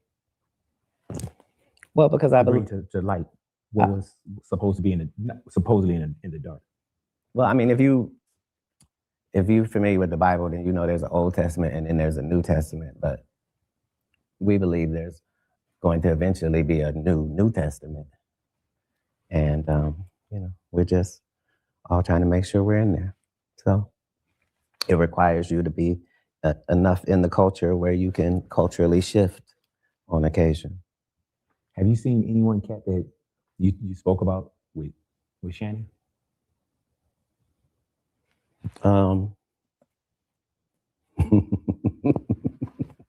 All your friends. You know, here's the thing. I don't know how to take that either. Shit. You're like, shit, all your friends. Well, I'm saying because all of them that do your show. No, it's only like it's a couple kings out there, right? So if there are some issues in the comedy world, you know, in certain places people got to run to their big homie. You know, it's only a couple of them out there. You know what I mean? So you either going to Jamie Foxx or you going to Chappelle, but you going somewhere to cry and go, did you see what Kat just did? You know? So you have to deal with that as it comes up. Like Chappelle came in the room, we had a great talk because we've been friends for years. And then he just explained to me that I had hurt some people that was near and dear to him. You know what I mean? And he brought Earthquake right in there, you know? And it was a little awkward because I didn't know what they wanted from me. I can't apologize because you can't read. Right. And yeah, so it's a little awkward, you know? You just ask about, so how you been? Because I'm saying, as you can see, I'm a physical specimen, you know, like I look very, very small on television, but in person, like, no, I'm a honey badger. Yeah, this is not worth your time or mine, you know, this type of problem. But yeah, I don't have a problem with that. That goes along with the rest of it.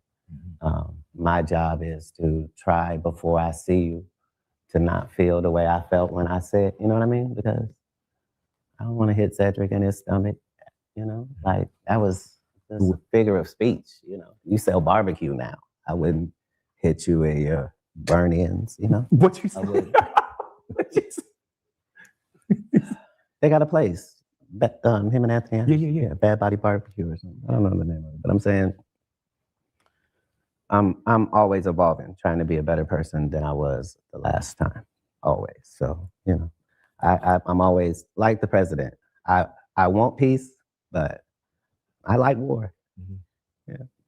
Man, between you and 50 Cent, I pray to God I stay on y'all good side. Like, y'all motherfuckers. Because I'll put this mask back on. Shit, you been doing a whole motherfucker without the mask on? Shit. I know, The because people know it's you. I forget to be nervous. Right. My natural self.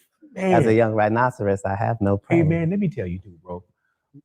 We came, you gave us the invite. We came through. I didn't get one don't ask question. I didn't get a pre-talk. Nothing was off limits.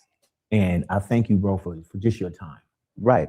Because you are an honorable dude. You know what I mean? Like, that's such a rarity. And you know, and I'm not that type of interviewee. Like if I don't want to talk to you, I'm just not gonna come because I need to trust that you know what to ask and not ask and are prepared to deal with. You know what I mean? Yeah. Like yeah, you're And you know what's wild too, Kat, is I know everybody. right. You know, Right. And they know you. Yeah. Yeah. You know, so But yeah. nobody got no dirt on you. Right. You clean. Right. That's hard to do in Hollywood. Thank you for just sitting with me, brother. And we don't do this all the Appreciate time, you. but anytime we see each other, brother, it's Every special. 20 years. Yeah. So I'll see you on what, 46? Absolutely. 2046? Absolutely. I just hope to be as close to this as I was. You know, still 5'5". Right. Still, you know. 150. You know what I'm saying?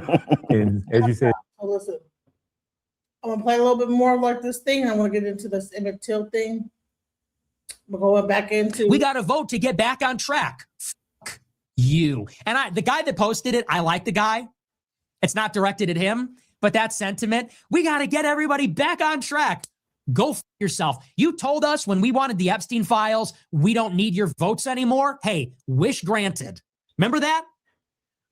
Remember in July of 2025 when Trump said, if you want the Epstein files, you're not a real supporter. I don't want your vote. Hey, wish granted, pal. Wish granted. You wanted it. You got it. F you. You want to get it back on track? Good luck. Paul Netanyahu.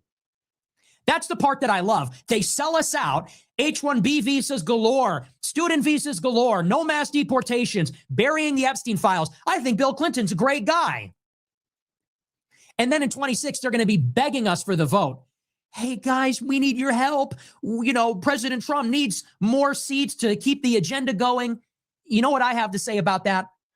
You're worried about your majority in 2026. You're worried about losing the House. Why don't you ask Bill Clinton for his vote then? Ask Bill Clinton. Ask those 600,000 Chinese students. Ask the H-1B workers. Ask the Israelis. Ask Netanyahu for a vote. You gave Netanyahu $20 billion. Ask him to vote for you. You gave Wall Street the corporate tax cut extension. Why don't you ask them for the vote? You know, ask them. Go and bother them with your campaign ads. Don't bother us because we still have illegal immigrants in our cities. We still have rampant crime in our cities. The job market still sucks. We're not richer. Our purchasing power has not increased. Go ask somebody else because we are not interested. We do want to burn it all down. Correct. You don't want our vote? Wish granted. You're not getting it this time. 2028, if you can feel the candidate that is America first, if you can feel the candidate that is not a fat, disgusting pig, if you can feel the candidate that is like MAGA, OG, America first, consider it, maybe. Okay, guys, I get it. I'm also frustrated. Don't get me wrong, but I think it's time now. We should like stop complaining a little bit, and we should start actually thinking about how are we gonna solve these kind of problems. Because if we gonna continue complaining over and over again, the problems will become bigger and it will not solve anything. So, what are we actually gonna do to put Americans first? Because I completely agree. This administration, again, they promised us that they would put Americans first, America first, make America great again. You remember the slogans? Now, it still didn't happen. This administration only enriched himself. You know that Donald Trump became a billionaire. Meanwhile, he was a president of our country. Can you imagine? That's already super shady. And all his friends, his biggest donors, they are the ones who are enriching themselves now, because now it's time to put the people of this country on the first place. Instead of making all these billionaires richer and richer, now we have to make the people of this country richer, because they are struggling. They voted for difference and they didn't receive this. This is such a shame. And again, I don't want to rant, I don't want to complain as well, because I just said, but what should we do? What other options do we have? Maybe we should get rid of this two-party system, just Republican and Democrats. Maybe we should have like a third party who actually cares about the people of this country. But I think it will always, like, long story short, always when there's like big amount of money involved, I feel like it will always be the same. These donors, they just want something back for the money. So yeah, I think, like, I'm just thinking out loud, but if you know the answer, what should we do to make this country actually great again? Please put it in the comments. I'm very curious, because this administration is obviously not doing what we want, and it's such a shame, because they said that they were different than all these other administrations. It just turns out they are worse. They just betray their own base. Donald Trump, what a joke. So many people, they're so disappointed in you. Bro, what did you do to our country? It's such a shame. But not in 26. We're done with that. So that's your immigration situation. I saw Ramsey Paul, that old beta male. Ramsey Paul says, I didn't vote for this. In 2024, he was chastising me for not voting for Trump. You literally voted for this. And you were attacking anybody that didn't. This is exactly what you voted for. So congrats, everybody. And anyone that was a real follower of mine, anybody that was actually loyal, anyone that actually trusts me and my record and my judgment, you have the moral high ground of not having fallen for this. I think I got a pretty good record. I told people not to get vaccinated. I told people not to vote for Trump. Pretty good record, huh? Wouldn't you say? But some of you, you didn't trust my plan. You trusted Trump's plan. Now you look like an idiot. You participated in your own demise. You fell for it. You didn't listen. I was making the arguments. I was showing you the evidence. You didn't listen because you're a dummy. You thought you knew better. You got captured by emotion, sentiment, propaganda. That is what it is. We're going to move on. We're going to take a look. Wow, bro. Nick is on fire again, man. I really like it when he's like exposing this whole administration, when he's like exposing Donald Trump. So great job. But maybe he was right. Maybe it turns out that Nick was right all the time. That could be the case. But still, I think it's very easy to say this like afterwards, because at the moment when we had to vote, we obviously didn't knew that this was going to happen. So now it's very easy and it's to say these kind of things. But maybe it turns out that Nick was right. But still, what other option do we have? Because if the people are not going to vote now, or if the people will not vote for the Republican Party anymore, like not voting, then you give your vote to the Democratic Party. So I don't know if that's a smart idea, because then maybe our country would even look worse than now. I have no idea, but I guess we will never find this out. But I mean, like, look at with the Biden administration, that was also not like the best administration we have. But again, this is just my opinion. But I get the point Nick is trying to make. It's just time to put the American people first. Instead of America first, put Americans first. That's very important. Stop making billionaires richer and richer. Stop enriching yourself, Donald Trump. It's time to give back to the people, because they supported you. Now it's time for you to support them. Is that too much to ask for? I don't think so. But again, my opinion, I'm very curious about your opinion. Do you agree with Nick on this one? Do you disagree with him? I'm very curious. Please share your opinion in the comments. It's very important to say. I read all comments. I even try to reply to some of your comments. Thank you, guys. If you like this video, please hit the like button. I would really appreciate it. If you really like these kind of videos, consider subscribing. I would appreciate it even more. And then you make sure you don't miss anything. Again, thank you guys for watching. You guys are the best. I wish you all a wonderful day, and I'll see you in the next one. Ciao. All right. So the next thing I wanted to get into is the Emmit Till files. We're going to break down the entire Mississippi thing. Mississippi. Let's get into it.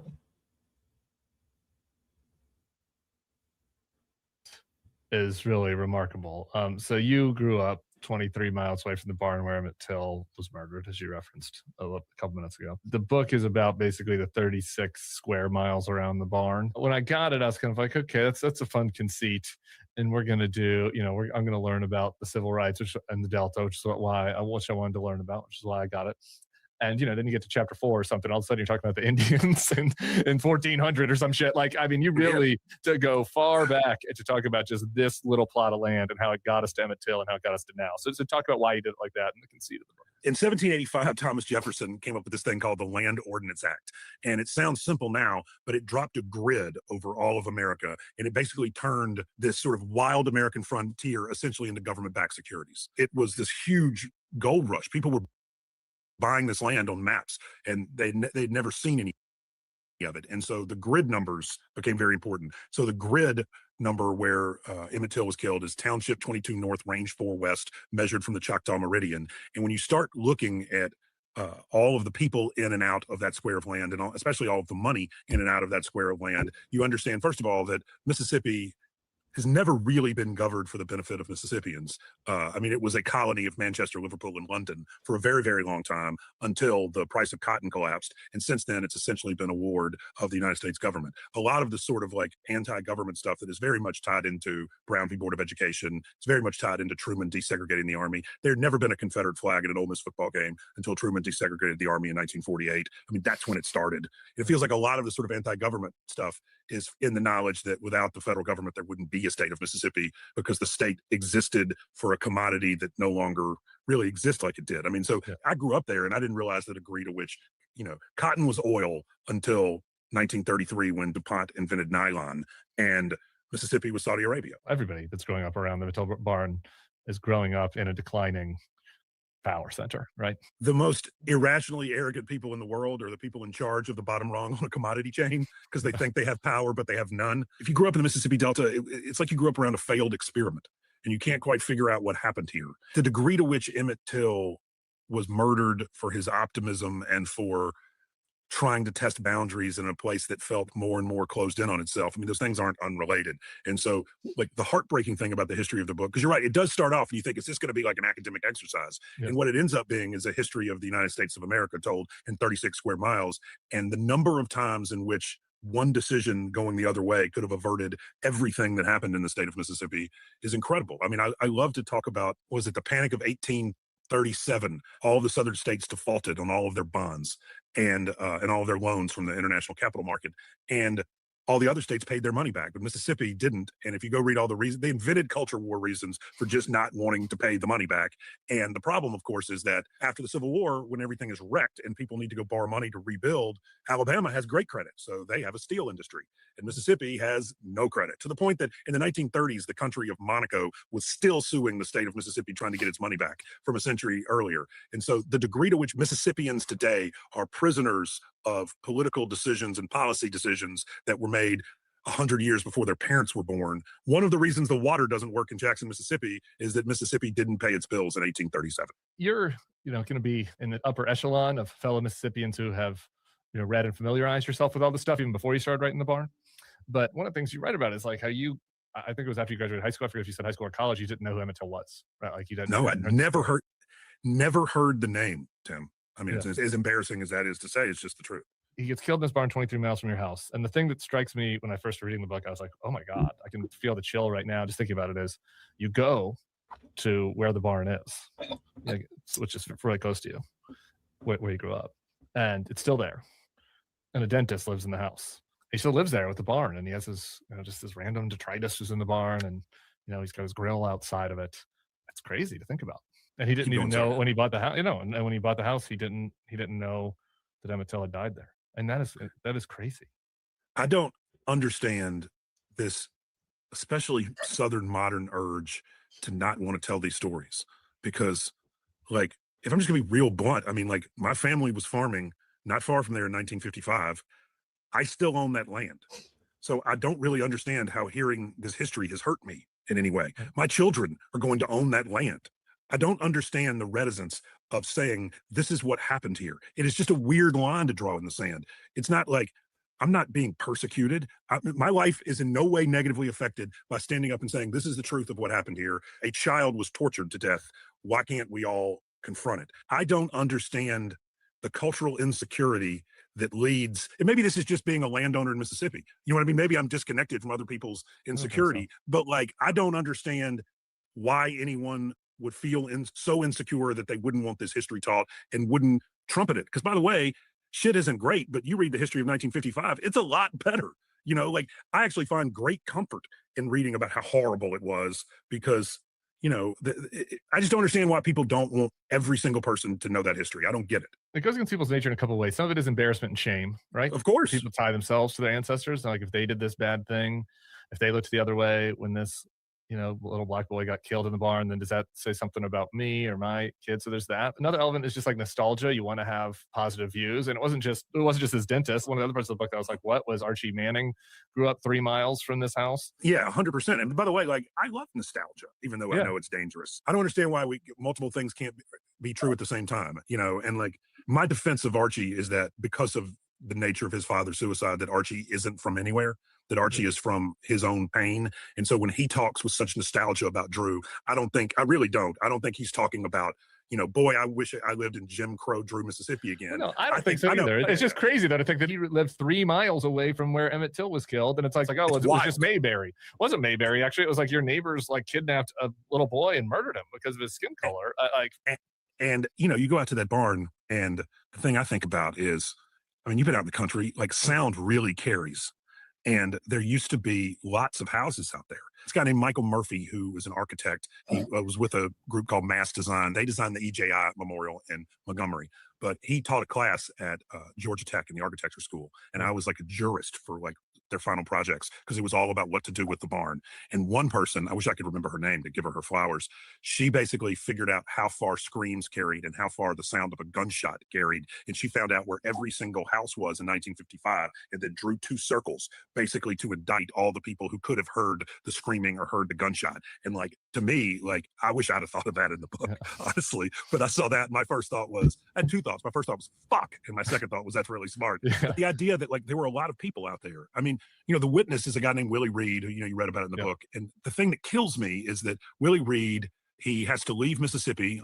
He has to walk 6 miles to get to a highway where he's picked up in the middle of the night in a car, driven by the NAACP. The guy driving the car, by the way, was Medgar Evers, and drives him to the airport. He flies to Chicago. He changes his name. He works at the Jackson Park Hospital. He marries this woman. They are together, I think, for 12 years before she finds out that like that he had this other life. And then in the early 2000s, the FBI calls him and said, we're going to reopen this case and you're going to have to go through your testimony again. Can you come to Mississippi? And he didn't want to do it, but he did it.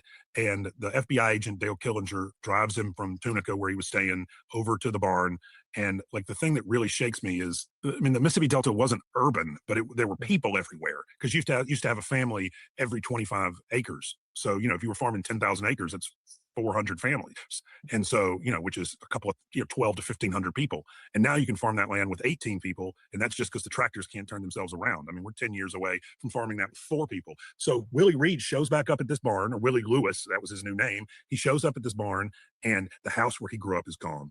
The house where his brother lived is gone. Every single piece of evidence that he or anyone he ever knew in the first 18 years of his life had ever existed at all had been completely wiped clean, except that barn was still there. And the FBI agent said it really like he lost his balance almost, like just the cosmic weight of it. And like, it's not ancient history, man. When I started doing this, there were probably 12 people left alive who knew Emmett Till. And now they're probably 8. I mean, they're dying in front of me, but they're people who really knew him. Yeah, and Wheeler Parker is another person. Wheeler Parker is Church of God in Christ minister in suburban Chicago. Was Emmett Till's cousin. He was his best friend and next door neighbor. He rode the train south with him in 55, rode the train home alone. The kidnappers pointed the gun in his face first. He's the last living eyewitness to the kidnapping. I went with him to the African American History Museum. They let us in before it opened. And we went down and he went in and sort of paid his respects at the Emmett Till exhibit. And then he walked out of there and like, he couldn't even talk, man. He was just making noises. And when he could finally talk again, the first thing he said was, we can't let people forget. And so, you know, one of the things I would love to do is find somebody to explain to me what the difference is. I mean, I obviously know what I think. I don't think there is one, but I would love for someone to try to explain to me what they see as the difference between critical race theory and just Black history. Like, what's the difference? It feels like there's very much a war on Black history going on, which is a war on American history. And like, I don't really understand what the problem is with teaching about Emmett Till. I think that, like, representing the Chris Rufo of the worldview, I think that in a lot of these situations, what these people do is they take a kernel of something that is true, which is they take an example of overreach in how your critical race theory ties race into everything. Which is absurd. Which is, they're not wrong about that. That's absurd. Yeah, then you end up with these things where you're separating out kids by race. You end up kind of back into liberal segregation. The pernicious part is, I think they take a critique of something that where there is a true legitimate critique and say, okay, now everything that about Black history is actually critical race theory, and the only reason they want to teach you this is because they want you to hate yourself and hate your ancestors, and so now we've got it. Now we've got tied all this, and that's the problem, and that's where we get into. And what I would say to him is, only someone who already hates themselves could be convinced to hate themselves by just learning about some history. I mean, I love my family. I used to think there were good people and bad people around these issues, and now I sort of understand that they're just brave people and cowards. Yeah. And I have family members who were brave. I have family members who were cowards. We all have brave people and cowards in us. I have 2 young kids. Before I had kids, I was liable to say a lot crazier shit on the internet than I am now, because I don't want them to have to deal with it at school. I absolutely censor myself. So is that cowardice? Probably. And I think we all have all of those urges within us. And, I think we get into real trouble. Our side's good and their side's bad. This episode is brought to you by IQ Bar, our exclusive snack, hydration, and coffee sponsor. Our IQ Bar protein bars, IQ Mix hydration mixes, and IQ Joe mushroom coffees are the delicious low-sugar brain and body fuel you need with your day. New Year means a clean slate. We've done this a few times for most of y'all. Okay, not in New Orleans. In New Orleans, it's like Lent means a clean slate. But for most of the country, the New Year means a clean slate. And so it's time to transform that holiday, overeating, that holiday lethargy into fuel. And power your day with some IQ Bar. The ultimate sampler pack is a great way to try all the IQ Bar products and flavors. You get 9 IQ Bars, 8 IQ Mix sticks, and 4 IQ Joe sticks. With the ultimate sampler pack, you can maximize your brain and body's potential with the whole deal. The protein bars, the hydration mixes, and the mushroom coffees. I don't know if you're into the hydration mixes at all. I don't know if y'all have started that, but I got to tell you, it's really delightful. We didn't have this when I was growing up. The only thing, you had Tang, I guess. You took that kind of orange space stuff and put it into water and stirred it up, and you had a sweet children's drink. But this is really, we've got an adult version of this now with the hydration mixes. The IQ Mix little hydration packets are wonderful. You're a little hungover in the morning, or you just, I don't know, you need some, you feel like you're a little tired, you're a little lethargy. You pour the hydration mix into the water, stir it up, get some ice in there, a lot of ice. Get it nice and cold. It's fucking nice. Okay, I've been hydration mixing myself pretty hardcore this January, and so something I'd recommend you give a shot as well. And right now, IQ Bar is offering our specials. And right now, IQ Bar is offering our podcast listeners 20% off all IQ Bar products, including the Ultimate Sampler Pack, plus free shipping. To get 20% off, text Bulwark to 64,000. Text Bulwark to 64,000. That's Bulwark to 64,000. Message and data rates may apply. See terms for details. I was listening to a different interview you did with my buddy Ryan Holiday, who was on the show about a month or 2 ago. You gave this anecdote to him that I feel like I would be denying my audience if we did not repeat it. And that is about your mother, and this question of what is important to share. Where is the line between cowardice and courage and recklessness? And what you were talking about is how she's like a Facebook poster now. I don't know if that's still this video is. This is she does it constantly, and she's incredibly brave. She's also incredibly smart. So it's fun to watch idiots try to argue with her and just get owned. And that doesn't mean she's right and they're wrong, although I think she is. It just means she's better at this than they are, and they just run chin first into fucking haymakers. You asked her why she was doing it, though. What did she tell you? I was a little worried. I was like, everybody knows where you live. And I was like, what are you doing? And she said, I was silent the last time this happened, and I didn't really understand what was going on. And I just told myself that if it ever happened again, I was not going to be silent, because silence is complicity. Silence is approval. The vast, silent, self-interested sort of American landscape is why anything bad happens at all. And she lived through it in the Mississippi Delta in the 1960s. And I mean, I'm really proud of that, honestly. And she just refuses to go gently into that good night. One of the reasons I loved it is because I think it will resonate with some of our listeners and with me, because, this is my job. I got to do this. I'm paid to do this. But sometimes I've got people in my life who are maybe posting a little bit more than is probably healthy. But at some level, I know it comes from a good place. And so when I was hearing you tell that story about her, it was like for the first time where I was like, there is nobility in Facebook posting, actually. There's some nobility in posting and in having 100 different Instagram, stories in a row with your favorite reels showing all the different views of what happened during a good in Minnesota. There is some nobility in it, because the alternative is silence. We saw, and she saw, what happens when there's silence in the face of this type of evil. And she's a lot braver than I am, frankly. She was in my head when I was thinking about the barn, because I just was like, whatever happens, it's just going to be true. this is what happened here, and this is who we are, and this is what we did, and this is why we did it. I mean, a lot of that was just watching her just utter fearlessness. I want to go back to just in the book, because this stuff does relate, right? Like the silence is part of the reason why the dentist who lived at that house didn't know that until it had been killed at the barn, that he had just purchased. And so I'm just wondering, what other kind of lessons you had from that. Well, there's tremendous silence. And so I went in the Olma's library, and the famous Look magazine where the killers confessed is in the library, but the confession is torn out. If you go to the Delta State Library in Cleveland, Mississippi, they have the Look magazine in there, but the confession is torn out. When the FBI got to the courthouse in Tallahatchie County in 2000, because they were thinking about reopening the case, they went and got the file. The file was empty. There wasn't a single trial transcript in any official storage facility anywhere in the United States. They had to go find one in private hands on the Gulf Coast of Mississippi. I mean, the erasure of this started almost immediately. It was incredibly intentional. It was driven by the press offices of Jim Eastland and John Stennis. I mean, this was an unbelievably sophisticated operation. And so, when you talk about how come the dentist, who I really like, how come he doesn't know, it's because every single authority figure in his life from the time he was born, every coach, every preacher, every scoutmaster, every aunt, every uncle, every person he went hunting with, everybody in his life told him that this had nothing to do with him. One of the reasons, obviously, that people are so against the teaching of any sort of Black history in Mississippi at a certain political persuasion is because Mississippi has been doing critical race theory for a very long time. Yeah. Let me read you something real quick. This is, I can find this very quickly on my phone. So the textbook that's being taught at my old high school, this is the only mention of Emmit Till in the entire book. Current And day? this is current day. This is what's being taught. In 1955, J.P. Coleman, the attorney general from Choctaw County, was elected governor in Mississippi's first general election after the Brown v. Board of Education decision. Coleman promised to keep the schools segregated. He proved to be a moderating force during a very difficult time. Just after the election, Emmit Till, a young Black man from Chicago, allegedly made a pass at a white woman at a rural store. Two men kidnapped him, beat him, killed him, and threw his body in the Tallahatchie River, even though it was a lot more than two. The coverage of the trial and acquittal of his accused murderers, who later admitted their guilt in an article in a national magazine, painted a poor picture of Mississippi and its white citizens. I mean, those are the right answers on the test today. And so, I imagine that is fucking insane. Yeah, dude. That's today. Governor that was doing segregation was a moderating force. Emmit Till was a young man. Man. What grade would he have been in there? He would have been or something. 8th grade, yeah, 7th grade. Yeah, By the way, he had just turned 14, and he was at that real specific age. Like, he liked comic books. His mother at his birthday party, she and her friends were laughing because they overheard him and his friends playing Spin the Bottle. Yeah. And so he was at that really specific age of young boyhood where you might be sort of interested in kissing a girl, but you still like Spider-Man. Yeah. And that's who he was. And the textbook says he was a young Black man.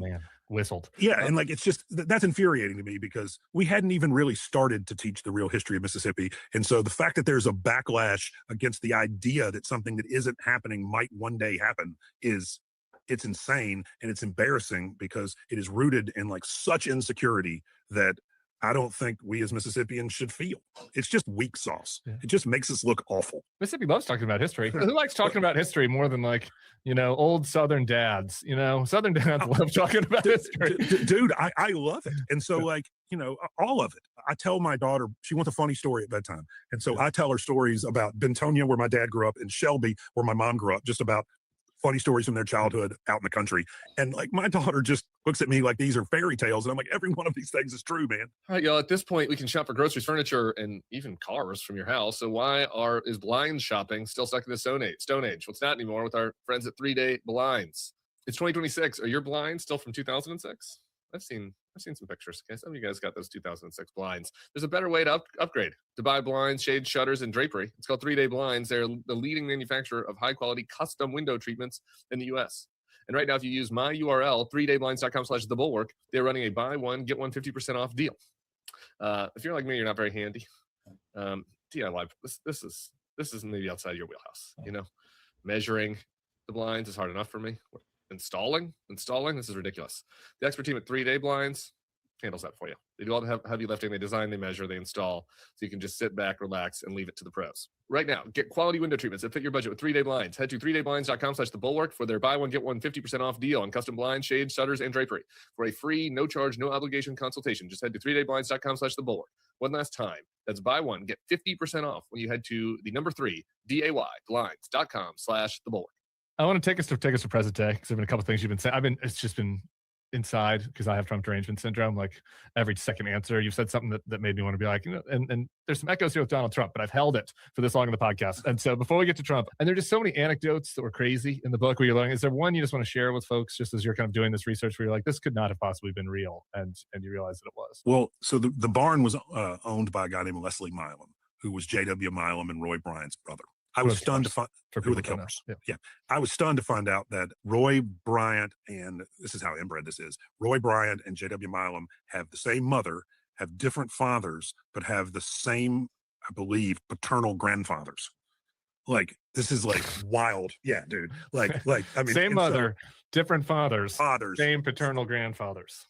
So wild stuff. So Leslie Milam was never charged. The reason the killers made up this whole fake story was in Look magazine was because they didn't want to indict him or didn't want to like point the finger at him.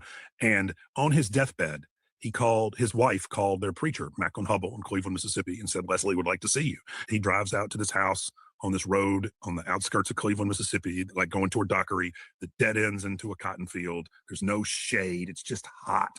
And the preacher goes in, and Leslie Milam is stretched out on a couch in the front room, and he's there because he wants to confess to his preacher that he was one of the people who killed Emmit Till. And I talked to the preacher just before he died. He was an incredible man. He was in his late 90s. So he sat there and he prayed with him, and then he left. And the preacher said he had such a bad taste in his mouth because he felt like the guy was trying to lawyer his way to heaven. Yeah, like it didn't feel sincere, but he's like, it's not my place. Like, I like preachers who understand they're not God. You know what I mean? And like, it's more and more rare. And then he drove out to the store in money and just to sort of sit there with himself and think about it. I was at what would have been Emmit Till's 80th birthday party that his family and friends threw in Chicago, and they invited me. And I'm in this room. It's unbelievable. And this old woman stands up, and it was his aunt. And she's tiny and frail and, beautiful, looks like a bird almost. And she stands up and she says in this really soft voice where everybody has to sort of lean in. And she said, I wasn't there the night he died, but I was there the morning he was born. You just realize that, like, yes, this is a crime that happened to a race of people. It is a crime that happened to a country. There's a reason that people don't know this, but, whether it's, Fruitvale Station or Trayvon Martin or whatever it is, whenever someone is killed, their phone will ring and it'll be somebody from the Emmit Till family privately just being like, we know something about your future that you don't know yet. And, and so they've done a very good job of that. But it's also a crime that happened to a family, and in many ways is still happening to them. And so that really, I don't think I fully appreciate that. It's stupid in hindsight not to, but there is a storage unit somewhere in Chicago right now that his family keeps paying the monthly bill on. And it was Mamie Till's storage unit, and in it is Emmit Till's toy train. Man, that's tough. Yeah, it's really something. And like if you want to know whether you're a monster, ask yourself the question, am I comfortable with that story being told in my children's classroom? And if the answer is no, then you need to go to church, man. Indeed.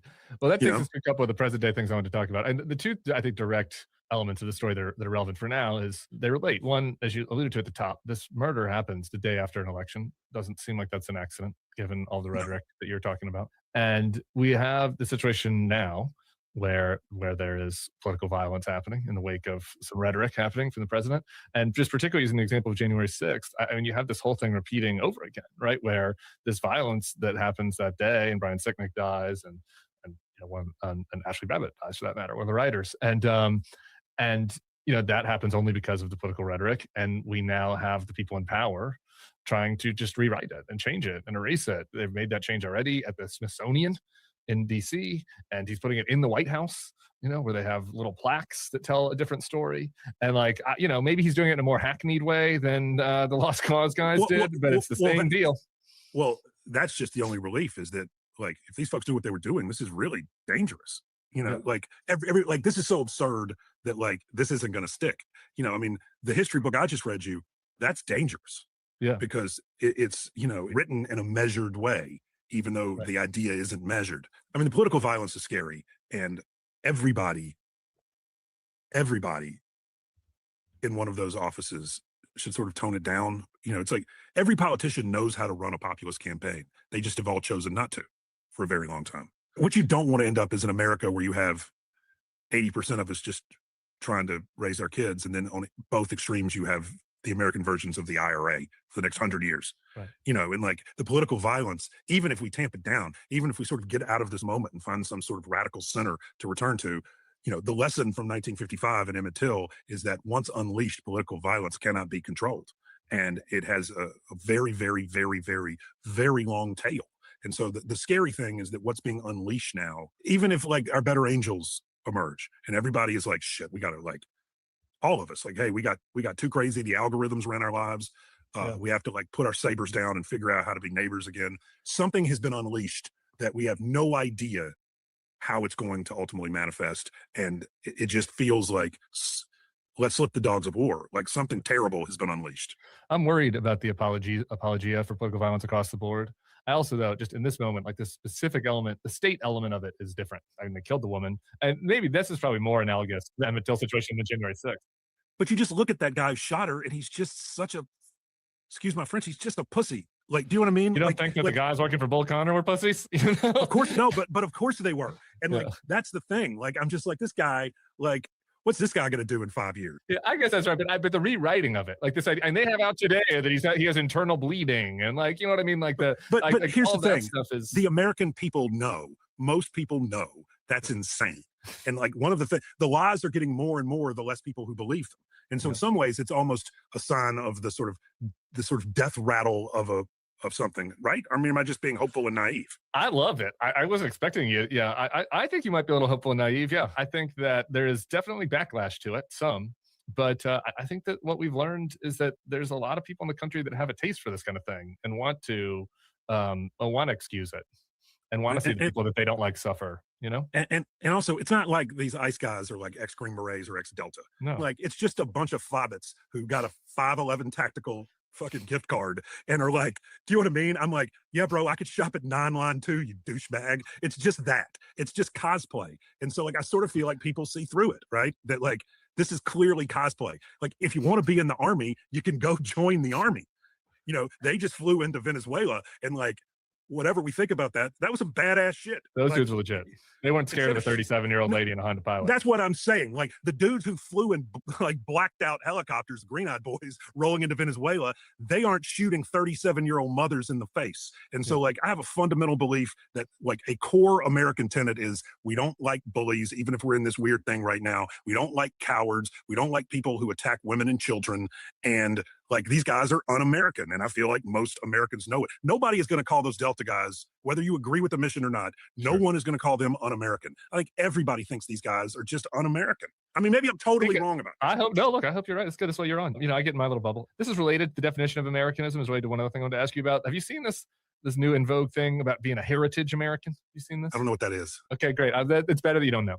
It's this popular thing on the right now that is emerging on the new right, kind of the younger MAGA folks, where they feel like people that have been here longer deserve more rights, basically. Like heritage Americans are in some ways in a superior caste. You know, if your people came over on the Mayflower than people that came over more recently, and that should be honored. That's absurd. My mother's family was on the 3rd boat after the Mayflower, literally. And the idea, that I should have more rights than Marco Rubio is insane. Do you know what I mean? Like that's insane. But don't you think that there is something to it? The reason I wanted to ask you about it is there's some, like, I don't know, somewhere in the kind of the one of the. Let's talk about foundational Americans. Do we feel that because our ancestors were brought here on the boats of slavery, or some people were here, that they deserve more rights? Let's talk about it. Slogans, right, of the South, the Confederacy is heritage, not hate, right? That word has like power in the group and people. It was interesting to see that echo like pop up among like young MAGA TPUSA types. Well, it's interesting because we are very much like we're all tribal people.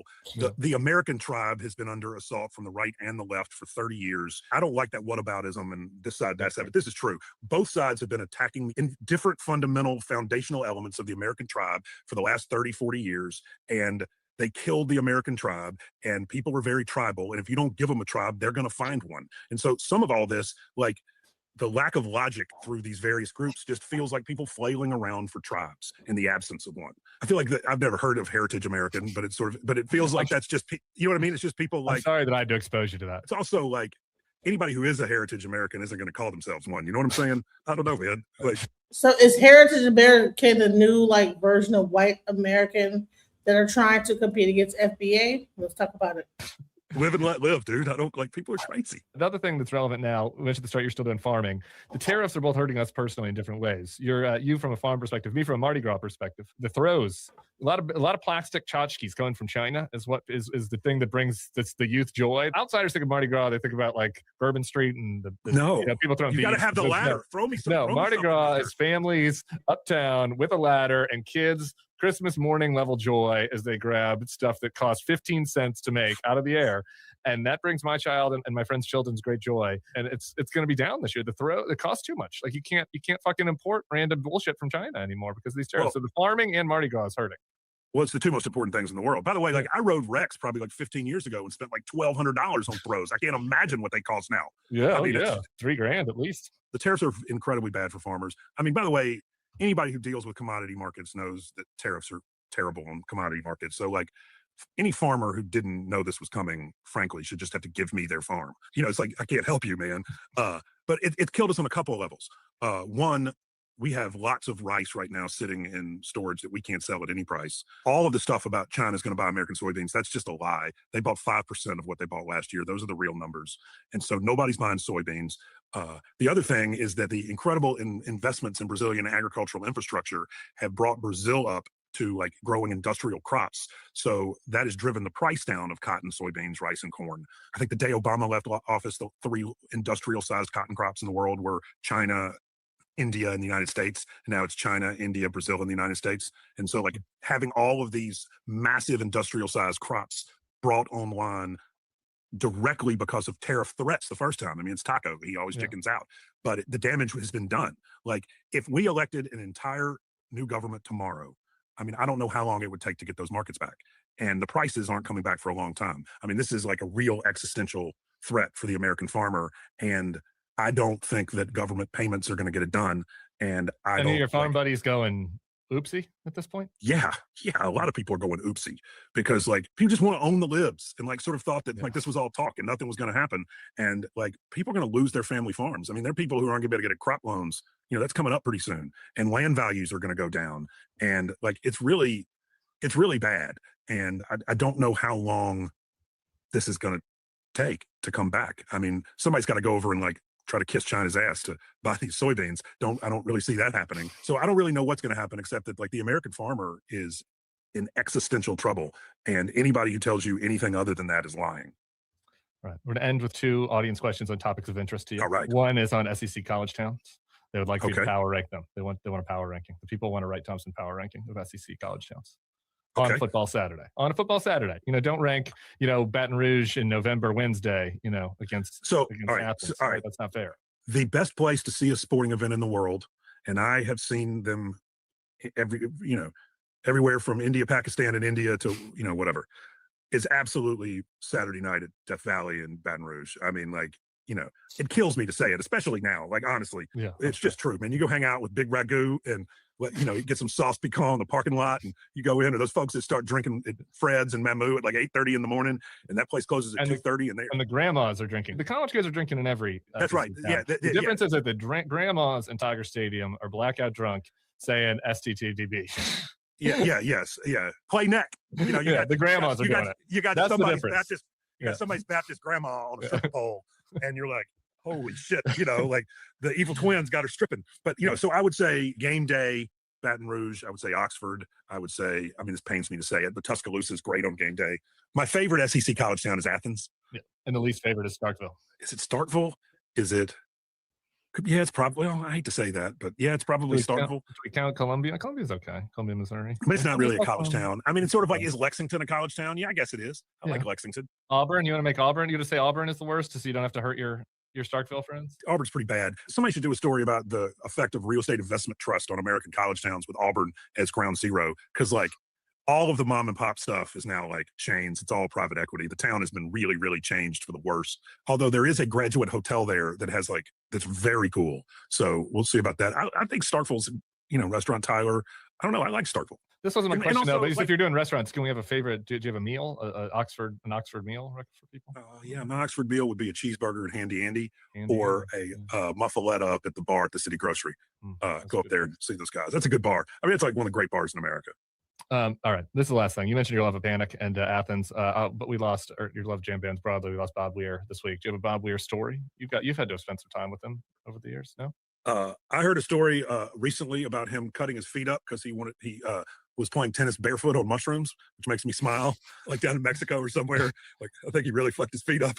I spent a little time sort of inside the Thunderdome because I made a documentary with Mickey Hart, and they were all really nice, and they were like people's grandpas, and they kept faith with each other in a really beautiful way. I mean, that much money, that many years, that many drugs, that much ego. I love that thing Bruce Springsteen said when he inducted the E Street Band into the Rock and Roll Hall of Fame. And he said, to stay together, you have to be accepting of your friends' fallibilities and they of yours. And you hurt each other in big and small ways. And just this idea that these guys made it through this together and never lost faith with each other. That's just the best of humanity. I mean, in addition to the fact that I love the music and I love going to the shows and all that, but these guys, the fact that they never turned on each other through all of this and suffered all this loss together, that was really moving. And, I remember so clearly when Jerry Garcia died because it felt like the end of youth. I think that Bob's death is symbolic too, just in a very different way. Because I think those of us who've spent an irrational amount of time and money traveling around the country for, longer than I care to admit, I think that makes us stop and ask questions about our own mortality. And, I got to know his wife a little, and his daughters were always around. I don't think people realize the degree to which the Grateful Dead enterprise is still very much a mom and pop thing. I mean, Mickey Hart's longtime assistant was introduced to him in 1967 by Jerry Garcia. All the same people are there. I mean, this is real mom and pop, and it's very much like a big, weird family. And so there are a lot of broken hearts out there right now. I mean, I don't love the grief junkie thing on the internet. You know what I mean? Picture of me with the same person. No, by the way, that's so funny. My joke was every motherfucker in the world who ever had their picture with Bob Weir has posted it in the last 48 hours. Yeah, and if your name is not Natasha, Monet, or Chloe, or Mickey, or Billy, or Bruce Hornsby, or John Mayer, Jeff O'Teal, or Jay, maybe you should shut the fuck up, and let the family mourn. But in typical, I guess, narcissist journalist fashion, I mean, my whole thoughts were oh, what does this say about me? Mainly that I'm old. Yeah. But you know what? He was lovely, and his family was lovely, and his wife, they were very nice to me and my girls. And anyway, they always say, don't meet your heroes, and I'm not entirely sure what I would have done if Mickey Hart and Bob Weir had been just dicks. And so it's a bummer. And I really feel for his family because, the guy was mystic in that way. There's an awful big Bob Weir sized hole in the lives of his family now. And, they have to figure out now how to live with the absence of him while simultaneously living with his myth and his ghost. And I imagine that grieving process is not going to be easy. And I just have, nothing but love and respect for Natasha, Monet, and Chloe Weir. They have some rough months coming, and just kind of makes me sad for them.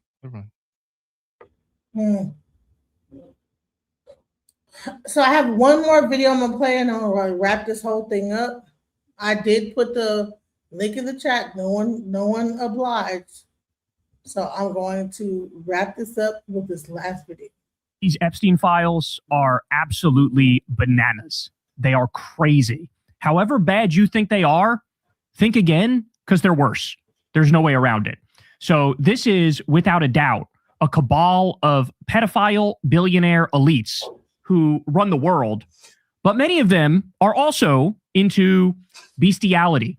Many of them are also into torture. They're into cannibalism. I've never been more certain in my entire life that extreme wealth rots your soul. It kills your morality. It kills your ethics. It rots your soul. So sit back, relax, buckle up. We're going to go through all of it. And you are going to need to use that little Men in Black flashy thingy to erase your memory by the time we're done with this. So let's start here. In the new Epstein files leak, we have heavy illegal redactions protecting the perpetrators. So this is now the second time that that's happened. It's on purpose. This is totally in contravention of the law. They don't care. There's also doxing of Epstein victims again. Supposedly an accident, but this is now the second time that that's happened as well. You have incriminating documents on Trump posted and then pulled down and then reposted, apparently, when they realized the cat was out of the bag. You have Epstein discussing Trump raping underage girls at his house. You have Elon visiting Epstein Island. You have Bill Gates getting STDs from Russian girls. We have allegations of sex trafficking and auctioning underage kids at Mar-a-Lago. We have Melania's close relationship with Ghislaine exposed. Nobody knew how close they were until this new round of leaks. And you have the Trump pick for Fed chair exposed in the Epstein files as well. So many people, it's like 30 people or something like that in the Trump regime are in the Epstein files and have ties to Epstein, which, you know, leads to very disturbing questions about the nature of power in our country. We also have this. There are more than 5,300 files containing over 38,000 references to Donald Trump in the latest batch of the Epstein files. So I like this reply. Somebody said to me when I posted this out there from the New York Times, there's more mentions of Trump in the Epstein files than Jesus in the Bible. There's around 900 to over 1,200 times in the New Testament they mention Jesus. Like I said, 38,000 references to Donald Trump in the Epstein files. Absolutely incredible. Probably the worst part of these new Epstein files are all of the pages that just say CSAM not scanned. And of course, what that means is it is exactly what you think it is. It is pedophilia. And it's pictures, it's videos, and there's a hell of a lot of it. And so, of course, they can't release that. So it says CSAM not scanned. Absolutely disgusting stuff. This came out the other day, but Ghislaine Maxwell alleged that 29 friends of the notorious sex trafficker Epstein had been protected by the Justice Department by way of secret settlements. Secret settlements. So this might explain why we haven't seen anybody go to prison for the Epstein scandal, is because it looks like the government cut deals with 29 of them, probably including all 10 co-conspirators. Let's go through the basics real quick. So shout out to CoffeeZilla. He posted a video on his Voidzilla channel here going through it. Let's watch it. Then I'll come back and give you a lot more. Here we go. The FBI just dropped 3.5 million files, and it is incredible. Huge bombshells about some of the most powerful people on the planet. I can't believe they let some of this stuff out. I mean, it is stunning. Honestly, one of the biggest lies we've seen is the idea that the FBI could possibly come to us and say, not only is there not a client list, there was no credible evidence that Epstein blackmailed prominent individuals. Guys, we're about to see planned blackmail to one of the most powerful people on the planet, and that is Bill Gates. Listen, there's a lot we're going to get to, but we have to start with probably the craziest revelation here, which is Jeffrey Epstein emailing himself about Bill Gates. Now, if you don't know, Bill Gates and Epstein had a relationship post-2008. That's a big year. You're going to hear a lot today because 2008 was the time that Epstein pled guilty for soliciting of somebody under the age of 18. He was a predator at this point. Everybody knew it. Now, eventually, Bill Gates would get divorced when all of this came out. Melinda Gates said it was part of the direct cause for the divorce. She said she met Epstein and said he was evil. He was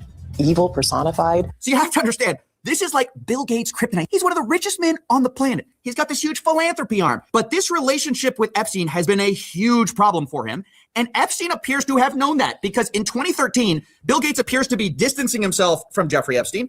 And Epstein seems to have a problem with that. He says, I assume the dedication to our relation went both ways. Larry has now asked me to recommit to a confidentiality agreement. Basically, he's got to shut up about his relationship with Bill Gates. And this is where the blackmail starts. And it comes in the form of like, if I were you, I would do X if I were the type of guy that you should be. He says, in that regard, I suggest I buy you the house that you had your heart set on. In addition to 5 years of severance, we'll buy you out of the investment contract we agreed upon, 30 to 40% of a $100 million partnership for $30 million in today's terms. That's what I would have done had I been in your shoes. Then he lays out what he has on Bill Gates, or what he says he has. Quote, to add insult to injury, you subsequently, with tears in your eyes, implore me to delete the emails I had regarding your STD. Your request that I provide you antibiotics that you could surreptitiously give to Melinda, and the description of your. I mean, this is insane. It's completely insane. It's like basically laying out in text form, I would give me millions of dollars, and I can't believe you're asking me to delete the message where you were going to give STD medication to your wife without her knowledge. I mean, it's complete. It's crazy. It's just completely obvious what he's doing here. It's just a nudge, nudge, wink, wink. Here's what you should do. But now that coming out after Epstein's death, this looks really bad for Gates, obviously, because you usually wouldn't blackmail somebody for something that's completely false or fake. I mean, maybe he did that. But we also know Bill Gates had affairs. Obviously, Melinda credits it for their divorce. So it's hard to believe there was nothing sketchy going on. Bill Gates, of course, maintains that it was completely above board. He says the fact this allegation was in here just shows how much Epstein was willing to defame people. But Epstein lays it out. He says he helped Bill get drugs in order to deal with the consequences of sex with Russian girls, facilitating his illicit trysts with married women, and to being asked to provide Adderall for bridge tournaments. Look, guys, this is exactly what we suspected the whole time. Epstein was providing services to rich people and expecting payment via blackmail. Now you might say, and it's true, that we don't know that Epstein ultimately sent that version of an email to Gates. All we know is he sent that to himself. He may have planned the blackmail and just been drafting something. But what we do know are two things. The Wall Street Journal has reported that Gates was threatened by Epstein over an affair. We also know that after this blackmail email Jeffrey sent to himself was written, eventually Gates sent a $2 million donation to MIT directed by Jeffrey Epstein, which is a bit weird if you had distanced yourself from the guy and y'all had this big falling out. So he probably did the threatening in person. Like he did like a rough draft and typed out his thoughts on it. Then he did the threatening in person, and then Gates gave him money. Oh my God, man. This stuff is so crazy. Now, again, do we know for sure that Bill Gates did all of that? No, of course we don't. But do I think Bill Gates was innocently looking for charity advice from a after he already pled guilty? No, I don't. I'm sorry. I'm not that gullible. And speaking of not that gullible, we've been lied to also by another richest guy on the planet. Geez, it's a shock why they don't want to put this out. Elon Musk, who has been saying for years that it is a lie that he went to Epstein's island. In fact, he says he refused to go. From Elon, he says, Epstein tried to get me to go to his island. I refused. He says, anyone pushing this false narrative deserves complete contempt. Later responding to another headline, which said Elon Musk planned trip to Epstein's private island. And he says, this is false. But of course, we start to dig through the files and we can see on Epstein. Dog, you're caught in black and white, bro. Stop trying to weasel your way out of it. We've all seen the emails now. He literally was like, can I please come to your wildest party? I would really like to cut loose. I would really like the island experience. Wink, wink. Like, bro, you are so caught. And such a loser that you had the pedophile billionaire cabal of elites going, I don't know if I want this guy there, bro. Calendar that Elon Musk is booked in December 6th of 2014. But maybe you don't believe that. That's just the word of Jeffrey Epstein. But maybe you'll believe the word of Elon Musk, who was caught emailing Jeffrey Epstein to go to his island post the guilty plea. Elon Musk writes, we'll be in BVI St. Bart's area over the holidays. Good time to visit. Jeffrey Epstein says, I will send a heli for you. Later, Elon Musk writes to Epstein, probably just to Lula and me, his ex-wife, what day and night would be the wildest party on your island? The world's richest man is asking the most vile man for the wildest party on his island. And then it gets more explicit. In 2012, remember, this guy said, I refused it. I could never do that, right? It's false. But here in 2012, he says, do you have any parties planned? I've been working to the edge of my sanity this year. I really want to hit the party scene in St. Bart's or elsewhere and let loose. The invitation is much appreciated, but a peaceful island experience is the opposite of what I'm looking for. Guys, he can't even play the I went to go study math excuse, which is what all these guys do. They say, hey, I just went to go talk to scientists. Elon's like, hey, I don't want to do that. I'm looking for a party. Bro basically wrote down like, Jeffrey, I'm wondering if you have any underage girls to do stuff with my penis. You basically put that down. What a loser. Oh my God. And a criminal. That's what I'm here to do. And then Jeffrey Epstein writes, understood, I will see you on St. Barth. The ratio on my island might make your ex-wife uncomfortable. I can't believe these guys are lying to us and people are swallowing it still, thinking that Elon Musk had nothing to do with this guy. By the way, I cannot wait for Joe Rogan to completely and utterly avoid this like the plague, or try to spin it, or have Elon Musk to do damage control. Because those are the options. We know he's not just going to cut Elon off and start telling the truth. We know that's not going to happen. In fact, we're going to go through all these different Epstein files. You'll never guess which one email Joe Rogan found. The one about Bill Gates. Shockingly, missed all the ones about Trump, missed all the ones about Elon, missed all the ones about the Republicans, only found the Bill Gates one. What a hack. What a hack he is. That's 2012. That's 2014. But guess what? There's another time in 2013. I mean, this seems like a yearly thing with the boys. Here, once again, Elon Musk writes, we'll be in the BVI St. Bart's area over the holidays. Again, is there a good time to visit? Jeffrey Epstein, any day, 1st of the 8th, play it by ear if you want, always space for you. They then plan some more, and you might think, well, if Elon ever told the truth, this is when he has to reject, right? Because he said, I refused. But actually, it appears to be one of those cases where, like, your friend says, like, oh, bro, I dumped her. And actually, it was the other way. Yeah, it turns out Elon didn't dump the dumped Elon. He says, bad news. Unfortunately, my schedule will keep me in New York. Hopefully, we can schedule another time in the future. Jeffrey Epstein let Elon down. That's actually the real story. Is the reason he didn't go in 2013 was because he couldn't go. Jeffrey Epstein was not there. Guys, I mean, how blatant do they have to make it before we start to just see through it, right? When they issue these ridiculous denials, they're totally associated with the guy after the guilty plea. They lie through their teeth, but they can't even keep their story straight. I mean, that's what's crazy. They're not even competent at this. They get caught in their own lies all the time. Remember, the FBI's official story was they didn't blackmail. Well, before we even had these files, Howard Lutnick was on the record calling Jeffrey Epstein the greatest blackmailer ever. So how come Bill Gates and all these other people could hang around him and not see what you saw? Or did they see it and ignore it? Or no, they participated. Right. That's what his MO was, get a massage, get a massage. And what happened in that massage room, I assume was on video. This guy was the greatest blackmailer ever. Interesting. Okay, so Howard has a different perspective. Now, if you don't know, that guy, do you think he's just telling the truth there? Even this guy who's contradicting the official narrative, this guy literally lived next to Jeffrey Epstein. This guy was like, I'm going to tell the truth. Those guys participated. That guy lived next to Jeffrey Epstein. And by the way, he lied too. I love this video we're about to get into because this guy, Mr. He's the greatest blackmailer ever, does he know something we don't know? Because it's interesting. Mr. I'm his neighbor had to also explain how he had nothing to do with Jeffrey Epstein. And he lays it out pretty simply. He goes, yep, I lived next to him, but in 2005, I had such a horrible experience that I knew I could never talk to him again. he was your neighbor for 10 years. How well did you know him? We move in 2005. Okay. Jeffrey Epstein is arrested in like 08, I think, something like that. Right. So knock on the door. His assistant on like a Saturday says, Mr. Epstein, your neighbor would like to invite you over for coffee. And there's a massage table in the middle of the room. Massage table in the middle of your house? How often do you have a massage? And he says, every day. And then he gets weirdly close to me. And he says, and the right kind of massage. Now my wife is standing here. So she looks at me and I look at her and we say, I'm sorry, we have to go.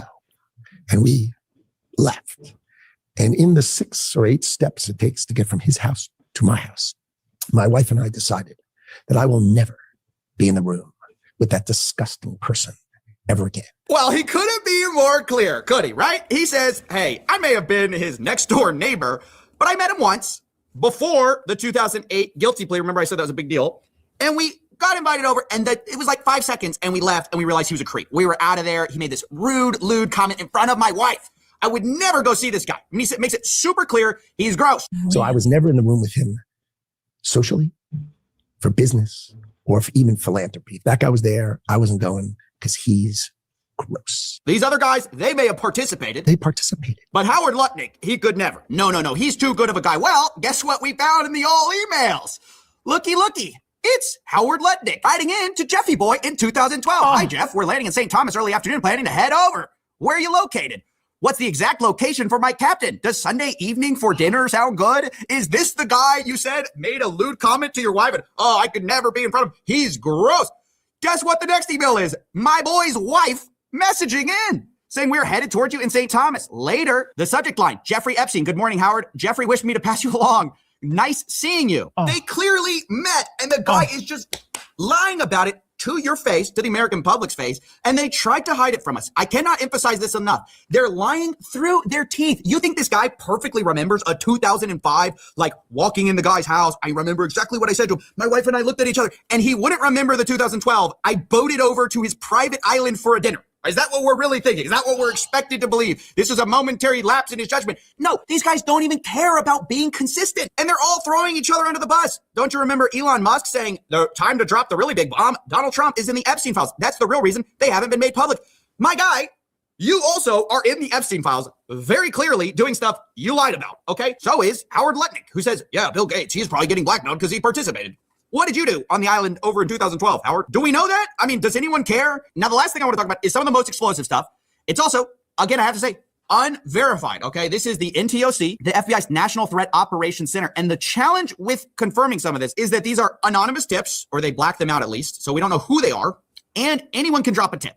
Now, that doesn't mean that you should disregard them. It just means we can't verify them. The other challenge is that the FBI has a heavy incentive to discredit anything with Donald Trump in it, just because he's in the White House right now, obviously. And so I want to be clear, there are notes related to some of these submissions where they say things like complainant was spoken to and deemed not credible. Additional research showed 3 separate redacted. It's hard to tell how much this is the proper due diligence of the FBI, which they should be doing, of course, and not all complaints are credible. But also there's this obvious conflict of interest with the fact that the sitting president is in some of these complaints. But here they are for what it's worth.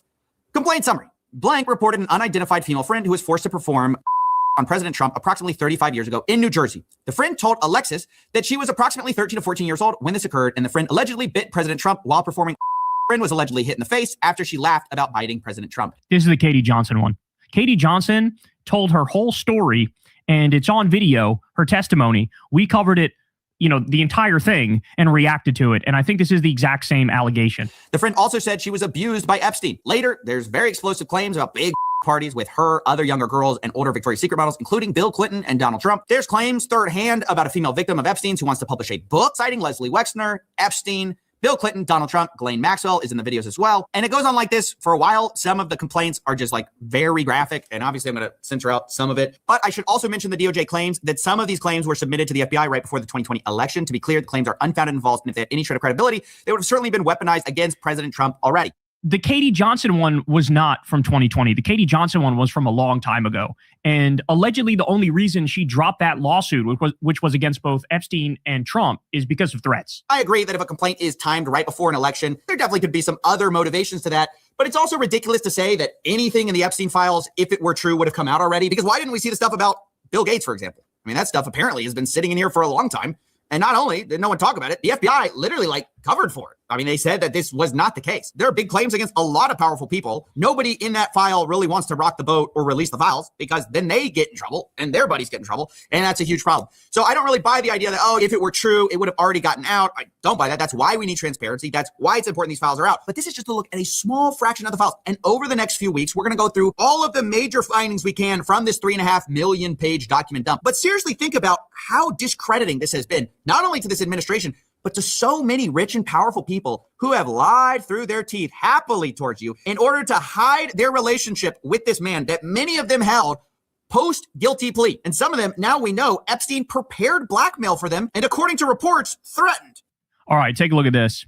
A document released by the U.S. Department of Justice reveals Jeffrey Epstein was permanently banned from Xbox Live in 2013 for violating its policy on harassment, threats, and abuse. So some people are saying the reason is that. Some people are saying the reason is because he was a registered sex offender. Other people are saying Xbox is owned by Bill Gates, and Bill Gates banned Jeffrey Epstein just to try to get back at him. He banned him from Xbox. But there's a lot more juicy stuff than this. Look at this. Massive breaking. A witness swore under penalty of perjury that Donald Trump threatened a young girl, telling her she could, quote, disappear like another 12-year-old female, and then threatened to kill her entire family, according to Epstein-related court records. This allegation appears in dataset 9 of the Epstein file, and then it has the exact file. This is sworn testimony. If the witness fabricated this account, they would face multiple years in federal prison for perjury. So you have different levels of certainty, right? You have the FBI intake form, which could just be something as simple as a tip, could just be somebody hurling an allegation with no evidence, could be real also, though. But then you have stuff like this, which is a level up in terms of certainty that a person was willing to say this under threat of perjury. All right, more. So somebody emailed, do you happen to have anyone with influence over Assad? And Jeffrey Epstein responded, quote, not for email. So what you're going to see here is Jeffrey Epstein was so immensely connected. He was acting in this weird way as shadow emperor of the world. He had power in virtually every country, one way or another. This is absolutely bonkers stuff here. Let's keep going. Epstein asked the Harvard professor Martin Novak, quote, did you torture her? Did you torture her? And here's the email right here. If you'd like to, you can pause the video and you can see it. Did you torture her? Is what he said. So as I said, going through these files, what became clear to me is that we're not only dealing with a cabal of pedophile billionaire elites who run the world, but many of these people, again, as you'll see, there's reason to believe they're into bestiality, they're into torture, they're into cannibalism, and this extreme wealth that they have, it has rotted their soul and totally blurred the lines between right and wrong, where they act like absolute monsters and animals and dehumanize everybody around them. And there's a lesson in that. There's a lesson in that about billionaires. We shouldn't have any billionaires because apparently they morph into demons when they hit that line of extreme wealth. All right, more. We literally have emails from victims of Epstein stating, quote, the Epstein trafficking ring is still running and being funded today. So you can see it here highlighted in yellow because she was and still is a long-term employee of the Epstein trafficking ring that is still running and being funded today. So this might be another reason why we haven't seen arrests. We haven't seen cases. We haven't seen convictions. It might be the case that there's already deals cut as was reported the other day, with like 29 people who were involved, could be including the 10 co-conspirators. There are already deals cut, and it could be that elements of the cabal, elements of the cartel, are still running today. All right, more.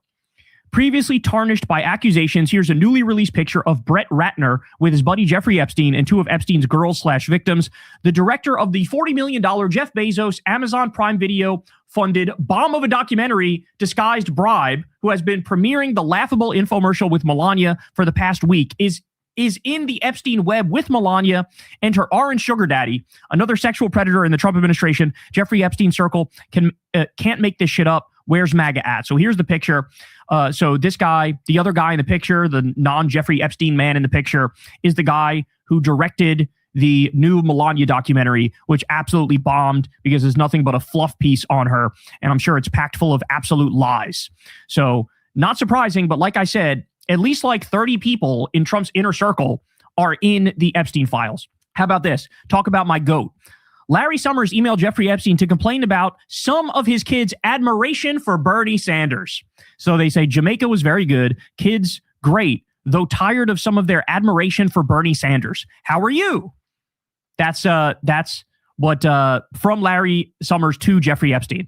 So the only time our boy Bernie is mentioned is where Larry Summers is shitting on him to the world's most notorious pedophile. Absolutely goated, Bernie Sanders is. Interesting drug price list from the new Epstein file release. So here we have, this was a one-stop shop for all your criminality. If you're a billionaire, or if you're an elite academic, or you know, an elite politician, big-time celebrity, this was a one-stop shop for criminality. So you can go down the list here and you see Epstein had access to coke, Coke Yellow Purge, Coke Pure, ketamine, DMT, LSD, Xanax, Klonopin, Percocet, Vicodin, oxycodone, OxyContin, methadone, morphine, Adderall, MDMA, ecstasy, Cialis, which is Viagra, which, right?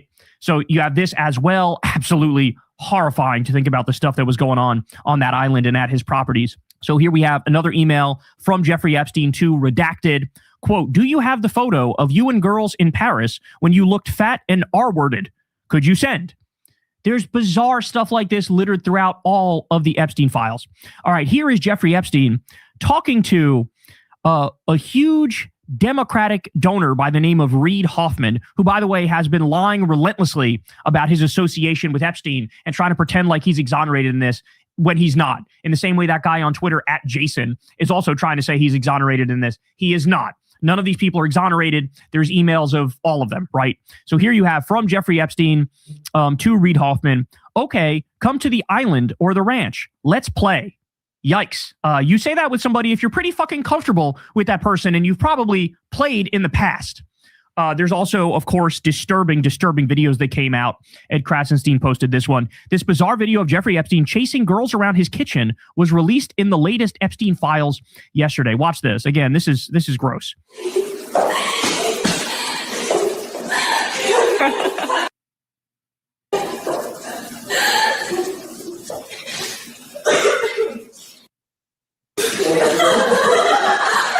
So some people were able to find a still shot where you can see a little bit more, and it appears to be a young girl, and she's wearing a robe with nothing underneath.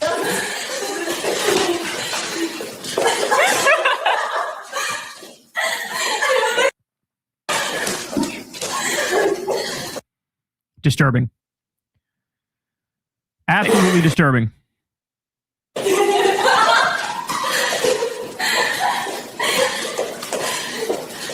You could even hear from the laughs that this is somebody who's young. You could even hear from the giggling and the laughter. Jesus Christ. A newly released clip shows Jeffrey Epstein dancing with a redacted girl. I'm going to mute it so we don't get jacked on copyright here. But there's Jeffrey Epstein dancing. The other one is censored a little bit, although you can tell she's wearing some sort of red scarf or something like that. Black pants. Cannot tell the age of this one, but I would not be surprised if this one was also relatively young. So there's stuff like this littered throughout the files. All right. These Epstein emails are horrifying, man. Whatever the DOJ has alleged about this network, it's at least 1,000 times worse. So this is weird to me because on the one hand, you have so many emails where people are openly talking about torture, and they're openly talking about pedophilia. And then you get stuff like this where they appear to be speaking in code. So from Roy Hodges to Jeffrey Epstein, this is in March of 2013. I wanted to let you know the crew really appreciated the pizza today. Thank you for letting us do that. All right, more. This is better than a Chinese cookie. See attached. Let's go for pizza and grape soda again. No one can understand. So another one here from Redacted to Epstein. You mean radiating a soft glow with the look of bliss and excitement? Yeah, that's the pizza. What the fuck? Then underneath here it says, she looks pregnant. Huh? How about this one?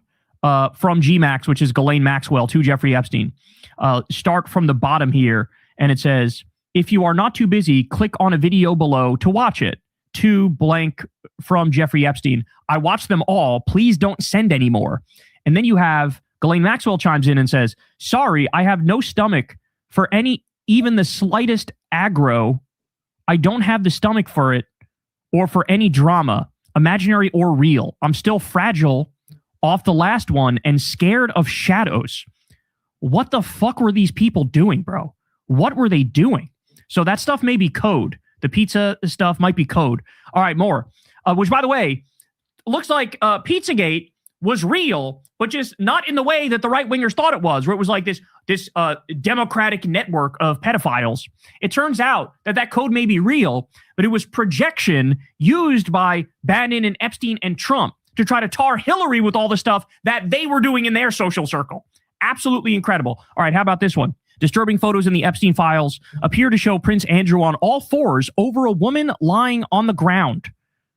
So here you can see this. Very disturbing. Don't know what the hell's going on here, but obviously he's been stripped of his royal titles because of his affiliation with Jeffrey Epstein. Epstein releases 2020 email references Prince Andrew was accessory to the death of a young girl he tortured and instructed to murder. Excuse me? So if you start at the bottom here, back in the 90s, Ghislaine Maxwell recruited a girl from a modeling career. Instead of modeling, she was sold as a slave for sex and torture. Prince Andrew was an accessory to her death as he tortured her and me to force her murder. I need to get a passport to identify her. I will need someone to contact the passport office to get an expedited passport. What the hell is this? So this is the to and the from are redacted here, but the subject says Ghislaine Maxwell. So this is incredibly bizarre. And then some people were speculating, hey, is this picture tied to that? Right? I don't know if the dates line up, but is this picture tied to that? There's literal allegations of like torture and murder that are in these things here. All right, this one is absolutely crazy. I couldn't even believe this one was real when I saw this. So this guy at Delete Shitcoin on October 28th of 2022 said the following. CIA and Mossad and pedo elite are running some kind of sex trafficking entrapment blackmail ring out of Puerto Rico and Caribbean islands. They're going to frame me with a laptop planted by my ex-girlfriend who was a spy. They will torture me to death. So this person said this, and then literally like a couple days later, he was killed. This is absolutely wild. He tweeted this and died from drowning the exact same day. And there's an article about it here in the New York Post. Drowning death of crypto visionary Nikolai Mushegian. Absolutely insane. Posted this, then was killed. And people are saying, look, is this all the evidence of that the cartel is still in existence? They are still in existence. They are still doing their thing. And of course, it's tied into intelligence agencies. Again, that's the part of this so many people are missing too, is that clearly it was a honeypot operation and it was a blackmail operation. But Epstein would freelance for different intelligence agencies. He worked with the KGB, he worked with Mossad, he worked with the CIA, but he had so much dirt on so many people, and they could control people with this stuff. So here we have another email from Redacted to Jeffrey Epstein. I simply cannot believe this victory, talking about Trump's win against Hillary. No one called it. We all thought she'd win. You must be happy, though. I remember flying back with Donald on his plane the first weekend I went to visit you in Florida. Was the weekend he met Melania, and he kept on coming out of the bedroom saying, wow, what a hot piece of ass. Nuts. Anyway, hope you're enjoying Saudi. Absolutely insane. By the way, was this in the documentary? I'm just curious. Was this part in the documentary? Did they talk about this part? I'm pretty sure they didn't. How about this one? Jeffrey Epstein's cellmate told the FBI that Epstein was involved in an orgy with Tony Blair during his interview with law enforcement. I would sure like to investigate the origins of this plan to have convicted sex offender Jeffrey Epstein lead an annual modeling contest for all the top girls of all Russia. Who pitched this idea? And then this is exactly what it is. It's to Epstein from Redacted. And this person is pitching this idea after he was already a convicted pedophile. They say, hey, why don't you come to Russia? We'll set up like a Miss Russia World or something like that. And you could have access to all these girls. What the fuck? So again, tremendous evidence that he's worked with the KGB, Mossad, and the CIA running a blackmail operation, had extreme power and control.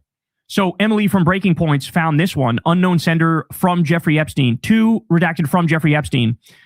Warm washcloth, loved it. He almost passed out the very instant I applied it. Oh, and the tickle under the you-know-what worked too. Hee. Thank you again, Jeffrey. All your secret tricks will hopefully land me a man one of these days. Hee. Have a great day. What the fuck? What are we looking at here? This one is wild. Just Barack Obama's White House counsel giving Jeffrey Epstein advice on how to answer questions about Donald Trump having sex with a girl at his house. At his house. So this is one of the things that we got from the last Epstein files dump is Trump was outed.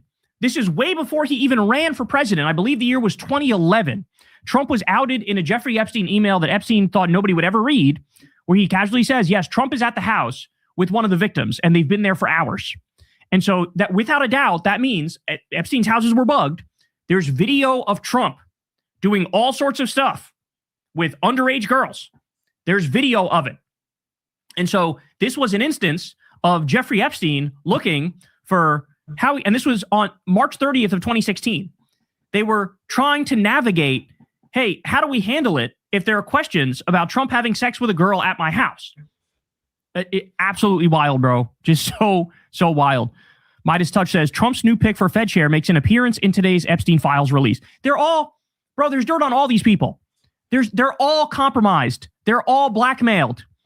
And so, like, whose bidding are they doing is the question, right? All right, more. An email from Melania to her dear friend Ghislaine. So this was all the way back in 2002. So Melania says, Dear G, how are you? Nice story about Jeffrey Epstein in New York Magazine. You look great on the picture. I know you are very busy flying all over the world. How was Palm Beach? I cannot wait to go down. Give me a call when you are back in New York. Have a great time. Love, Melania. So yet again, what people are speculating vis-a-vis Melania is, bro, she came out of this world. Did she directly come out of the world of fucking human trafficking that Jeffrey Epstein was involved in? Was she one of these girls? And we learned this in the last Epstein files dump. He had passports of all of these women from mostly the post-Soviet bloc countries after the Soviet Union collapsed.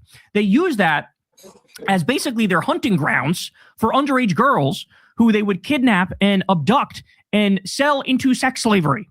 And did Melania come out of that world? That's the question. And I don't know, man, but I think the answers are kind of clear if you think about it. By the way, the first time Trump and Melania had sex was allegedly on Jeffrey Epstein's pedophile plane, the Lolita Express. Do with that whatever you will. All right, more. Epstein and Ghislaine reminisce about their fossil hunting trip with RFK. So from one of Jeffrey Epstein's other emails, or excuse me, from GMAX to one of Epstein's other emails, which is jevacation@gmail.com. Love that. Didn't we go fossil hunting with him and Bobby Kennedy in North Dakota? Dinosaur and fossil hunting with Jack Horner on the ranch. Found 90 million year old clams and fossils right up your alley. And so multiple times RFK comes up. He was deeper in this world than anybody realized. And there's even speculation about the wife of his that wound up dead, by the way. There's even speculation about that. How exactly did that happen? The story we were told is that she found Robert F. Kennedy's book about all the affairs he had, which went into excruciatingly lewd detail, and that the wife found it and the wife killed herself. But now people are going back and questioning, is that really what happened? Is that really? Because RFK was running in these circles where murder was nothing. This is the craziest, perhaps, of them all. So creator and past owner of 4chan, a guy by the name of Chris Poole, known as Moot, was in contact with Epstein and then possibly opened up the board, the Reddit for politics, or the politically incorrect Reddit, this like right-wing giant Reddit, after meeting with him. So people are saying the timeline lines up perfectly where this guy may have created this like online right-wing atmosphere, which birthed Gamergate, which birthed like every, MAGA far-right movement online. It may have literally been a psyop created at the hand of Jeffrey Epstein. Sean McCarthy says, pretty stunning. Ghislaine Maxwell was one of the most active and powerful Reddit mods. We learned that in the past. And the politics board is where QAnon was birthed. Among other things, the Epstein network was managing one of the largest online informational warfare ops in history. Bro, if you are on the right, you were fucking psyoped by Jeffrey Epstein to have the politics that you have right now. You were psyoped by Jeffrey Epstein. Breaking, immediately after meeting Epstein, the founder of 4chan launched the politically incorrect subreddit, POL, effectively a Nazi forum.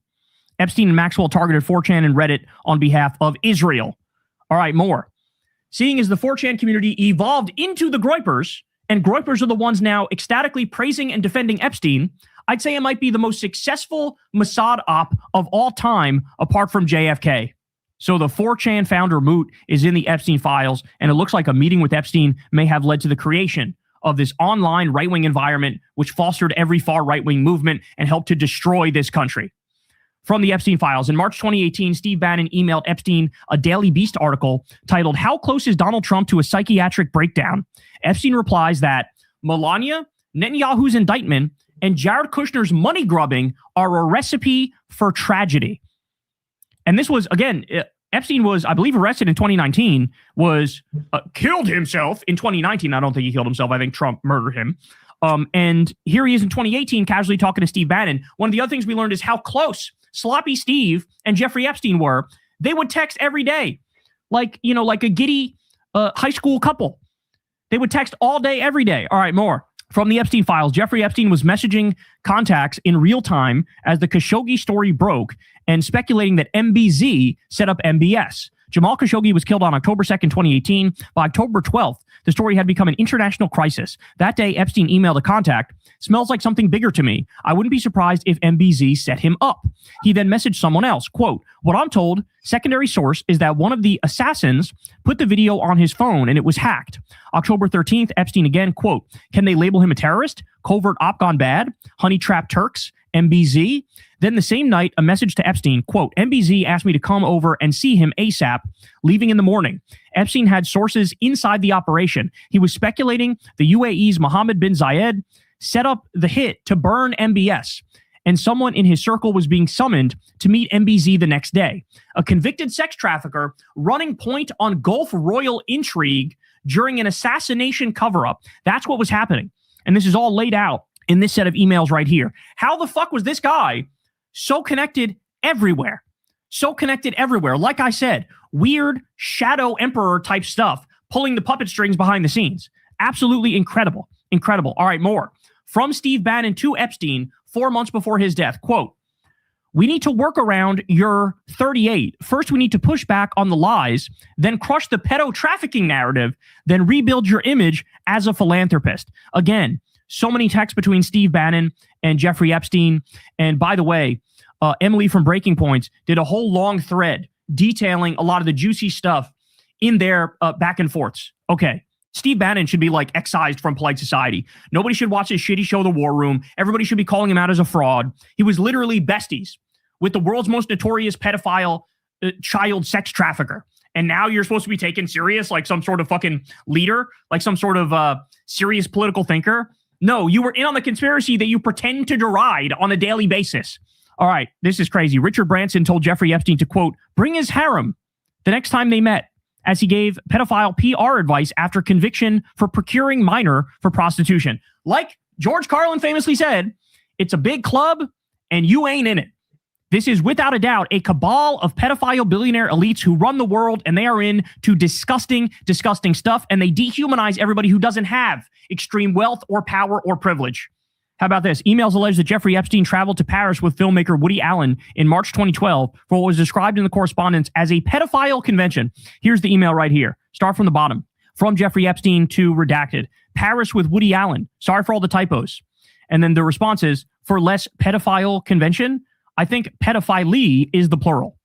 So here they are saying, we're at a convention together. I guess it's the pedophile convention because it's me and Woody Allen together, and you know how we are, right? They just say it. They just say this stuff out loud sometimes. Half the time they're using the, would you like some pizza and grape soda and Chinese cookie? They're speaking in code. The other half the time they're like, I sure do love pedophilia and torture. Did you torture her? Oh my God, bro. Holy shit. From the Epstein files, Epstein forwarded a blind item about Trump Jr. fucking Hope Hicks to several people. The item was apparently sent to Epstein by Sidney Blumenthal. That's crazy, bro. I think that's Max Blumenthal's dad. That's fucking crazy. So Trump Jr. fucking Hope Hicks. Oh, we got more dirty stuff like that coming up in just a little bit. You wait for it. Okay, so this story is crazy. So there's this like Norwegian crown princess, and she had a super close relationship with Jeffrey Epstein. So look at this. The crown princess of Norway was asking Jeffrey Epstein for parenting advice about showing her 15-year-old son naked women.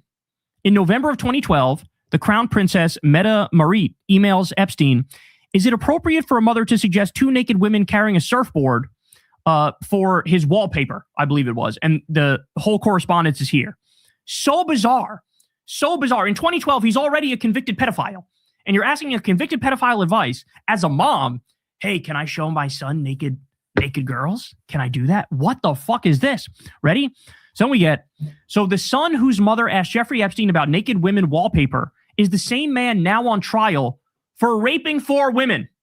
In 2012, Crown Princess Mette Marit emailed Epstein, quote, is it inappropriate for a mother to suggest 2 naked women carrying a surfboard for my 15-year-old son's wallpaper? Epstein, a convicted sex offender at the time, told her to let him decide. That son, Marius Borg Høiby, now faces 38 criminal charges, including 4 counts of rape. The trial starts Tuesday. Historians called this the biggest scandal in Norway's 120-year royal history.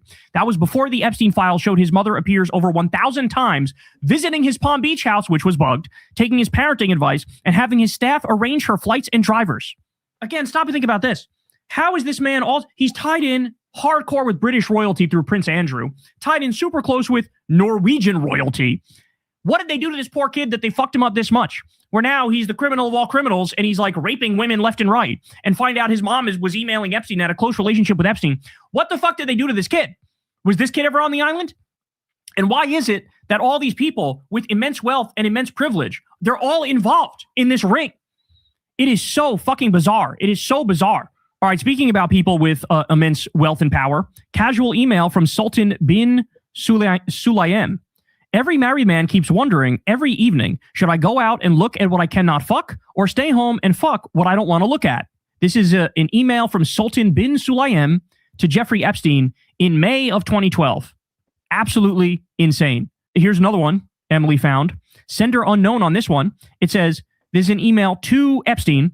Do you mind if I fuck someone with a condom? Bitch, what? What are we even looking at? This is raising more questions than it's answering. How about this one? Jeffrey Epstein, quote, animals are fun to watch. Sometimes. Peter Thiel sends a creepy smiley face. Let me repeat that. Epstein says in 2018 to Peter Thiel. Remember, Peter Thiel went on Rogan's show and said, who, me, bro? I just knew Epstein, but I only asked him tax advice or whatever, bro. No big deal. Really? So here he is from Epstein to Peter Thiel. Animals are fun to watch sometimes. And Peter responds with a creepy ass smiley face. That's great. That's not a sign that he's into bestiality and Lord knows whatever else. This is from The Athletic. Breaking news. Convicted sex offender Jeffrey Epstein connected New York Giants chairman and co-owner Steve Tisch with multiple women, according to newly released emails. Tisch received scouting reports on women from Epstein, and the 2 men discussed whether women were pro or civilian or a working girl. The emails sent in 2013 were among more than 3 million Epstein-related documents that the Department of Justice released Friday. There are also emails between Epstein and women who wrote about their encounters with Tisch. Holy shnikes. In the Epstein files, Lord Mandelson, the UK's former ambassador to the US, standing in his underwear, talking to a young woman who is wearing a white bathrobe. Lord Mandelson said that the peer had no recollection of the photograph being taken and had no idea where it was taken or who had taken it. So this guy, by the way, I believe he had to resign from his position in the UK Labour Party because he was super duper close with Epstein and Maxwell. And all these people, they were engaged in some jack nasty ass shit, y'all. An email exchange involving Jeffrey Epstein shows how casually threats of violence were discussed after accusations that a third party had lied. Redacted sender to Epstein, quote, I give you permission to kill him.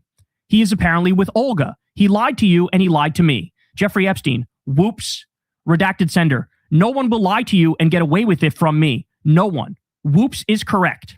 So again, what we're looking at here is pedophilia, bestiality, torture, sexual torture, cannibalism, murder, all casually discussed. And this one was in 2014, by the way, that they were having this conversation. More. Jeffrey sharing some of his favorite Bible verses. So here is Epstein in 2014 and 2 redacted from Epstein. And he goes through his favorite Bible verses here. And oh, would you look at that? All of them are the most psychopathic Bible verses that are out there. Quote, slay utterly old and young, both maids and little children and women. Their children also shall be dashed to pieces before their eyes. Their houses shall be spoiled and their wives ravished. Thou shalt surely smite the inhabitants of that city with the edge of the sword, destroying it utterly. Thus said the Lord God of Israel, put every man his sword by his side, and go in and out from gate to gate through the camp, and slay every man his brother, and every man his companion, and every man his neighbor. When thou goest forth to war against thine enemies, and seest amongst the captives a beautiful woman, and hast a desire unto her, that thou wouldst have her to thy wife. So it's basically like pillage, murder, and rape. Do that. That's what we want you to do. That's what God wants you to do. By the way, there's also a disturbing number of correspondence in the files that have come out where clearly Jeffrey Epstein was a Jewish supremacist, where he would always talk about the goyim, which is like basically like the infidels, but for Judaism, the people who are not the chosen people, the people that are not Jewish. And he clearly believed in race science, more on that in a little bit. And he clearly put himself at the top of the hierarchy, and he would talk about, you know, the goyim who are less than human. This is crazy. This is absolutely crazy stuff. Epstein's sex empire was a KGB honey trap. Pedophile financier had multiple talks with Putin after conviction, with Russian girls flown in to harvest compromat on world-famous figures. So understand something, and this is not surprising, but it's what's happening. You do have, the Western media is not afraid to talk about the KGB links when it comes to Epstein, which are true, which are real, but they will not, with a 10-foot pole, touch the claims about how he's a Mossad agent. The fact of the matter is he's worked with the CIA, Mossad, and the KGB. He was a freelancer, and he had all this dirt running a blackmail honeypot operation, and he worked with a number of different intelligence agencies. So, but they're only going to focus on one because they don't want to besmirch Israel in the West. So absolutely crazy stuff. All right, more. An extremely personal email from Jeffrey Epstein. This reads like a drunk breakup text to another man. So this was written in 2012. Look at this. Josh, you asked me to share your life with you. I excitedly accepted. I shared my highs, my lows, my dreams, my body, every single part of my body. You came home from work telling me you earned millions of dollars, then fought, screamed with me over 5,000. You wanted peace and quiet. You demanded I share the peace, but withheld the prosperity. You told me often how much I cost you, how expensive I was. It showed little respect to the both of us, but I love you and overlooked it, and you asked me to violate a basic conviction of mine and have an abortion. What the fuck is this? Your mother said it would be in your best interest if I did. You now asked why you should be ashamed now that it is the high holy days. It's simple. You behave just like the goyim. See, what I was just talking about. You do not respect. After the holidays, I will be willing to share a meal. No sex, none. I love you. My Jewish study said that at 13, you should become a man. It's not too late. So 2 redacted from Jeffrey Epstein in September of 2012. So fucking bizarre. So fucking bizarre all this stuff is. Jeffrey Epstein funded a white supremacist YouTube channel. Can't make it up. So Jean-Francois Gariepi is a Canadian neuroscience and far-right political commentator. He's been in YouTube circles for a long time. There's actually a clip of him talking to Richard Spencer back in the day where he says to Richard Spencer, full disclosure, I got $25,000 from Jeffrey Epstein. And then as Aquila says here, don't even look up his wife that went missing / is dead, talking about Jean-Francois Gariepi. But here you have Jeffrey Epstein funding race science peddlers, junk race science peddlers. That's what he's doing. This one is crazy. Shout out to Jeet here for this. The new batch of Epstein documents helps illuminate one contemporary controversy. What is Barry Weiss up to at CBS? I think the answer is she is trying to rehabilitate the Epstein network as a bulwark of reactionary centrism. Let me explain. Let's lay out the connections. Barry Weiss's partner and ideological collaborator, Nellie Bowles, was on very familiar terms with Epstein. And there's countless emails with Bowles and Epstein going back and forth. And Bowles is from a very wealthy, prominent family, okay? And so here's just one of the emails. Announcing her plans for CBS, Weiss said she wants to marginalize the radical right and left while elevating charismatic centrist voices such as Alan Dershowitz, Epstein's former lawyer and crony. She literally did say that. And of course, another voice being elevated by Weiss is Peter Attia. There's another guy, we'll get to him in a second, but Peter Attia is all over the Epstein files, saying all sorts of horrible shit. In fact, here, I'll read this one for you. You know what the biggest problem is being friends with you? The life you lead is so outrageous, and yet I can't tell a soul. Jesus Christ. This is what Attia said to Jeffrey Epstein. And of course, Weiss has brought on Steven Pinker to CBS as part of her new town hall format, and she has used Larry Summers for the free press. But of course, now Summers is too toxic to rehabilitate.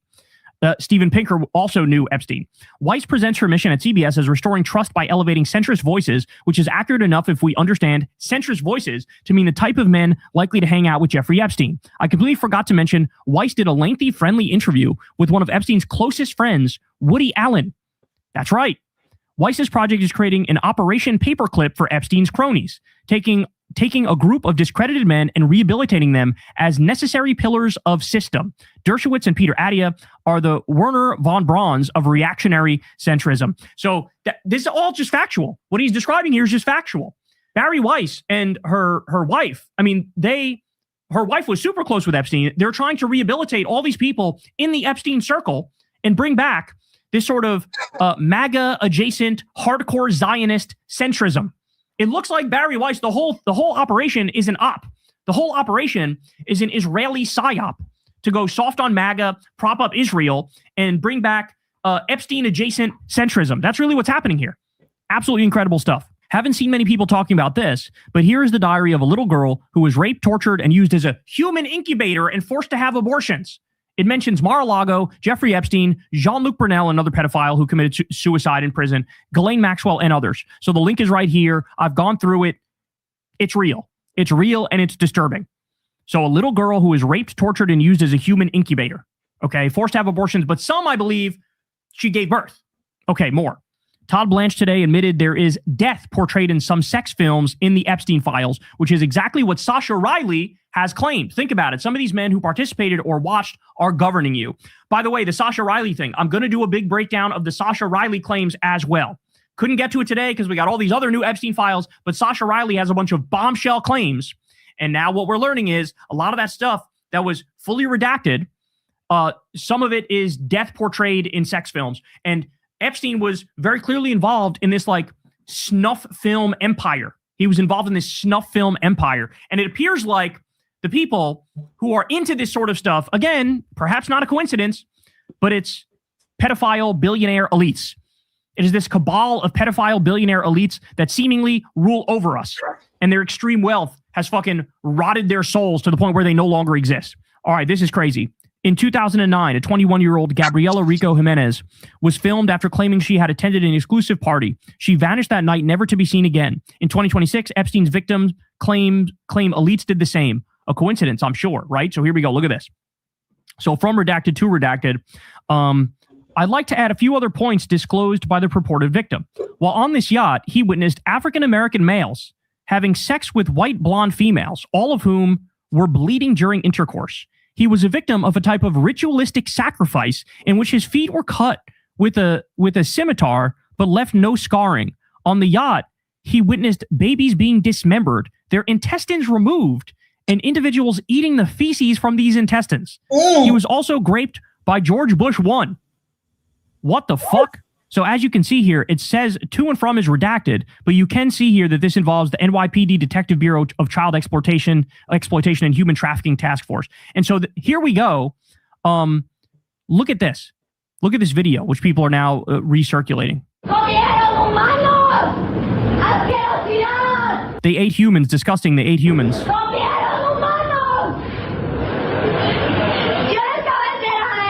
I wasn't aware of anything. I mean, about the murders, yes. But that they had eaten humans.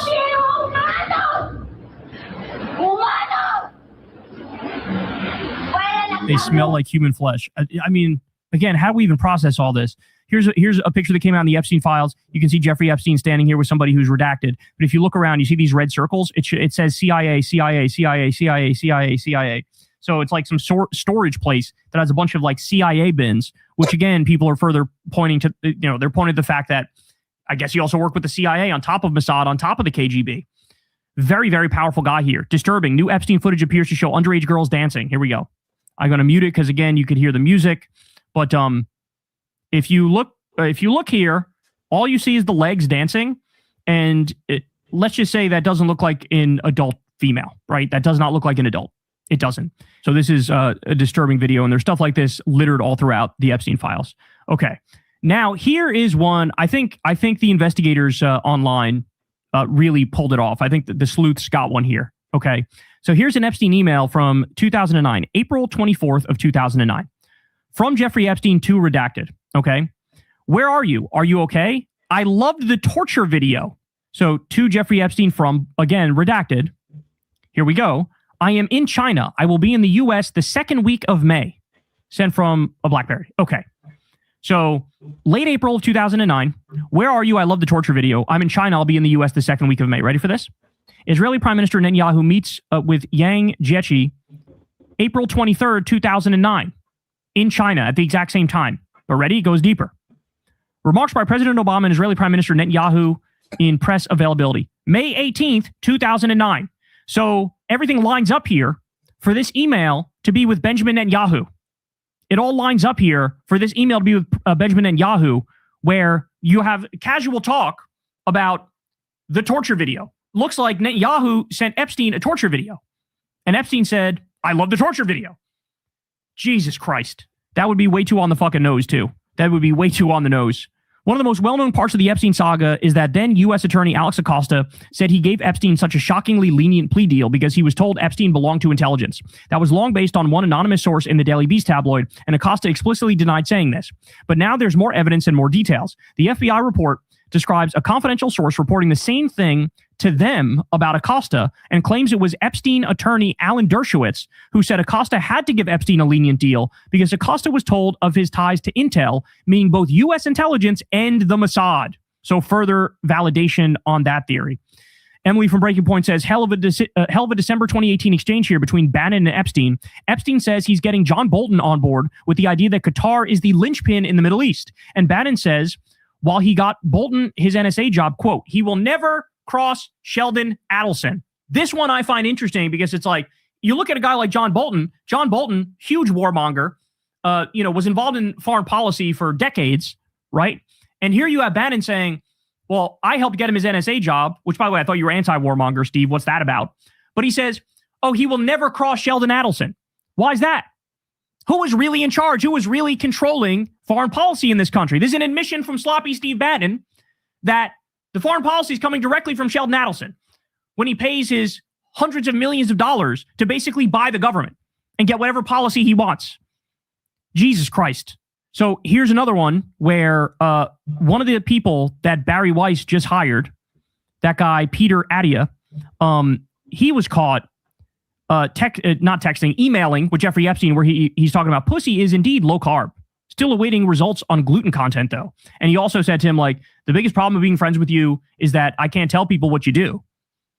And so here you have a guy just got hired at CBS by Barry Weiss. And as you can see here, involved in some dark, disgusting, dirty stuff with Epstein. All right, another one from Bannon Epstein. They mentioned Trump's new assistant, Madeleine Westerhout, as a new friend of Trump. Bannon calls her a grundoon, one of his favorite pejoratives. Epstein refers to her as knee pads, and she is, quote, doing God's work. Epstein then writes, he's much more calm, but the sight of him in the residence in his undies is hard to fathom. I'll give you details when I see you. So this is the text exchange here. So they appear to be saying that this Madeleine Westerhout woman was involved in a relationship with Donald Trump where she would suck him off. And then, by the way, this is that girl in question that we're talking about here. I'll zoom in a little bit. The one in the red dress here. They had a falling out at some point, but the allegation from Bannon and Epstein is that they were engaged in some sort of a sexual relationship. All right, this is crazy. So Kash Patel comes out. Remember this? This was a while ago, but he said, quote, there's no credible information that Jeffrey Epstein trafficked minors. Okay, that's what he said. This is flat out perjury. We now know that as a matter of fact. We literally have the fucking passports. We have text messages where he's buying and selling girls like they're cars or some shit. Okay. But he said, quote, there is no credible information that Epstein trafficked minors. Ready for this? This picture came out in this document dump. This picture right here. Very clearly, these young girls, right? These young girls and this old disgusting man. Jesus Christ. This one people are speculating about. I don't even know what to believe about this one, bro. But here you have another email where involving Epstein. I have not. He has declined to give me a copy. Melania, not living with him. Nikki Haley, Trump says blowjob, but who can trust him?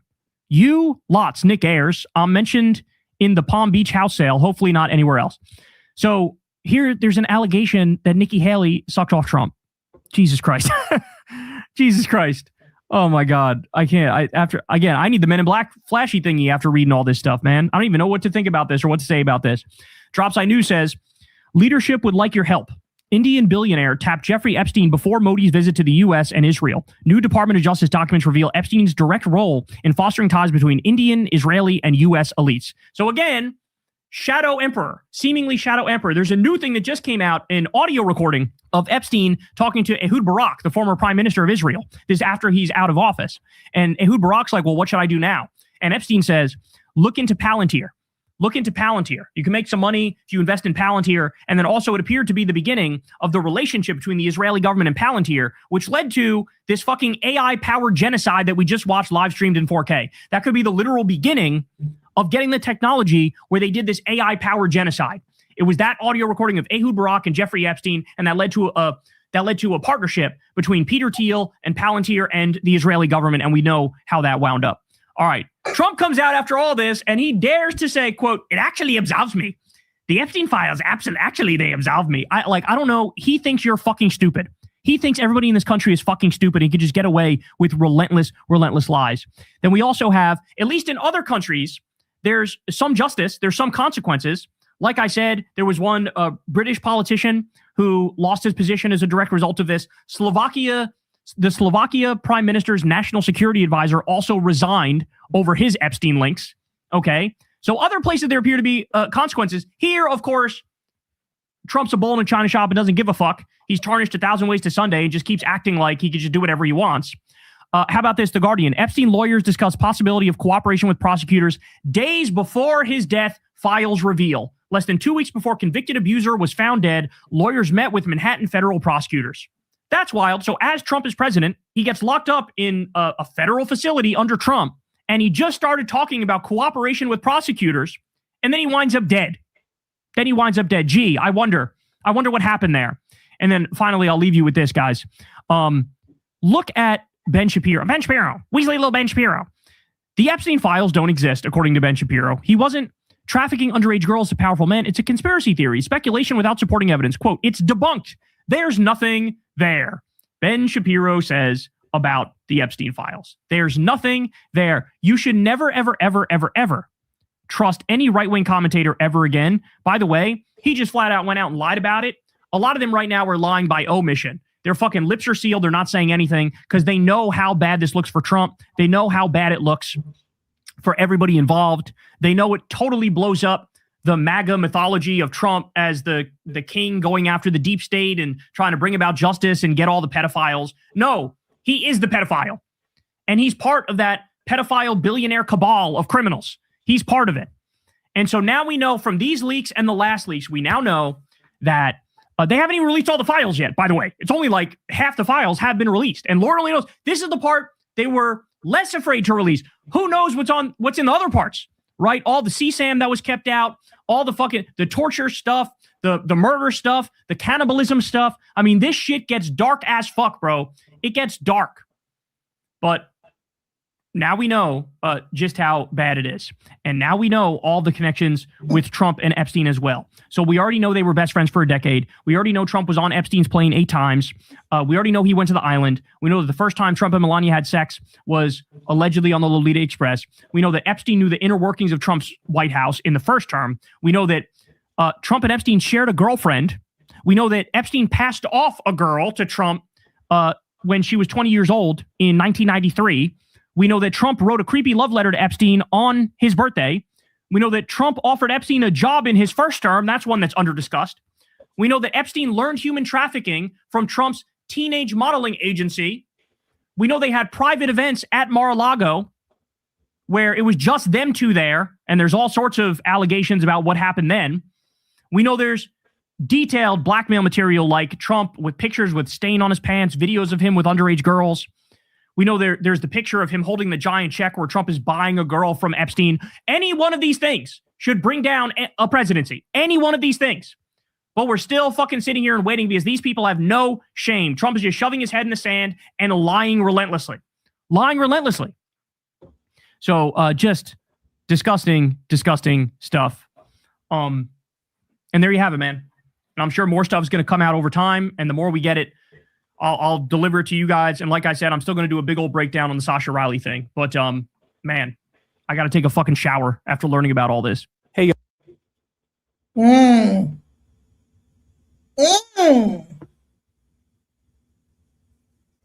I couldn't even interrupt this to even make a commentary. This is so wild. But y'all are in the comments still finding a way to excuse Trump. That's crazy. You guys want to love Trump so much. It's really sick. It's super sick, bro.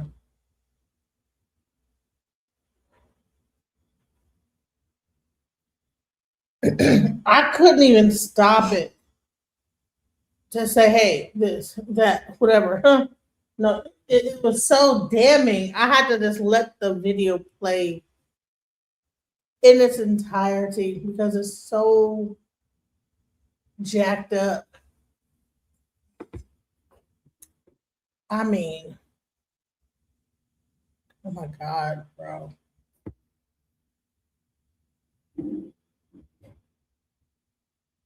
It's crazy. When you think about this whole thing, and this is our president, and you guys are like, just like, oh no, it can't be real.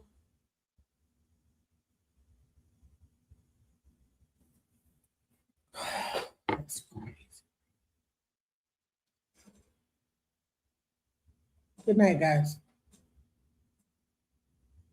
Just when I thought I couldn't find my way out, yeah, I searched the God in me to find my way out. I know it can seem way out, but the Creator flows to and through me from way out. I'm talking way out, yeah, yeah, yeah. See if you believe in the God in you, it's a better place. Creating the force and the power